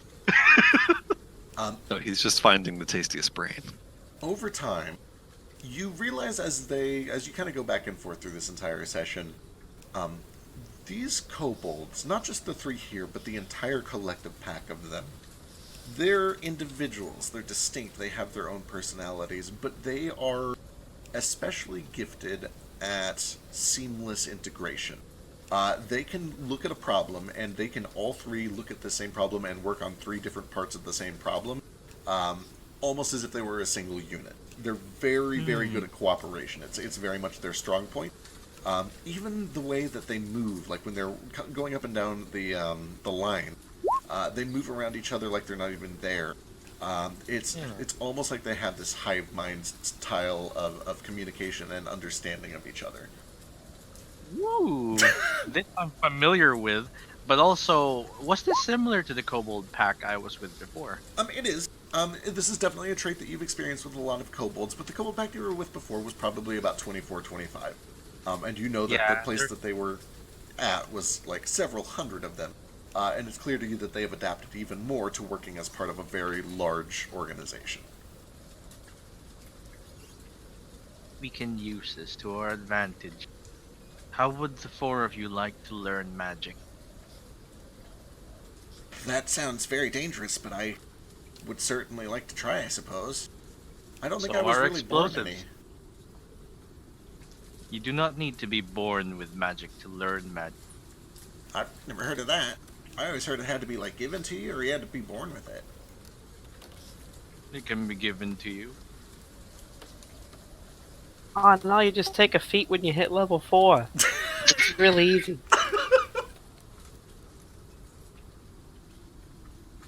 Well, I suppose I'd need to get permission From whom? from the captain, of course, the king. He decides what you learn or not. No, not necessarily, but well, we just value his opinion a lot. Nomad nods at this. If it is valuable to you, then you must.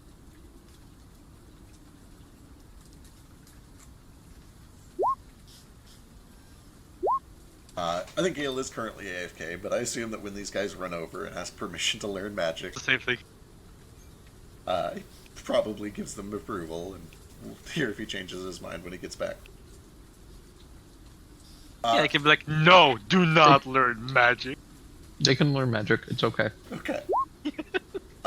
They eventually report back, and they said that they're down to start learning. And if you want to start like doing lessons right then and there, I guess give me an Arcana check. Sure.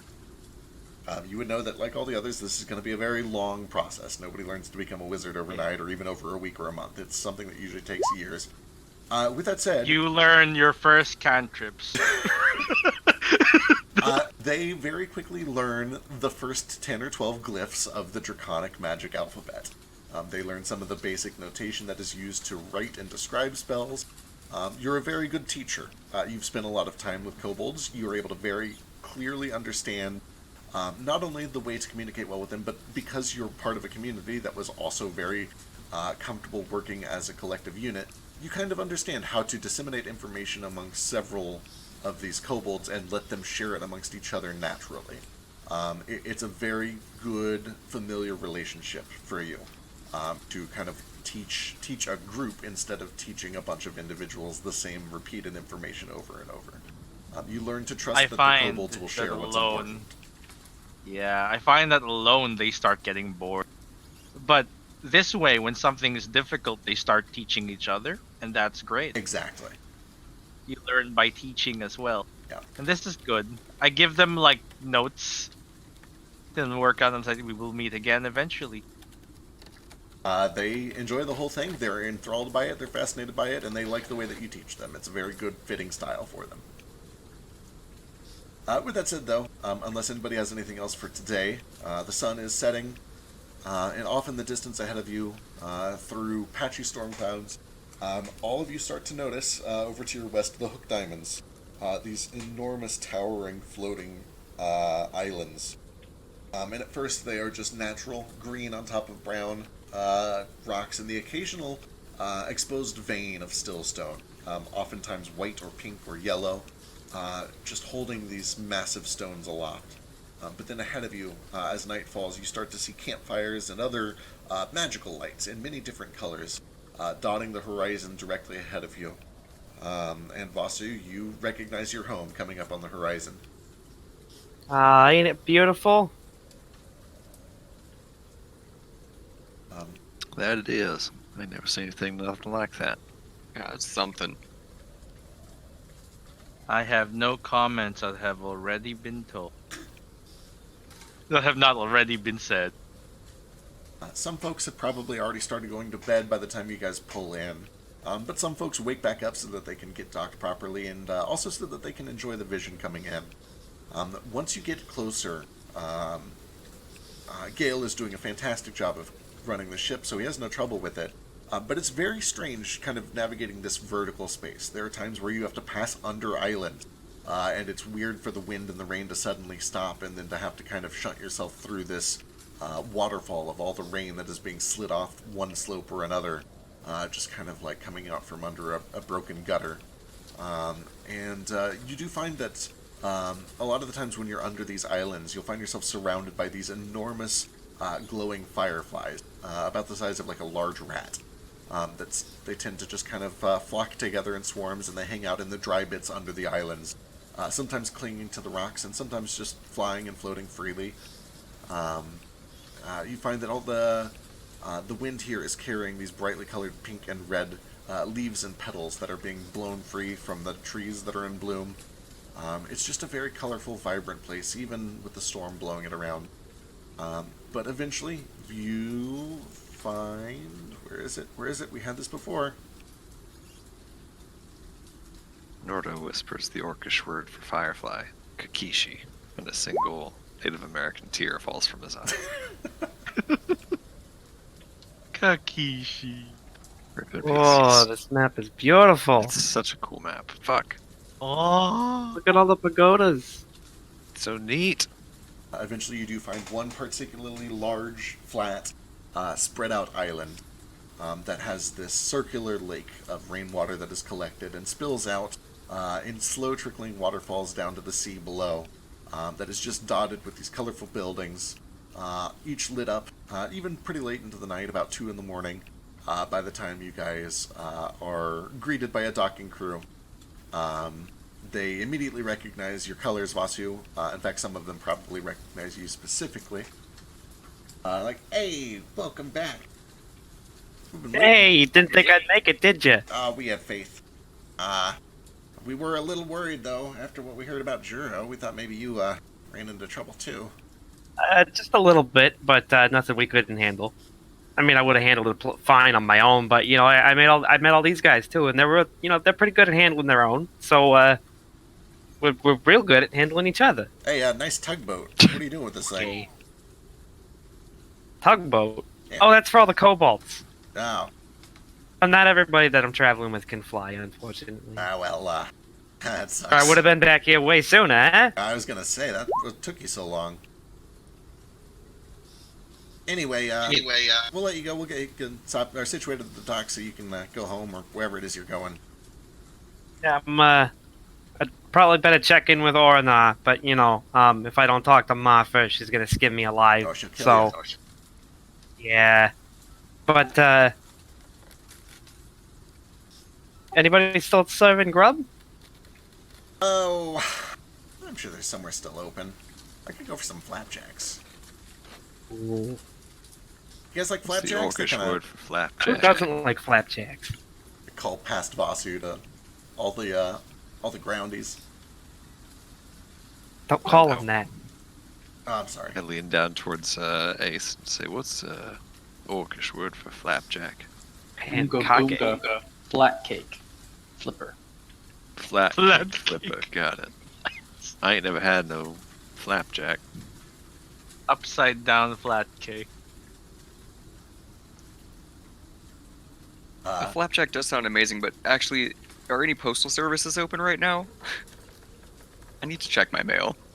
Oh, I think they got a Dropbox box or something, but it's pretty late. I don't know if their offices are still open. Ooh, a Dropbox works. It's right over, and he kind of like pulls you almost dangerously close to the railing with unexpected force, and just like points straight down over the railing. That one right there, bright orange building. Yeah, that's the one you want. Got it. So, getting there. Oh, right. Well, I see you guys got a little tugboat, so if you need to do that. Otherwise, we might be able to rent something out. Hang on. We'll get you situated over at the docks. I'll tell you what, meet you over there in like 5 minutes. And they all kind of like fly off, and they start to make their way over towards this one particular floating rock that does have this winding spiral of wooden stairs that winds all the way down it to the very tip where there's a rope ladder that keeps it kind of tethered. It appears to keep it tethered anyway. Vasu would be aware that because of the stillstone in it, it doesn't actually sway back and forth at all. But it connects this floating island down to the main landmass below. Yeah, you and me both, Nordo. Right? Fuck that. Odo does not care for these heights. Once you guys do get docked, you do find that in addition to this winding staircase that is treacherous and terrible the entire time, down to a rope ladder, they also have a collection of very small tugboats, or not tugboats, but rowboats, very much like the one that you just bought for the kobolds, but smaller, better suited for like 1 or 2 passengers each. They are all basically available on like a rental service. They're kind of like those electric scooters that you can get downtown. They don't see a lot of use because most of the people here are Kokra, but they keep them around town for visitors and people like that.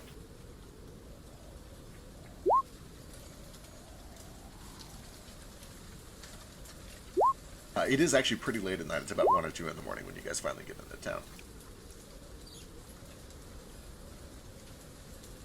And then Vasu, I assume you're... That's really late. Yeah, it's real late. I assume you're taking them back to your house first, just to check in with your family? Yeah, I mean, I don't know if Mom's gonna be up, but if I don't check in with her first, I'll never hear the end of it. Oh, So I'm sure. gonna risk waking her up for it. I'm gonna get like close enough to the house first, and then I'll turn around to the party and be like, okay, guys, wait out here for a second. and then I'm gonna get within 300 feet of my probably sleeping mother, and I'm gonna message her, and I'm gonna be like, "Hey, Ma, I'm here." So you kind of you creep up and leave all your friends waiting a little ways back, and then you creep up to the front door and you start casting this message through the door. And a couple seconds go by and you don't get a response, but then you start to hear some footsteps and the sound of wood creaking from inside.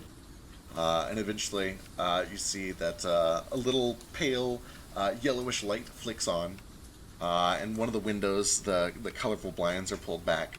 And a young head sticks its way out through the window and looks at you. Sup, bitch? Oh, hey, little D.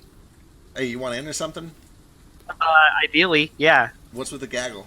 He looks past you. The parental's still up? I think they went to bed. Oh, the gaggle is all these, landies I had to bring over. But, you're gonna have to cut me a little slack. I don't remember what the password is. And you probably changed it like 4 times since I've been here anyway. Come on. Did you bring me anything cool? Of course. What'd you bring me? I can't show you until you let me in. Bullshit. Have fun out there. And he closes the blinds.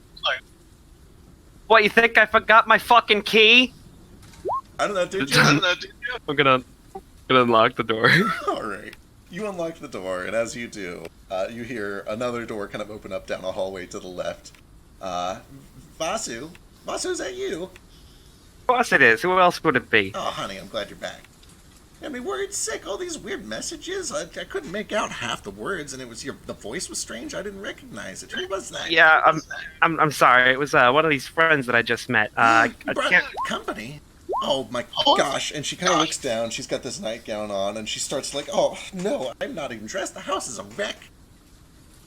Yeah, I'm sorry. I didn't really mean to bring over this many people this late at night or early in the morning, or however you want to look at it. But I figured that I better check in with you first. You know how things go. Oh no, it's quite all right. I'll a friend of yours, a friend of ours.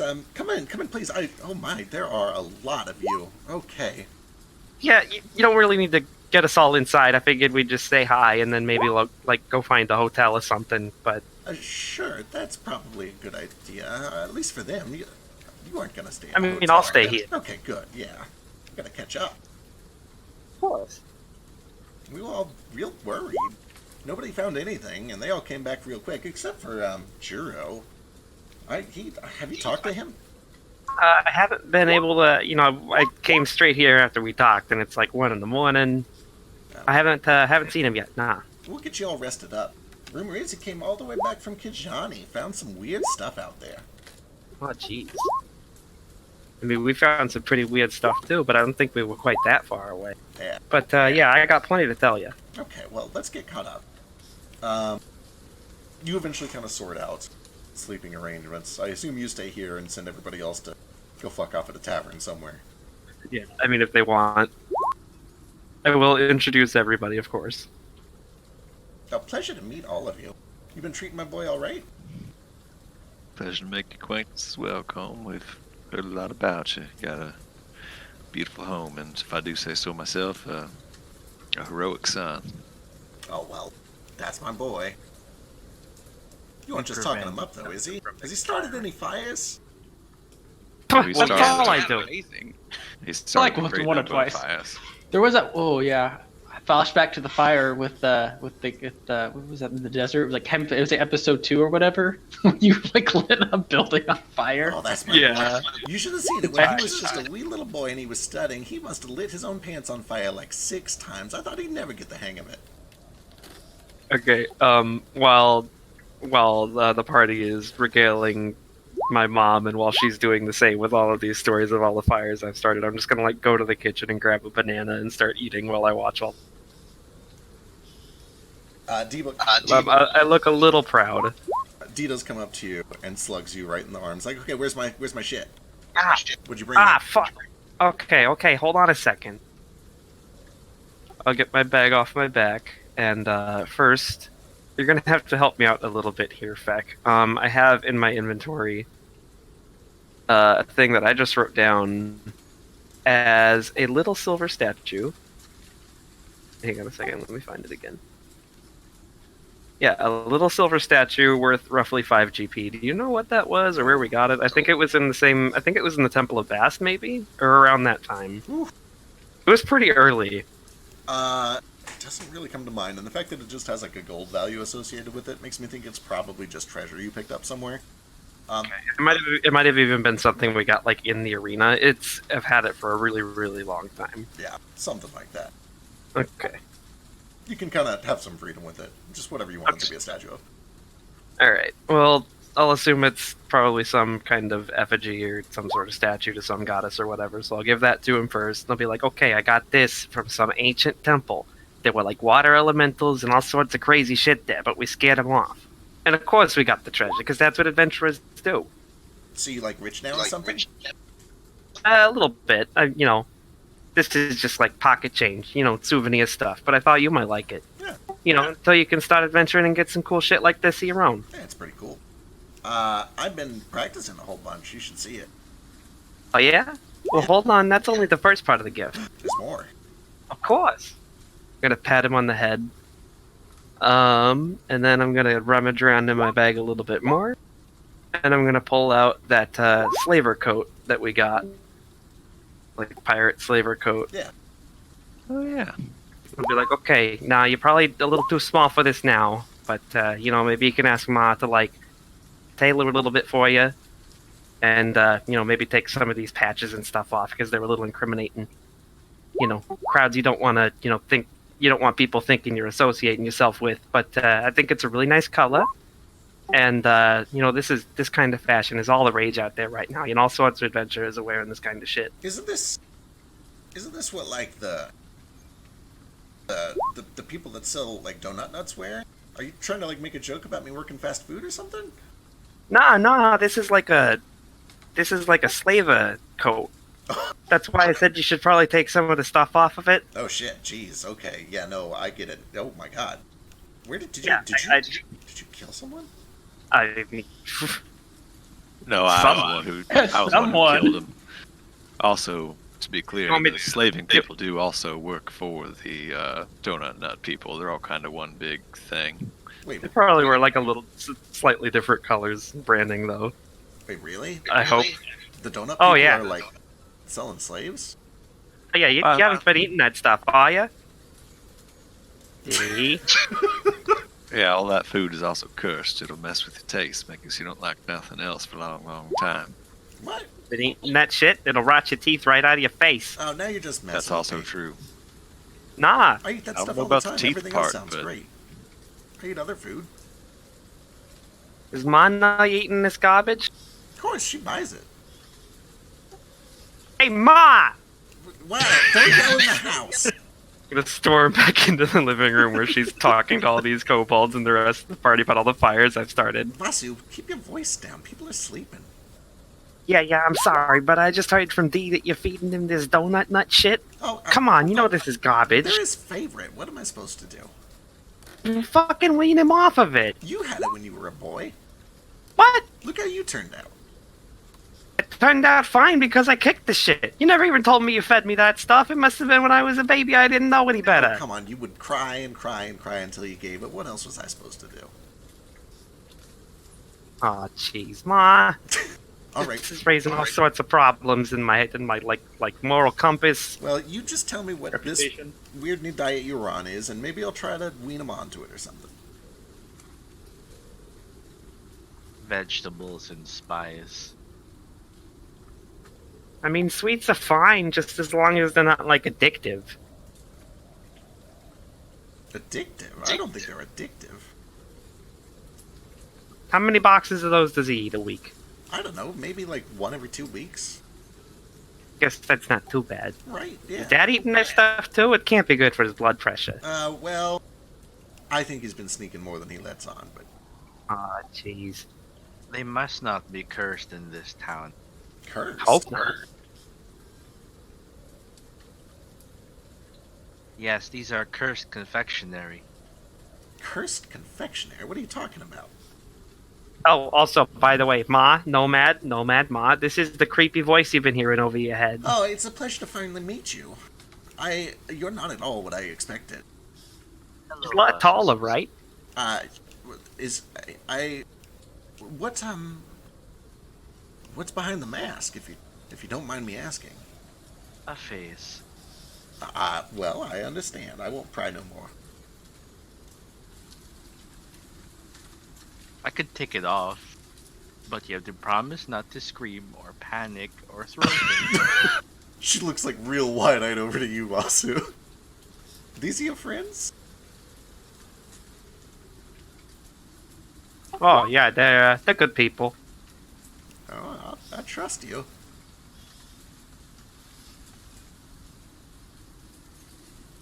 Test the water just by like under the mask. One tentacle peeks out and waves. Oh, is D watching this too? He is like from around the kitchen corner. And he just gets this big, wide-eyed, stupefied grin on his face, and he shoves like another half a banana in and just chews with this big shit-eating grin. Oh, your friends seem really cool. Oh yeah, they're good people. Uh-huh. Yeah. Man, I I have can't been wait to be an learning how to adventurer and make friends like that, too. And he starts walking off. No, young man, no. Oh. Okay, alright. Well, You want me to get him back here, Ma? Oh, no, he's not going anywhere. All right. He's all talk. Tell him it is not safe to make friends with me. Well, that's real edgy. I think he means things like him, not necessarily. Yes. Nomad is very good. No, For a little bit of a clarification, yeah, he's a bit of an exception. I don't normally see myself associating with sorry, Nomad, people of his ilk, but you know, we met it under some weird circumstances, and we've all, and I'll kind of like motion to all of the party and all of the kobolds that have managed to squeeze themselves into this house.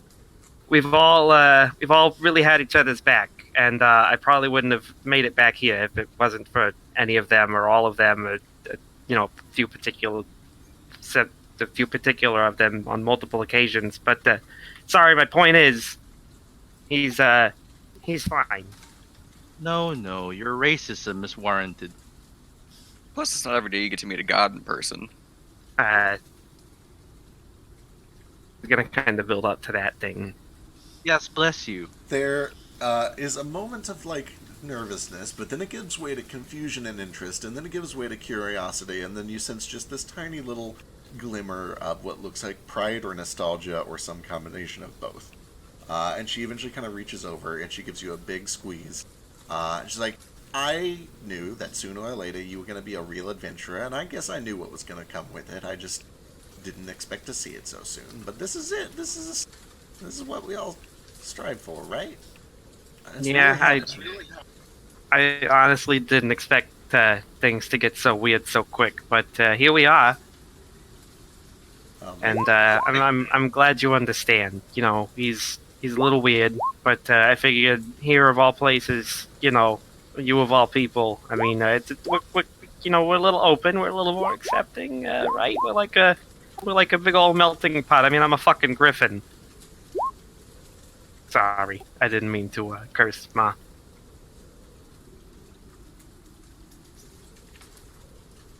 No, it's totally fine. You don't have to. I curse sometimes. I swear. Anyway, forgive me. I'm a wreck. I've been sleeping. You're welcome to stay as many as you can fit in here. I really should go get back to bed, but I know Orenaz just dying to speak to you. Oh yeah, I figured I'd meet up with everybody else in the morning, but figured I'd check in here and hopefully, let you know that I was crashing here instead of just sneaking in and, scaring the shit out of you in the morning. Yeah, you But made the right choice. if you hadn't come here, I would have hunted you down and waited by myself. Oh yeah, I know. And to kind of make up for it, if you can spare a couple rooms or maybe a couch for at least a couple of people, my buddy Norder over there, he'll give you he'll help the fuck out of you with breakfast tomorrow. He's how I've been staying so fit. Well, you look like you put on a little weight. Oh, gee, don't say that. Good. That sounds like a deal I can't turn down. Well, it's good to meet all of you. Thanks for keeping him safe and, making sure he gets back home. I'm gonna go sleep. Need that beauty rest. Nah, you really don't. That's a little weird. Good night. I'm glad you're safe. Me too.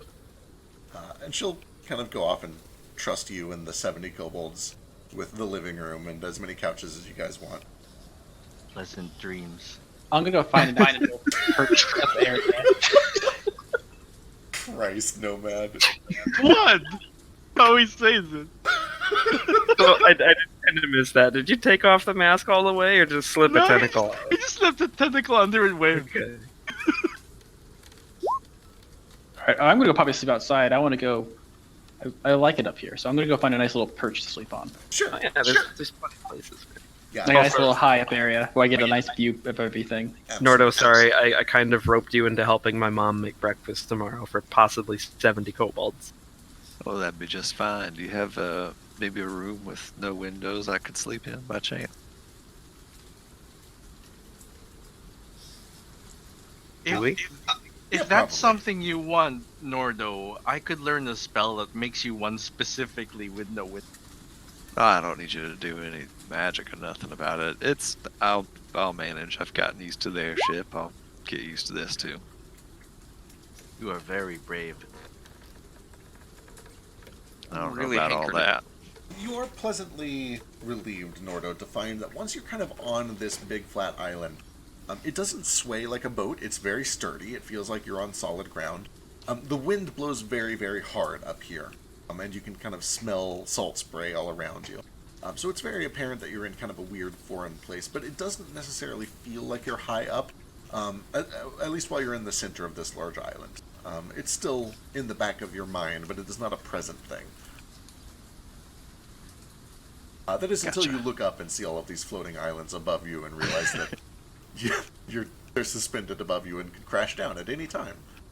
Of course. But no, I'll agree to make breakfast in the morning. Just hey, Combe, your son, he speaks very highly of you, says you're a pretty clever person, read lots of books and such. Now, well, I'm pretty learned. I don't know about clever. I make do with what I can. Well, alright then. I'll be happy to help make breakfast. Maybe pick your brain about a few things while we're cooking. Of course. I'll see what I can do. Hey Vasu, can we sleep anywhere? Like, can I go take the little boat up to one of those high up islands and sleep up there? Maybe like, if there's a house up there, knock on the door first and let them know that you're going to sleep on the roof or something. But, people don't really mind, and it don't have many, like, whale-esque sea monsters that, threaten people sleeping around here, so you're probably safe. Cool. Well, I'm going to borrow the tugboat, and I'm going to go find a nice little area to sleep out upside, enjoy the view. Stormy up here, or is it okay? It is stormy. There are places, depending on where you're at, that are protected from some of the rain because they're under another large island. And specifically, Vasu's house is kind of under a little bit of shelter of a nearby big spire. So it doesn't get a whole lot of the storm. I'm really eager to ask, do you have a specific building on this map that is Vasu's house? That's up to you. He picks the mansions. Are there any buildings that are off limits? I imagine that big, Yeah, like that's the open market. This is a temple. Some of these big towers are like group buildings or commercial buildings or apartments. So it'd probably be one of these like smaller buildings that looks like it's kind of like a single family home. Okay. Can we have this little blue tower building right here? Absolutely. I love it. Perfect. It's so scenic, and we got neighbors and everything. Yeah. In that case, I take back everything I just told you, Nordo. It feels like you're very high off the ground, and this building is actually built into a pretty severe rocky slope. The whole thing feels like it could just tumble over at a moment's notice. It'll be fine. On that note, by the way, I just kind of like find a moment to pull Vasu aside amongst this house that has 70 kobolds in it, just somewhere to quietly talk to, and just say, "Hey, Vasudeva, I don't mean to be. It's just that if the whole thing is that some of these islands been falling out the sky, and I know we're here to try to fix it, but just supposing, God forbid." Supposing this island we're on right now falls out the sky middle of the night, you and yours can just fly away. It ain't no big deal. But I ain't got no wings or nothing. So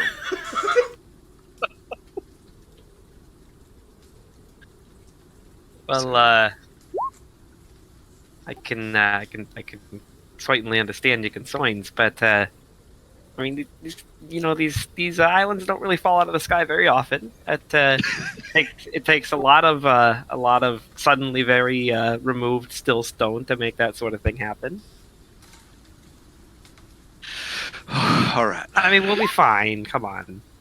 Yeah. If in the very worst case scenario that were to happen in the middle of the night, I'm sure it would be very, very loud and have a little bit of time before we all plummeted to a very horrible, crushing, inevitable death to rescue at least a few. Right, buddy? I mean, come to think of it, I think when me and Moat fell out of that airship forever ago, it was a little bit higher than this, so we might live. Oh yeah, and there's there's water beneath us too, so you'd probably be fine. Like you can Video game water physics. Yeah. Like Minecraft, as long as there's 2 blocks deep of water, you'll be fine. You actually only need one. Really? Yeah. Only needs a bucket. I thought you had to submerge yourself completely. No. Nope, it's broken as shit. I'm sorry, I'm a rookie Minecrafter, I guess. I imagine that correction about Minecraft came from D. Like, you fucking idiot, you only need 1 block. You call yourself an elementalist? It's the orcish Sorry, word for I really Minecraft. like what you've done with D already. Oh, it's There is- great. Nordo, it's just a borrowed word. It's still Minecraft. Oh, orcs made up Minecraft, I remember now. Bunga Yeah, bunga yeah. brown. Gapunga blocks. Ace and anybody else who ends up staying somewhere else, including probably all the kobolds, Vasu's able to kind of point you in the right direction. There's lots of taverns that have lots of room, especially down on the mainland. Yeah, a lot of them aren't even out, like, floating up in the air. You can have, like, stable ground below you if you really want, you fucking cowards. He's also able to point you to sort of floating islands that are deserted enough that you could sleep on a mace, but not protected. He would be able to point out that several of these floating islands are very crystal dense, especially the ones that have lots of exposed crystals. Presumably they're all being held up by stillstone, not skite, by stillstone. But the ones where the stillstone is very exposed, they tend to keep off limits because all it takes is one accident to start a chain reaction, and then the whole island comes down. Gotcha. So they typically try to keep people away from the ones where that stillstone is exposed, and only let them kind of stay on the ones where it's safely tucked away under rock. But Gotcha. either way, everybody gets their sleeping arrangements set up. Mo, what's up? At some point, if there is time, I would like to go check that Dropbox and just see if anything has come in the last couple of days. Absolutely, there is. So you go over and you do see that there's a little blinking box over by the Dropbox.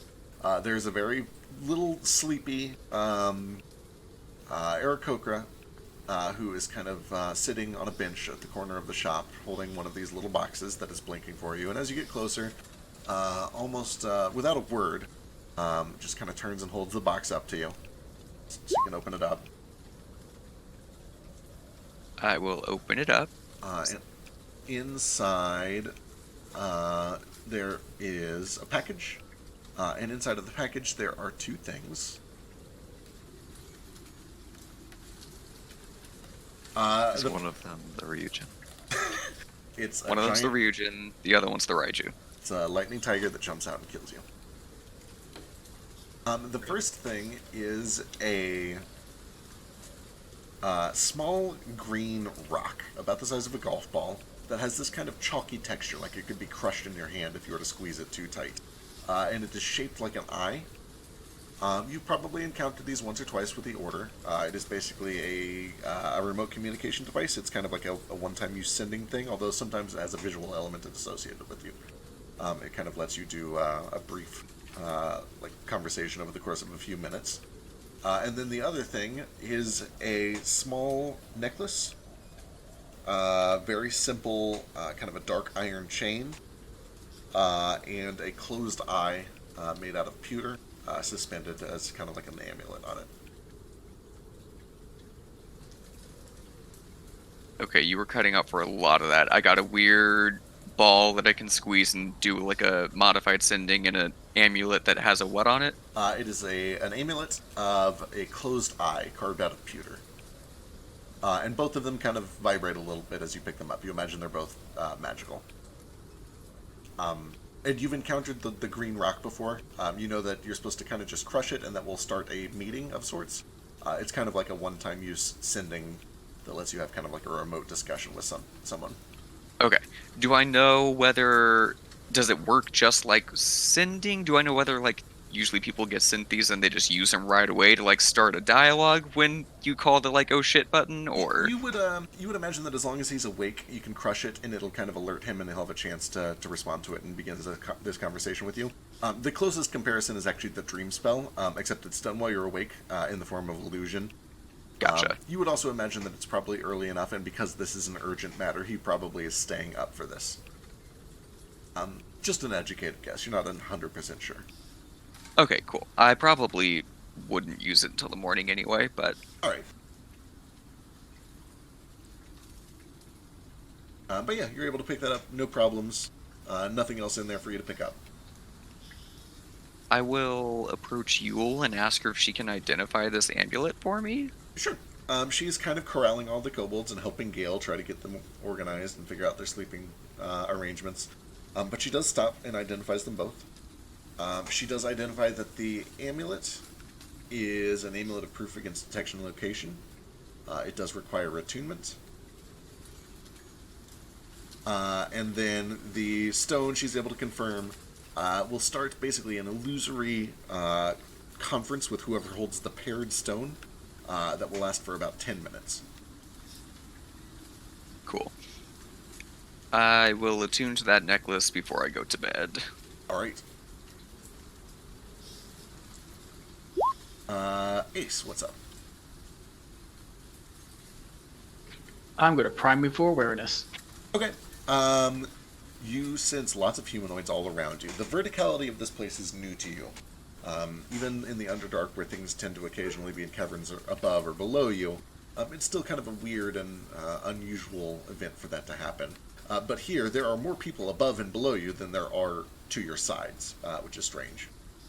Within 5 miles, there's a population of probably something in the ballpark of 180-something thousand. It's a very large city, very dense, very well populated. You don't sense any unexpected aberrations. But with that said, you would definitely sense probably 8 or 9 from the sea way down below you. You're probably not... Yeah, they'd probably all fall within the 1 to 2 mile range below you, maybe even less. You're not super, super high above sea level.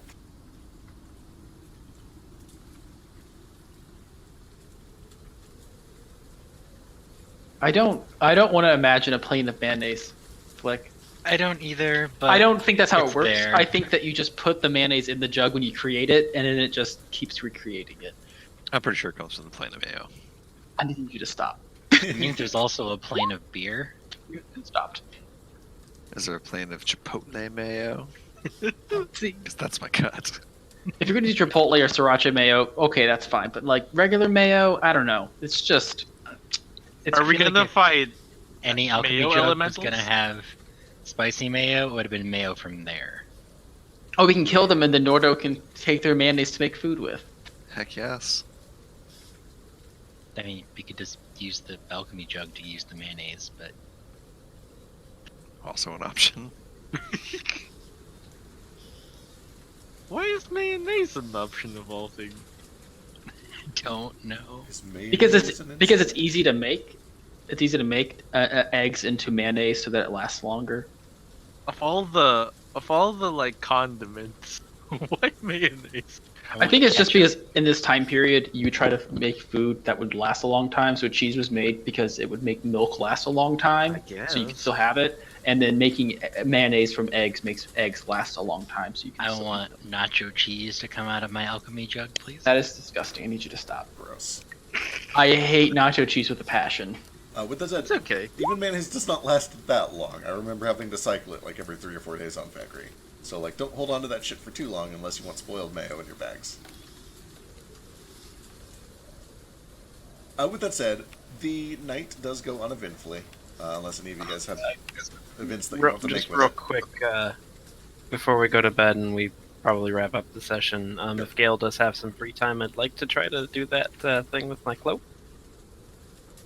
But also, I will tell my mom, now that the message can go through all the way, I'll tell her, like, hey, I think we might have some, like, elementals pissed off and maybe pursuing us. Do you think I should wake Orinar up now, or should I wait till the morning? Well, I know he's been real worried about you, so he wouldn't be that upset if you go to him right now. Especially if you think there's danger. But, Hey, this is good. there's probably a fair amount of danger. Am I around for this conversation? kind of up to you. Like, unless he's specifically waiting until he's alone. Can be. Not really. I mean, I'd probably bring it up while everybody was still at the house, because I don't know Okay. where Daryl and everybody else in the party is sleeping anyway. Cool. I just chime in and say that if it's possible, I'd really like to go meet him too. Yeah, it might be for the best. I mean, it only took 3-4 hours of being in Gyara before we were maybe ambushed by all those things, so all it takes is one night, apparently. Yeah, it's not something I really want to sleep on. No, I'm with you. I think that's probably for the best. The Order sent over some help, so hopefully they won't be able to keep as close of tabs on us, but it'd still be nice to talk to them. What kind of help? I will present the Eye of Daydreaming and the amulet that Yule was just identifying. Ooh. I want to see. I don't have actual cards for it, I'm sorry. I want to see. I Use your said. imagination.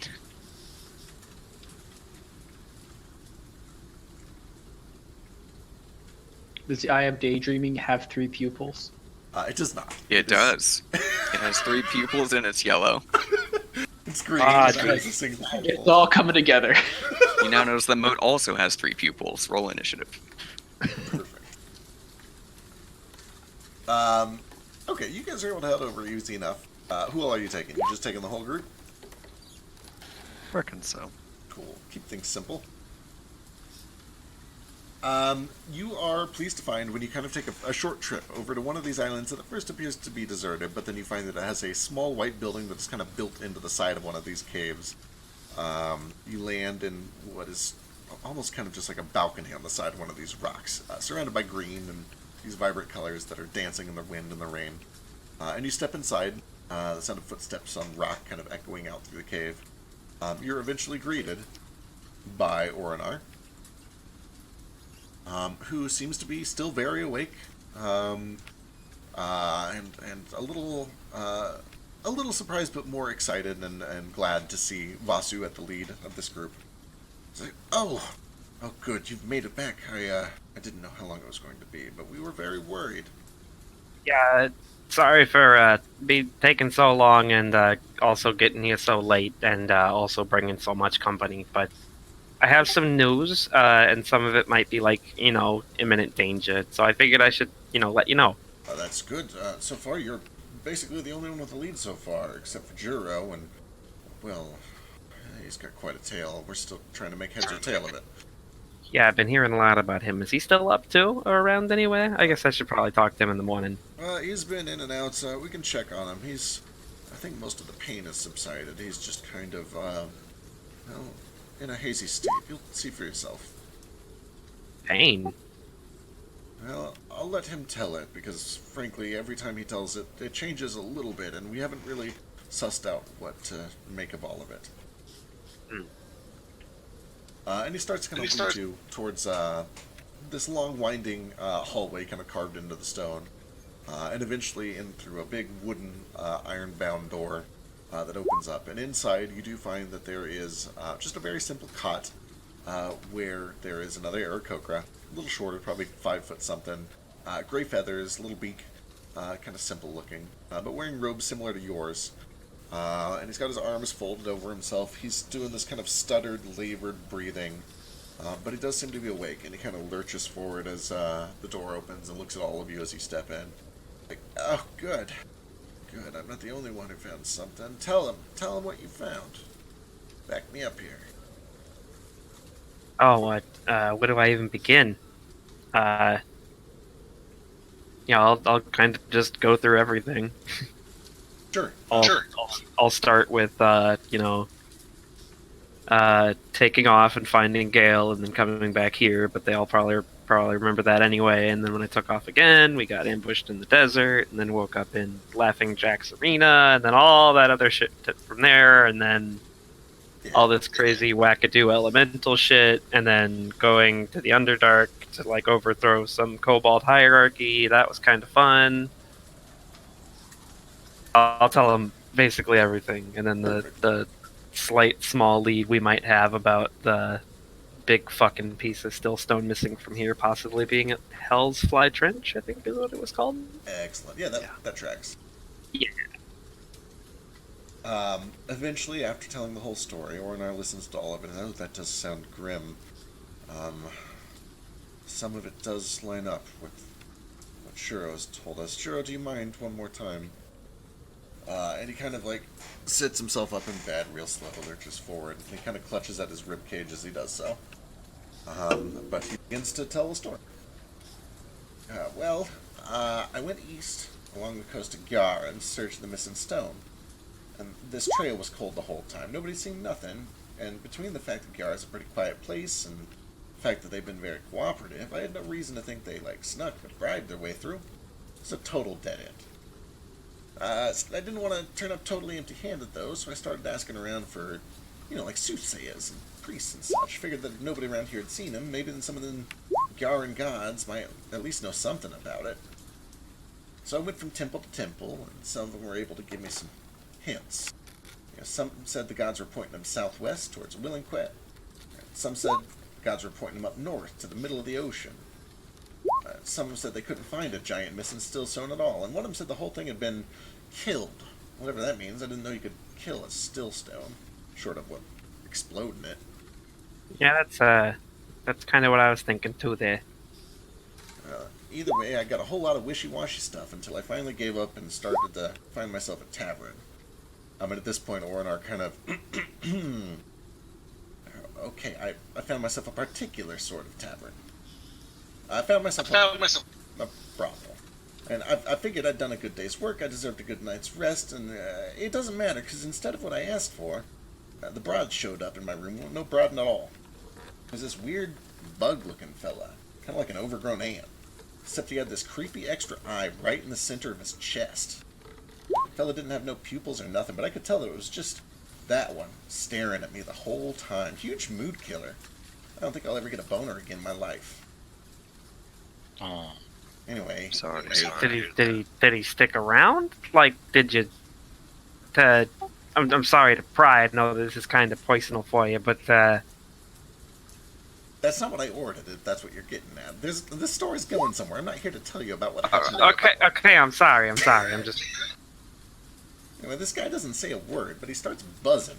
And I start hearing these words in my mind. He says his name is Leviti. He's a cleric of Seira. I told him to get the hell out of my room, but it tracks, right? His skin, his carapace, whatever you call it for them bug things, it was all shiny like bismuth. And that sounds like Seira. His wings were practically glowing with all the colors of the rainbow, and he's covered in these weird marks like lightning. Ticks all the boxes, classic Seira stuff. Hell of a disguise, if it was a disguise. And he tells me, or he buzzes at me, you'll find answers at Harima. And I ain't never heard no Harima. So the next morning I start doing some research. Sorry to interrupt. Have I ever heard of Harima? Go and give me a history check. You can do it with advantage, because you're a cartographer.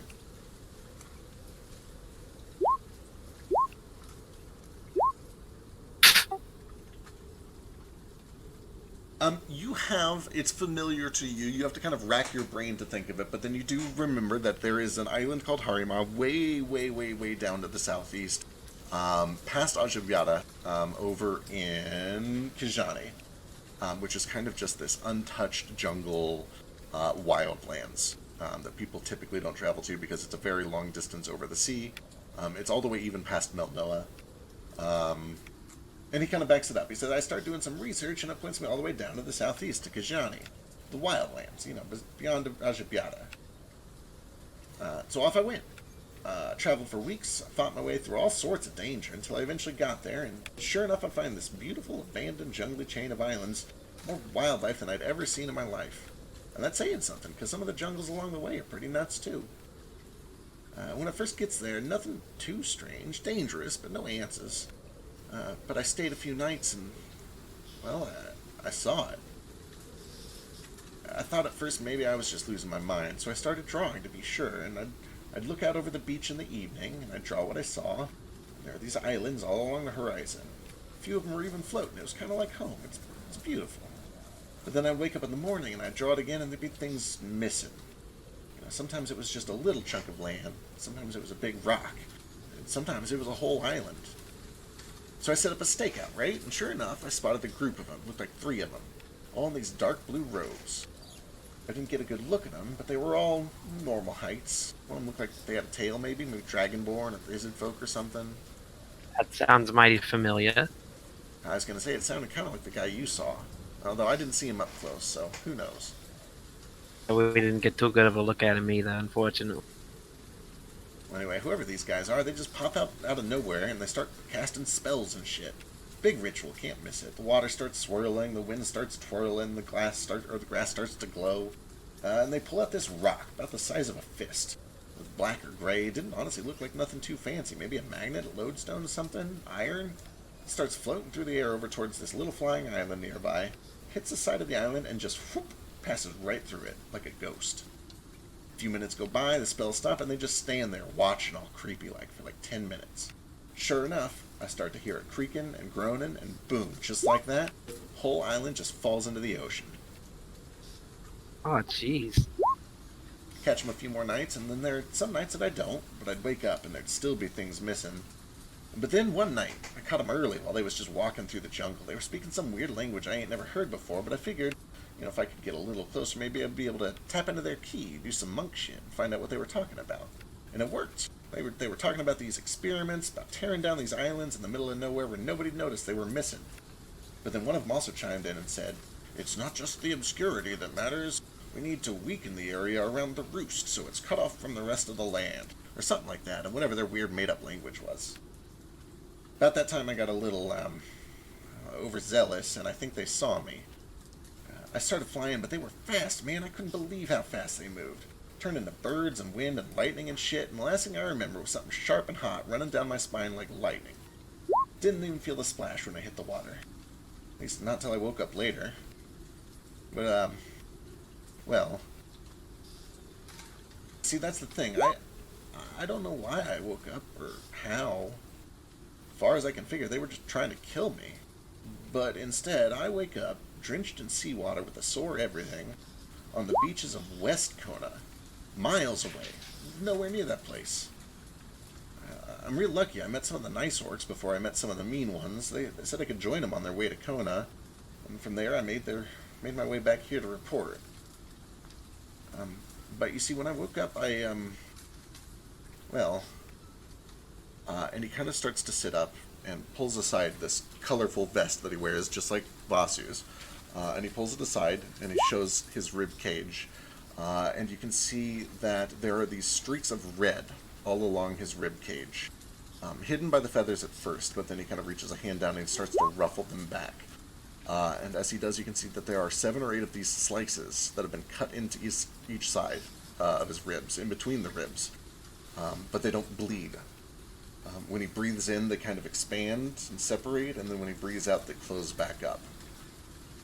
Takes a couple of deep breaths, and for those of you who spend a lot of time at sea, especially Flick, you would recognize almost immediately that these are gills, as best as you can tell. And I'll be right back just a second. Huh.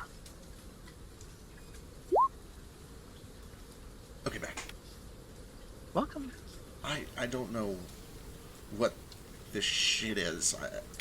I don't know if they did it to me or what, but I don't know what to. I don't. I don't know if it.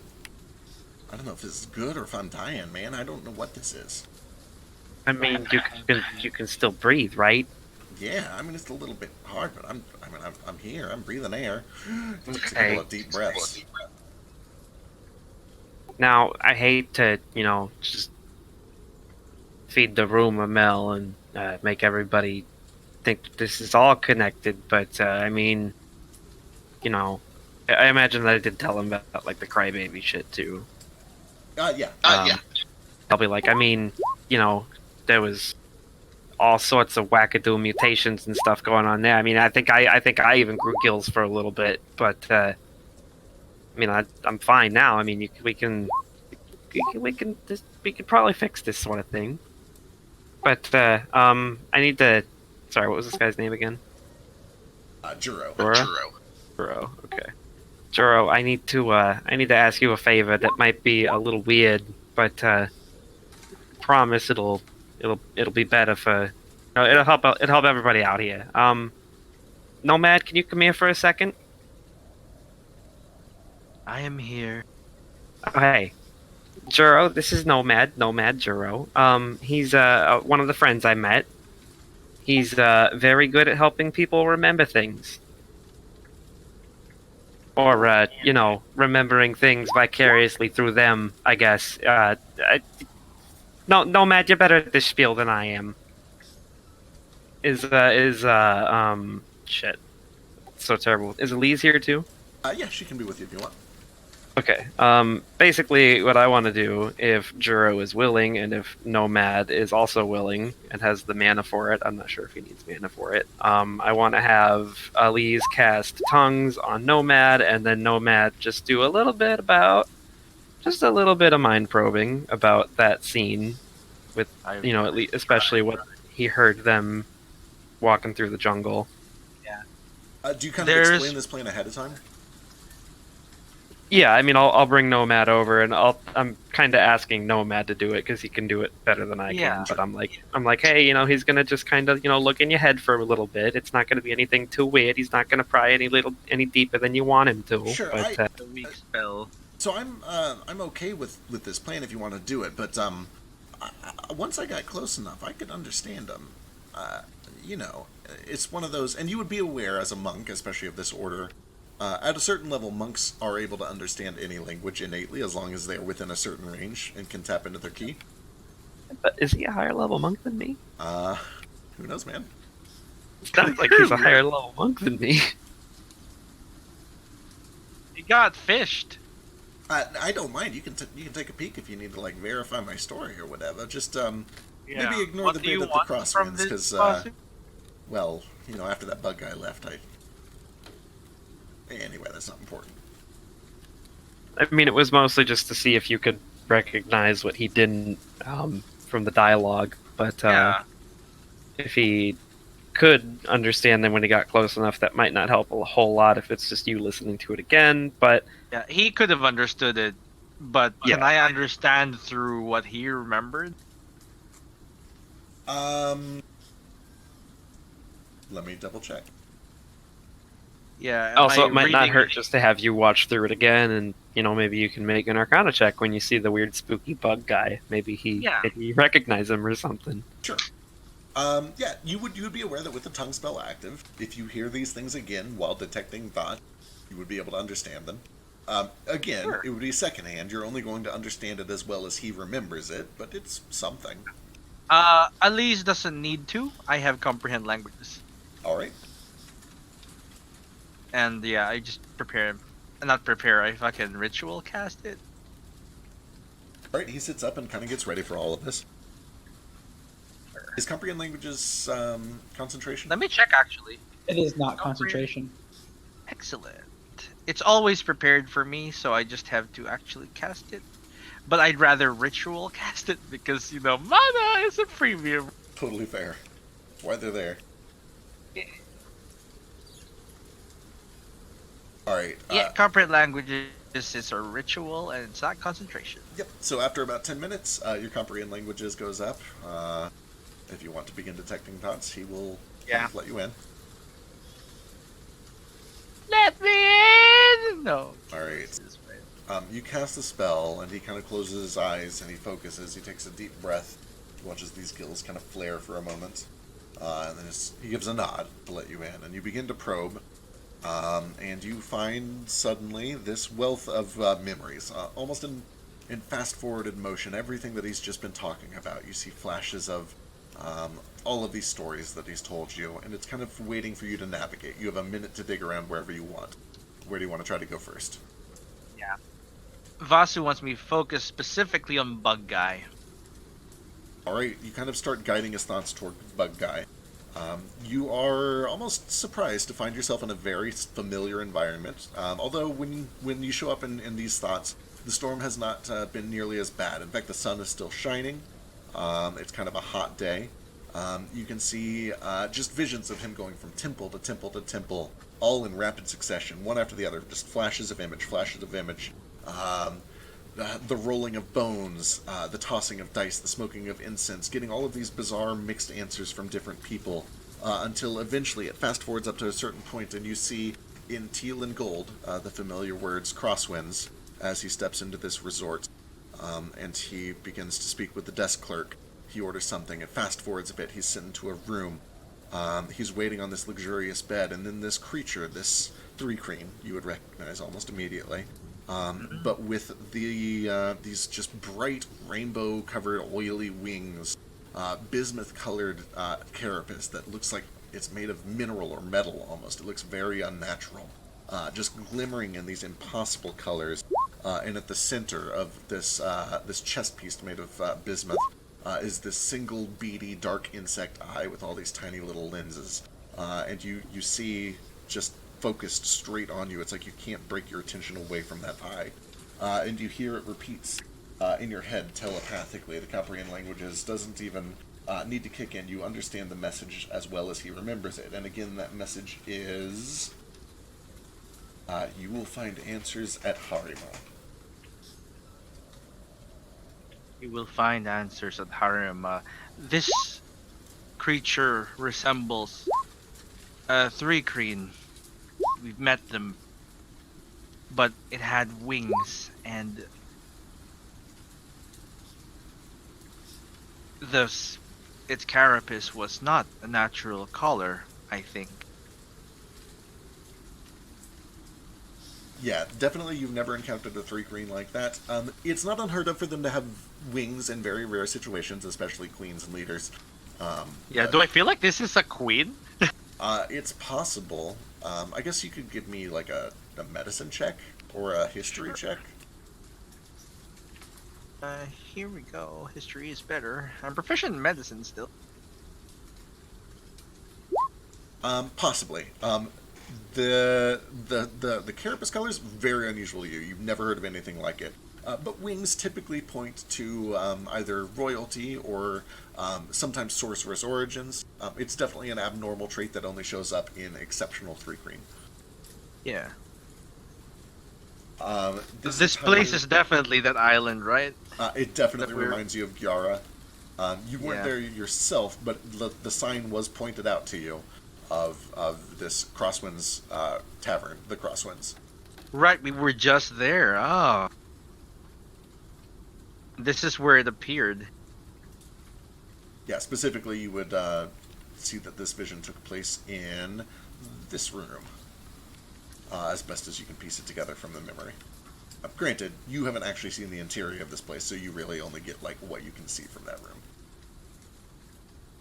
Yeah. That has consumed about 25 or 30 seconds of the detect thoughts. Is there anywhere else you want to steer? Maybe steer back to what he saw of the people in the blue robes, like when they were actually like casting shit to make the islands rise and fall and whatnot. Maybe. Yeah, I want to identify their spell, maybe. Perfect. Yeah. All right, give me an Arcana check. Right. Anyone want to give me inspiration for this? I do. Just in case. All right, I will use that. There it is. Ooh. Thank you, Matt. So you watch intently for 30 seconds. At first, there are these flashing memories of just stalking these people, but you try to fast forward. It's not important. It doesn't matter how we saw them. You just want to get to the ritual. Show me the ritual. And eventually, you kind of get up to this point where, from a safe distance, as close as he can get, he's watching these three figures, these dark blue robes. You can definitely confirm one of them has some sort of a tail. Don't really get a whole lot of details beyond that, except that they're all kind of average height, somewhere in the 5 to 6 foot range. There's no like halflings or giants or anything crazy. The ritual, you would understand almost immediately that it is natural magic. It's druidic magic. It is connection to the earth. It is it's got an arcane bent to it, but it is natural and not divine. And they're using it to move something that is normally magically inert. A big part of this ritual is to be able to grasp onto something that is normally untouchable by magic, and you're able to deduce that this thing that they're moving is probably lead or something like lead. Lead is renowned for being magically inert and impervious to most magic. And it seems that most of the effort of this ritual is to magically move something that normally is immune to magic. But then there's this element of telekinesis where they push it into the side of this mountain. There's a stone shape that allows it to engulf this thing. And then they simply sit and watch. And you don't really understand everything beyond that, beyond what you see. But then you do see, as you fast forward, that eventually this island comes crumbling down. The sword. Yeah, I described this, and then immediately before, just as the spell ends, he says, "One moment." Again, he pulls out his notes while it's fresh in his mind and just writes everything down. Yeah. I imagine, because you're a mind player, you probably have, like, your orb or something similar that you can literally be scribing Qualith into as you're Alright, it's experiencing all literally this. there, yeah. Yeah, you can translate it to common later. Yeah. That consumes probably all but maybe 8 seconds of your detect thoughts. If you have any last places you want to visit. I don't really have anything in mind. I guess. So what has he told us so far? The bug thing was a thing. This ritual was a thing. Has he mentioned anything else that was important to you? He said that he did wake up way, way far away. Can we use the last 8 seconds to just see like where he woke up at? I can't remember. Can I use the last That's 8 in West seconds? Kona. Yeah, it's in West Kona, but can I use the last 8 seconds to try and see if he subconsciously saw something while he was drifting in the sea? Sure, why That not? Let's get some more. Might, yeah. Let's get some more ridiculous Nat 20 story reveals. Give me a luck check. Oh boy. Story reels. 18. You see this fuzzy vision of him waking up, of him blinking on the shores of this rocky coast, to the sound of crunching footsteps. Green scan as a few orcs approach. At first they seem intimidating, but one of them stoops down. He's got this big, toothy, kind of dumb grin. He slings a bow over his shoulder. He offers a hand to help pull this guy to his feet. You feel sharp pain in your ribs as you're being pulled up, and at the very last second before the spell ends, you see a flash of a large yellow eye with 3 pupils. And then the spell ends. Deep Mother.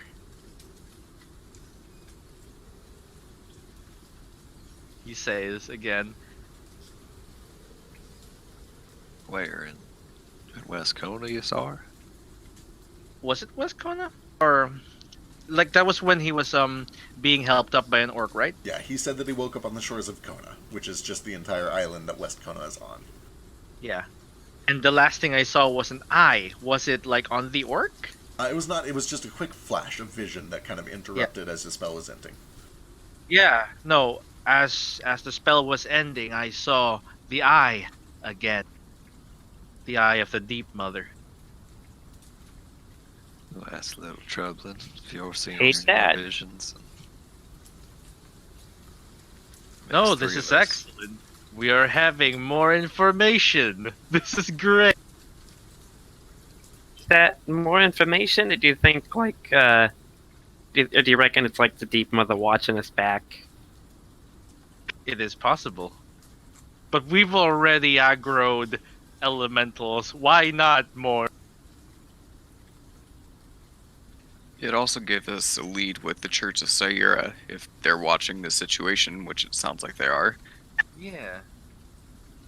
So, yeah, he just collates all this information down onto his orb, simply, rubbing it, Did and then he transcribes it to common later. Did I help? Oh, plenty. Oh yeah, Ormar, was it Jura? Yeah, Jiro. Or Juro. Jura. Oh, Juro, yeah. Could you show me your mutation? Sure. He kind of leans over and he kind of he stretches at an angle to kind of expose those gills as best as he can. Yeah, While he was doing that, I had also rolled a 19 medicine check for basically the same question. I'm guessing. I just want to look at these like weird gills. Sure. Is this Yeah, like a no, wound? Is this a mutation? Is this magical, natural surgery? Sure. Norda's got a 19 on the medicine. Nomad, if you also want to roll something, feel free to throw something out. Oh, sure. He's probably better at medicine than I. Okay, then Unless you you can let help me him use- if you want. Oh, I'll just help him, give him advantage. Outstanding. Let's roll again and see. Oh, it's 19 is pretty good though. Got a +8 though. It could be better. Hey, Oh, that's nice. true. Um, Yeah, there you go, buddy. You're very familiar with large fish. You've done a lot of fishing growing up. These look like gills. You have you've never seen them on a person like this. You've heard of like tritons, but even they usually have gills around their necks or behind their jaw lines. Having them on the ribs is something that you've never heard of. But plain as day, you look at them. They look exactly like gills. They react when he breathes. You put a little bit of just very light pressure on them. And as you kind of poke gently at them, you can hear that he kind of takes a gasp. It's interfering with his ability to breathe air. It is linked somehow. As far as you can tell, these are not wounds. These are gills. This is part of him.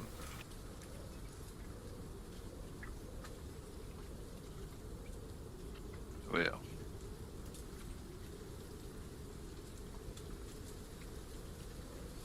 Well then, this has been quite a day. could you help me some more, Nordo? I need to find out if these are, how you say, the results of chemicals, or polymorphic magic, or something beyond, like my artifact. I can try. How can I help? I don't know. Just what Nordo is like the gills. Could you tell me like they let him breathe air and water? Does that seem to appear to be the case? I haven't tried breathing water. I can breathe air just fine. I guess maybe that's how I Survived, yeah. don't know how I would have washed up on the shore without drowning like that. You have gone on a very bizarre adventure, Juro. Juro's first adventure. Hey, All right. That's the session, everybody. That- Thanks for coming. That is absolutely where we will end so that we can title it Jiro's Bizarre Adventure. Yes.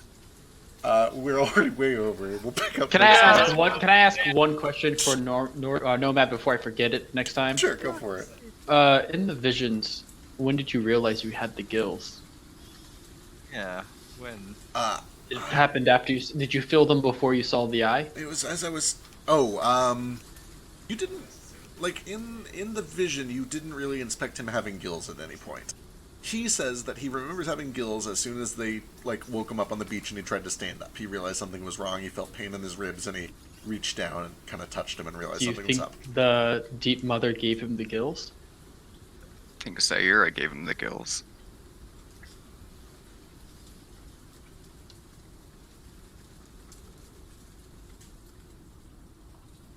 Say that again? Who? I think Sayura gave him the gills. Sayura. I don't even know who Sayura is. Could you explain Sayura? Sure. Okay. I will close my eyes and almost recite more than actually explain with my own words. The goddess of alchemy, reactions, and life. Sayura's role is to encourage growth and to provide the abundance of material needed for life to flourish and expand. Are I gills mean- a material?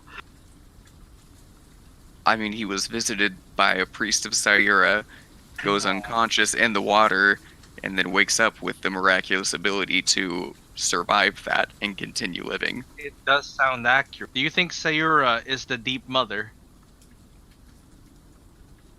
Moat, give me a religion check real quick. I will give you help action. Just to see if you have any knowledge beyond that. 13! Yeah, through just rote memorization, it's one of the things that would be drilled into you very heavily because this is one of the prime gods Yeah. of balance. You would know that she's seen as the god of alchemy, reactions, and evolution. She's usually It seems more depicted, basties. she's usually depicted as a mini-colored sphere of bismuth that is etched with fractal organic patterns. A lot of the time, those patterns will branch off from all sides of the sphere to form these leaves or wings. Her angels are usually depicted as bizarre fractal shapes, some of which incorporate the forms of living beings, some of which are just abstract shapes like triangles and circles and wheels. Right. Like those weird drones that came out of Aeronautist. Who knows? Or maybe? the three crane that we saw with the bismuth carapace. Yeah, Like so I'm that saying in weird- the Three Creen City when we fought all those drones that came out of the pyramid and they were all just like geometric shapes that flew around. Yeah. Like that weird giant blue floating diamond thing in Evangelion. I need to see that show. Need to not. I I've hear heard it's that I'm good. not supposed to watch it because it ends terribly. Oh no, there's a You gotta remake. watch the movies. Okay, Yeah. okay. Well, don't watch the movies until the last one ever comes out. Comes out. I haven't seen any of it yet, so I might wait. Can I? I- How long are we planning to stay in Isomar? That's up to you guys. It's Until probably we good for you solve to know that, actually. If we 4 stay in- years. If we stay until tomorrow night, I can try to commune with the city. That could be good. I'd like Yeah. to Like, spend hey, you several know days. anybody about anything about the people that took a big chunk of stillstone right out of you? Yeah, I think it's tomorrow night. Tomorrow is the 7th, right? Or it's Friday. So tomorrow, no wait. You guys It'd have to be Sunday night. I was gonna say, you guys are about to go to sleep and wake up on Saturday night. Or Saturday morning. Oh yeah, can we? It was late after all. I think it's good to just rest. Like my mana back. I would like Yeah, to nice. do some experiments on this weird gill man. Excellent. Yeah. If you guys don't mind us spending a couple days here. I for me don't to mind do that. staying here. I don't mind. But like, yeah, I am trying to figure out as well if this is a polymorphic magic or if it's like the work of divine acts or if it's like the artifact. So I'll help you with that absolutely. Oh, Like I'm you not said, doing sure. anything to help with that. Oh, then it's a separate thing. Yeah, my thing is very different. Are you gonna try and take the gills off? Slapping on someone else? Ooh, what's the lens say?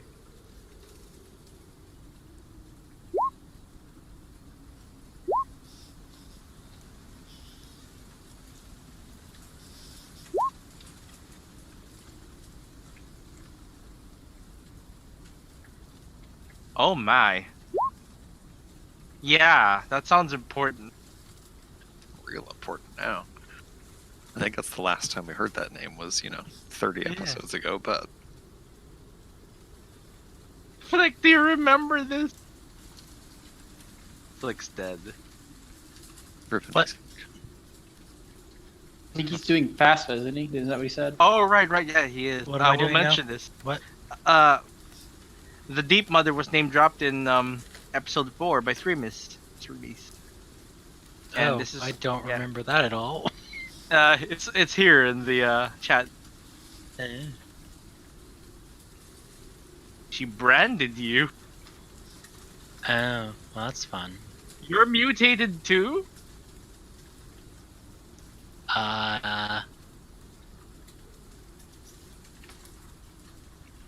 Is your patron the Deep Mother?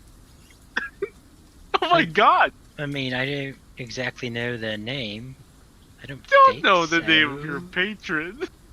Listen, it was complicated, okay? I didn't exactly have much choice in the matter. It just kind of happened. I did. It was just a do or not die kind of deal. That's fair. Choices at gunpoint are not choices. Amen. A fucking man. So this was like a prostitute going to sleep with someone they do not know or dying. I would not compare it to that. I would. But- That's a good Yeah, comparison. but then you get money anyway because that's how you get your power, and you continue getting money. And now he By has a this- sugar daddy. Nameless sugar daddy. Sugar Or in mama. this- Maybe a mom. Sugar mama. apparently. All right, y'all. I don't know about the rest of you, but I got to go. Alright. Yeah. We'll wrap Oh this man, up. this I is gotta great. go Alright. to sleep here pretty soon. Goodbye. Oh man. What a hell of a session, though. Yeah, there was Yeah. so much in that. I We're do finally- The apologize to article is going to Nordo. take hours to write. I do apologize to Nordo that there was still no combat, but you got at least There like kind 2 of rounds was. of it. Yeah. Just a little bit, I yeah. really, really enjoyed our first experience.